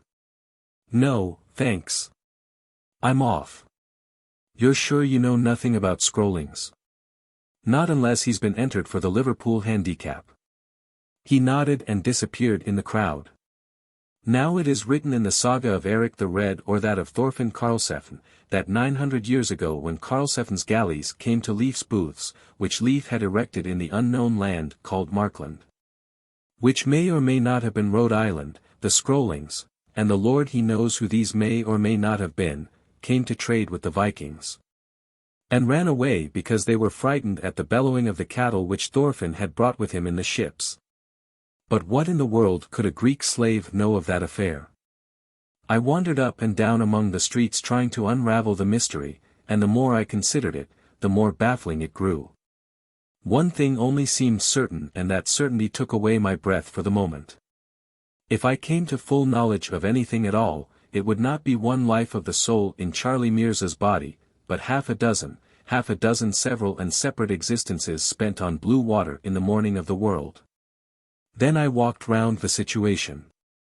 Obviously if I used my knowledge I should stand alone and unapproachable until all men were as wise as myself. That would be something, but manlike I was ungrateful.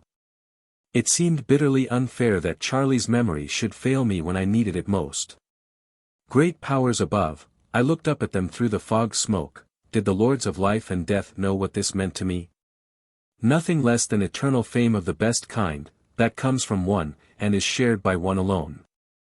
I would be content, remembering Clive, I stood astounded at my own moderation, with the mere right to tell one story, to work out one little contribution to the light literature of the day. If Charlie were permitted full recollection for 1 hour, for 60 short minutes, of existences that had extended over 1,000 years, I would forego all profit and honor from all that I should make of his speech. I would take no share in the commotion that would follow throughout the particular corner of the earth that calls itself the world. The thing should be put forth anonymously. Nay, I would make other men believe that they had written it. They would hire bull-hided self-advertising Englishmen to bellow it abroad. Preachers would found a fresh conduct of life upon it, swearing that it was new and that they had lifted the fear of death from all mankind. Every Orientalist in Europe would patronize it discursively with Sanskrit and Pali texts. Terrible women would invent unclean variants of the men's belief for the elevation of their sisters. Churches and religions would war over it. Between the hailing and restarting of an omnibus I foresaw the scuffles that would arise among half a dozen denominations all professing the doctrine of the true metempsychosis as applied to the world and the new era. And saw, too, the respectable English newspapers shying, like frightened kine, over the beautiful simplicity of the tale. The mind leaped forward 100, 200, 1,000 years. I saw with sorrow that men would mutilate and garble the story. That rival creeds would turn it upside down till, at last, the Western world which clings to the dread of death more closely than the hope of life, would set it aside as an interesting superstition and stampede after some faith so long forgotten that it seemed altogether new. Upon this I changed the terms of the bargain that I would make with the lords of life and death. Only let me know, let me write, the story with sure knowledge that I wrote the truth, and I would burn the manuscript as a solemn sacrifice. 5 minutes after the last line was written I would destroy it all. But I must be allowed to write it with absolute certainty. There was no answer. The flaming colors of an aquarium poster caught my eye and I wondered whether it would be wise or prudent to lure Charlie into the hands of the professional mesmerist, and whether, if he were under his power, he would speak of his past lives. If he did, and if people believed him, but Charlie would be frightened and flustered, or made conceited by the interviews. In either case he would begin to lie, through fear or vanity. He was safest in my own hands. "They are very funny fools, your English," said a voice at my elbow, and turning round I recognized a casual acquaintance, a young Bengali law student, called Grish Chunder, whose father had sent him to England to become civilized. The old man was a retired native official, and on an income of £5 a month contrived to allow his son £200 a year, and the run of his teeth in a city where he could pretend to be the cadet of a royal house, and tell stories of the brutal Indian bureaucrats who ground the faces of the poor. Grish Chunder was a young, fat, full-bodied Bengali dressed with scrupulous care in frock coat, tall hat, light trousers and tan gloves. But I had known him in the days when the brutal Indian government paid for his university education, and he contributed cheap sedition to Sachi Durpan, and intrigued with the wives of his schoolmates. "That is very funny and very foolish," he said, nodding at the poster. "I am going down to the Northbrook Club. Will you come too?" I walked with him for some time. "You are not well," he said. "What is there in your mind? You do not talk. Grish Chunder, you've been too well educated to believe in a god, haven't you?" "Oh, yes, here. But when I go home I must conciliate popular superstition, and make ceremonies of purification, and my women will anoint idols. And bang up Tulsi and feast the Purohit, and take you back into caste again and make a good Cuttridge of you again, you advanced social freethinker. And you'll eat desi food, and like it all, from the smell in the courtyard to the mustard oil over you." "I shall very much like it," said Grish Chunder, unguardedly. "Once a Hindu, always a Hindu. But I like to know what the English think they know. I'll tell you something that one Englishman knows. It's an old tale to you." I began to tell the story of Charlie in English, but Grish Chunder put a question in the vernacular, and the history went forward naturally in the tongue best suited for its telling. After all, it could never have been told in English. Grish Chunder heard me, nodding from time to time, and then came up to my rooms where I finished the tale. "Bishak," he said, philosophically. "Lekin darwaza band hai. Without doubt, but the door is shut. I have heard of this remembering of previous existences among my people.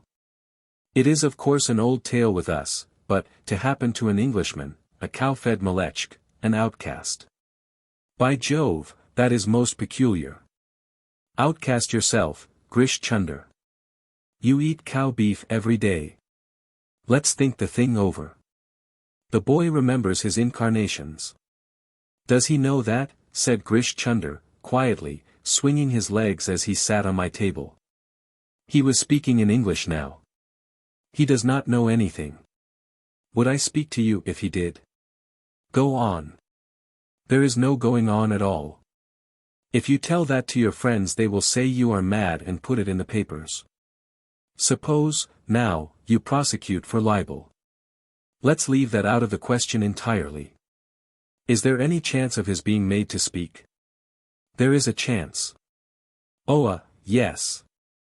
But if he spoke it would mean that all this world would end now, instanto, fall down on your head. These things are not allowed, you know. As I said, the door is shut. Not a ghost of a chance. How can there be? You are a Christian, and it is forbidden to eat, in your books, of the tree of life, or else you would never die. How shall you all fear death if you all know what your friend does not know that he knows? I am afraid to be kicked, but I am not afraid to die, because I know what I know. You are not afraid to be kicked, but you are afraid to die. If you were not, by God, you English would be all over the shop in an hour, upsetting the balances of power, and making commotions. It would not be good. But no fear. He will remember a little and a little less, and he will call it dreams. Then he will forget altogether.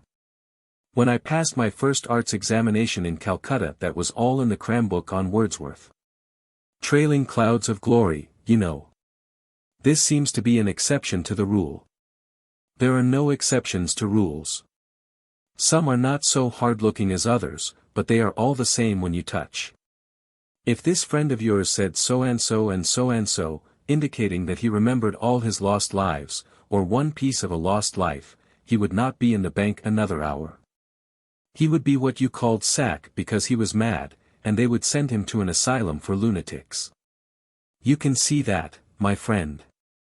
Of course I can, but I wasn't thinking of him. His name need never appear in the story. Ah. I see. That story will never be written. You can try. I am going to. For your own credit and for the sake of money, of course. No. For the sake of writing the story. On my honor that will be all. Even then there is no chance. You cannot play with the gods. It is a very pretty story now. As they say, let it go on that, I mean at that. Be quick, he will not last long. How do you mean? What I say. He has never, so far, thought about a woman. Hasn't he, though? I remembered some of Charlie's confidences. I mean no woman has thought about him. When that comes, bus, Hogya, all up. I know. There are millions of women here. Housemaids, for instance. I winced at the thought of my story being ruined by a housemaid. And yet nothing was more probable. Grish Chunder grinned. Yes, also pretty girls, cousins of his house, and perhaps not of his house. One kiss that he gives back again and remembers will cure all this nonsense, or else. Or else what? Remember, he does not know that he knows. I know that. Or else, if nothing happens, he will become immersed in the trade and the financial speculations like the rest. It must be so. You can see that it must be so. But the woman will come first, I think. There was a rap at the door, and Charlie charged in impetuously. He had been released from office, and by the look in his eyes I could see that he had come over for a long talk, most probably with poems in his pockets. Charlie's poems were very wearying, but sometimes they led him to talk about the galley. Grish Chunder looked at him keenly for a minute. I beg your pardon, Charlie said, uneasily, I didn't know you had anyone with you. I am going, said Grish Chunder. He drew me into the lobby as he departed. That is your man, he said, quickly. I tell you he will never speak all you wish. That is rotbosh. But he would be most good to make to see things. Suppose now we pretend that it was only play, I had never seen Grish Chunder so excited, and pour the ink pool into his hand. What do you think? I tell you that he could see anything that a man could see. Let me get the ink and the camphor. He is a seer and he will tell us very many things. He may be all you say, but I'm not going to trust him to your gods and devils. It will not hurt him. He will only feel a little stupid and dull when he wakes up. You have seen boys look into the ink pool before. That is the reason why I am not going to see it any more. You'd better go, Grish Chunder. He went, declaring far down the staircase that it was throwing away my only chance of looking into the future. This left me unmoved, for I was concerned for the past, and no peering of hypnotized boys into mirrors and ink pools would help me do that. But I recognized Grish Chunder's point of view and sympathized with it.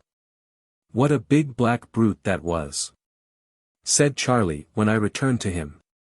Well, look here, I've just done a poem, did it instead of playing dominoes after lunch. May I read it? Let me read it to myself.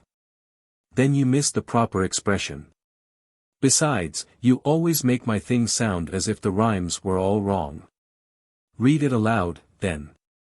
You're like the rest of M.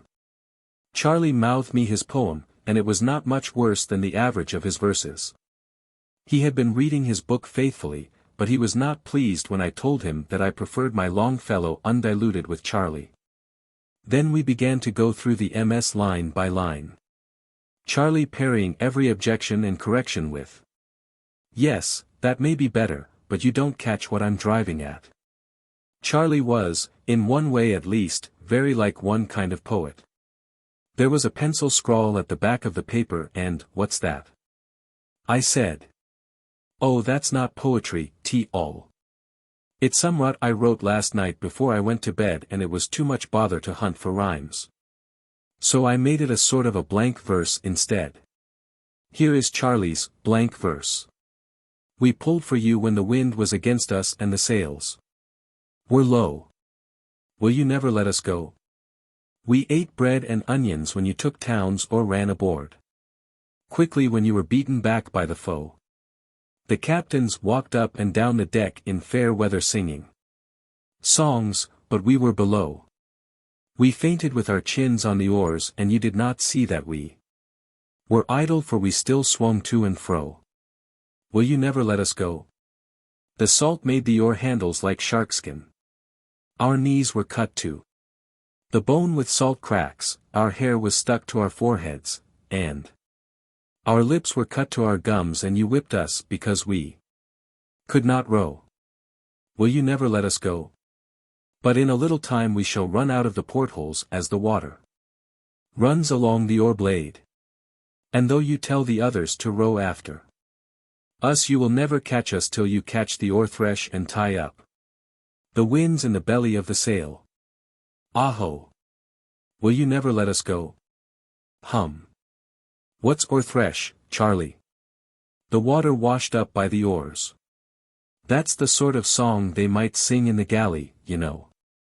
Aren't you ever going to finish that story and give me some of the profits? It depends on yourself. If you had only told me more about your hero in the first instance, it might have been finished by now.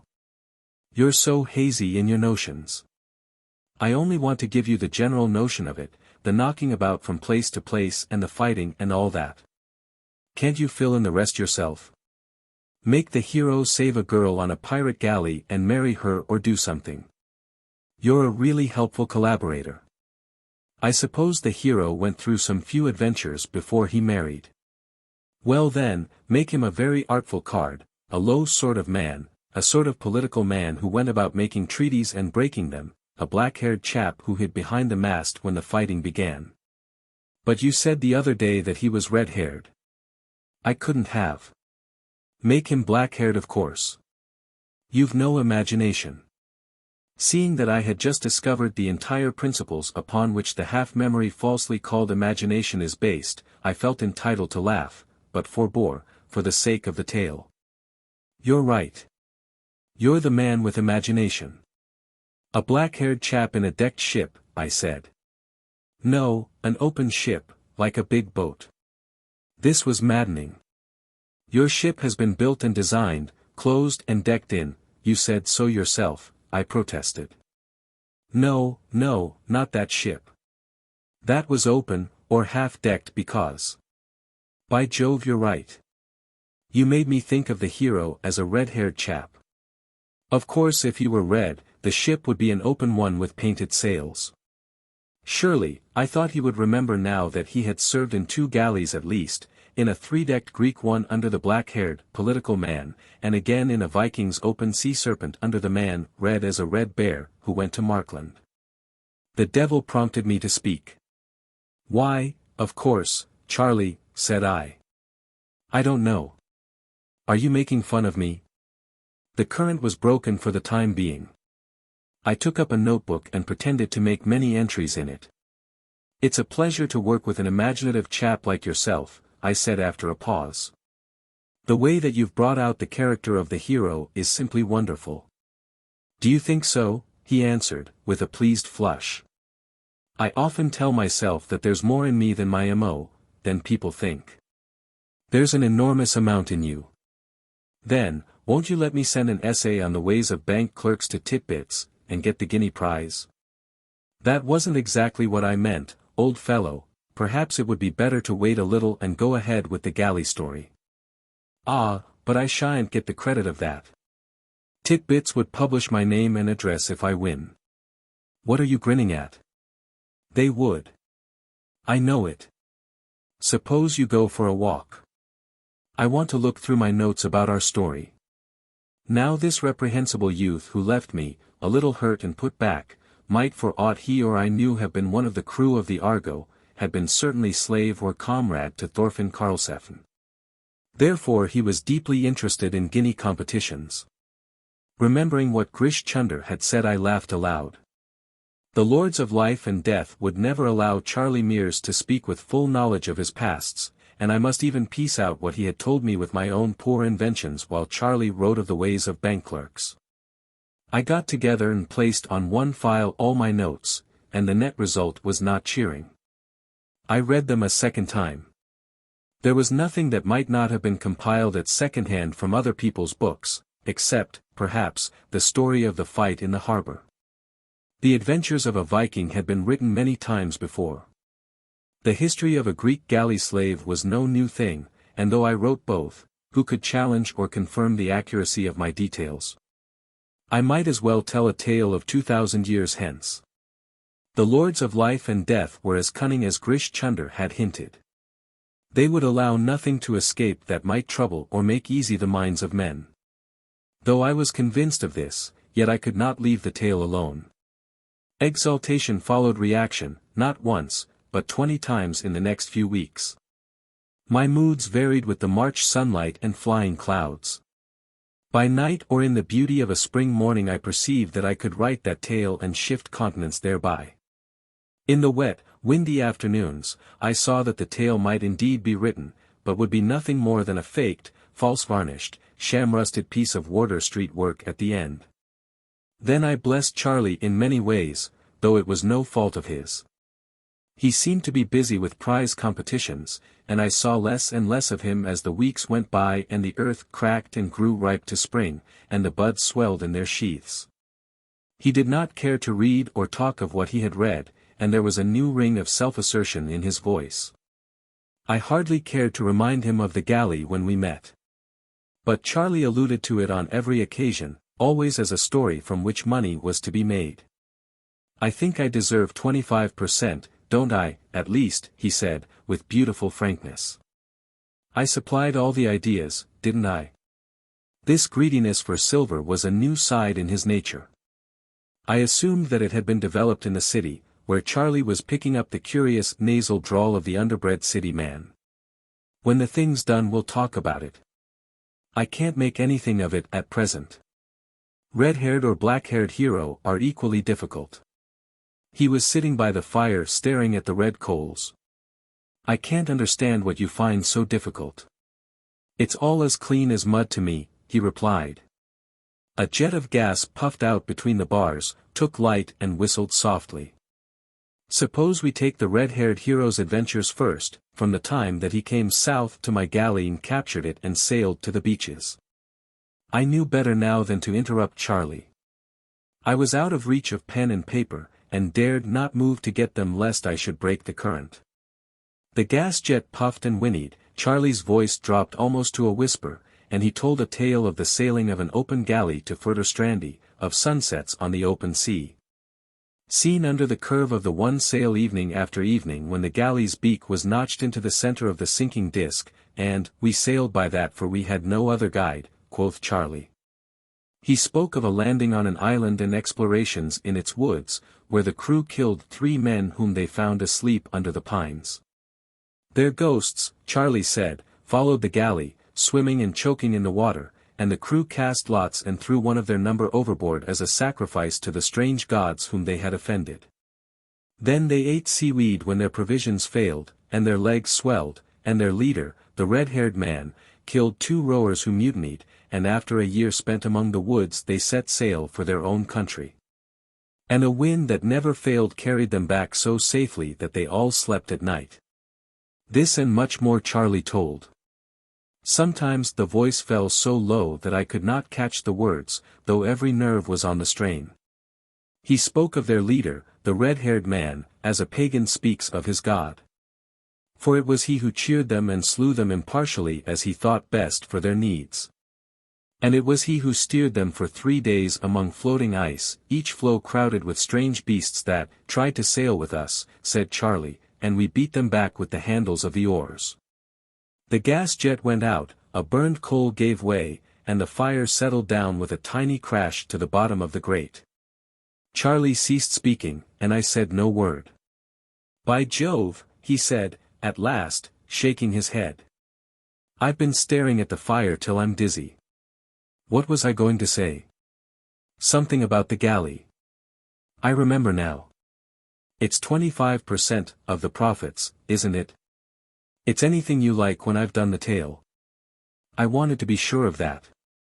I must go now. I've an appointment." And he left me. Had my eyes not been held I might have known that broken muttering over the fire was the swan song of Charlie Mears. But I thought it the prelude to fuller revelation. At last I should cheat the lords of life and death. When next Charlie came to me I received him with rapture. He was nervous and embarrassed, but his eyes were very full of light, and his lips a little parted. "I've done a poem," he said, and then quickly, "It's the best I've ever done. Read it." He thrust it into my hand and retreated to the window. I groaned inwardly. It would be the work of half an hour to criticize, that is to say praise, the poem sufficiently to please Charlie. Then I had good reason to groan, for Charlie, discarding his favorite centipede meters, had launched into shorter and choppier verse, and verse with a motive at the back of it. This is what I read. "The day is most fair, the cheery wind halloos behind the hill, where he bends the wood as seemeth good, and the sapling to his will. Riot, O wind, there is that in my blood, that would not have thee still. She gave me herself, O earth, O sky. Grey sea, she is mine alone. Let the sullen boulders hear my cry, and rejoice though they be but stone. Mine. I have won her, O good brown earth. Make merry. 'Tis hard on spring. Make merry, my love is doubly worth. All worship your fields can bring. Let the bind that tills you feel my mirth. At the early harrowing." "Yes, it's the early harrowing, past a doubt," I said, with a dread at my heart. Charlie smiled, but did not answer. "Red cloud of the sunset, tell it abroad. I am victor. Greet me, O sun. Dominant master and absolute lord. Over the soul of one." "Well," said Charlie, looking over my shoulder. I thought it far from well, and very evil indeed, when he silently laid a photograph on the paper, the photograph of a girl with a curly head, and a foolish slack mouth. Isn't it wonderful?" He whispered, pink to the tips of his ears, wrapped in the rosy mystery of first love. "I didn't know, I didn't think, it came like a thunderclap." "Yes. It comes like a thunderclap. Are you very happy, Charlie?" "My God, she loves me." He sat down repeating the last words to himself. I looked at the hairless face, the narrow shoulders already bowed by desk work, and wondered when, where, and how he had loved in his past lives. "What will your mother say?" I asked, cheerfully. "I don't care a damn what she says." At 20 the things for which one does not care a damn should, properly, be many, but one must not include mothers in the list. I told him this gently. And he described her, even as Adam must have described to the newly named beasts the glory and tenderness and beauty of Eve. Incidentally I learned that she was a tobacconist's assistant with a weakness for pretty dress, and had told him 4 or 5 times already that she had never been kissed by a man before. Charlie spoke on, and on, and on. While I, separated from him by thousands of years, was considering the beginnings of things. Now I understood why the lords of life and death shut the doors so carefully behind us. It is that we may not remember our first wooings. Were it not so, our world would be without inhabitants in 100 years. "Now, about that galley story," I said, still more cheerfully, in a pause in the rush of the speech. Charlie looked up as though he had been hit. "The galley, what galley? Good heavens, don't joke, man. This is serious. You don't know how serious it is." Grish Chunder was right. Charlie had tasted the love of woman that kills remembrance, and the finest story in the world would never be written.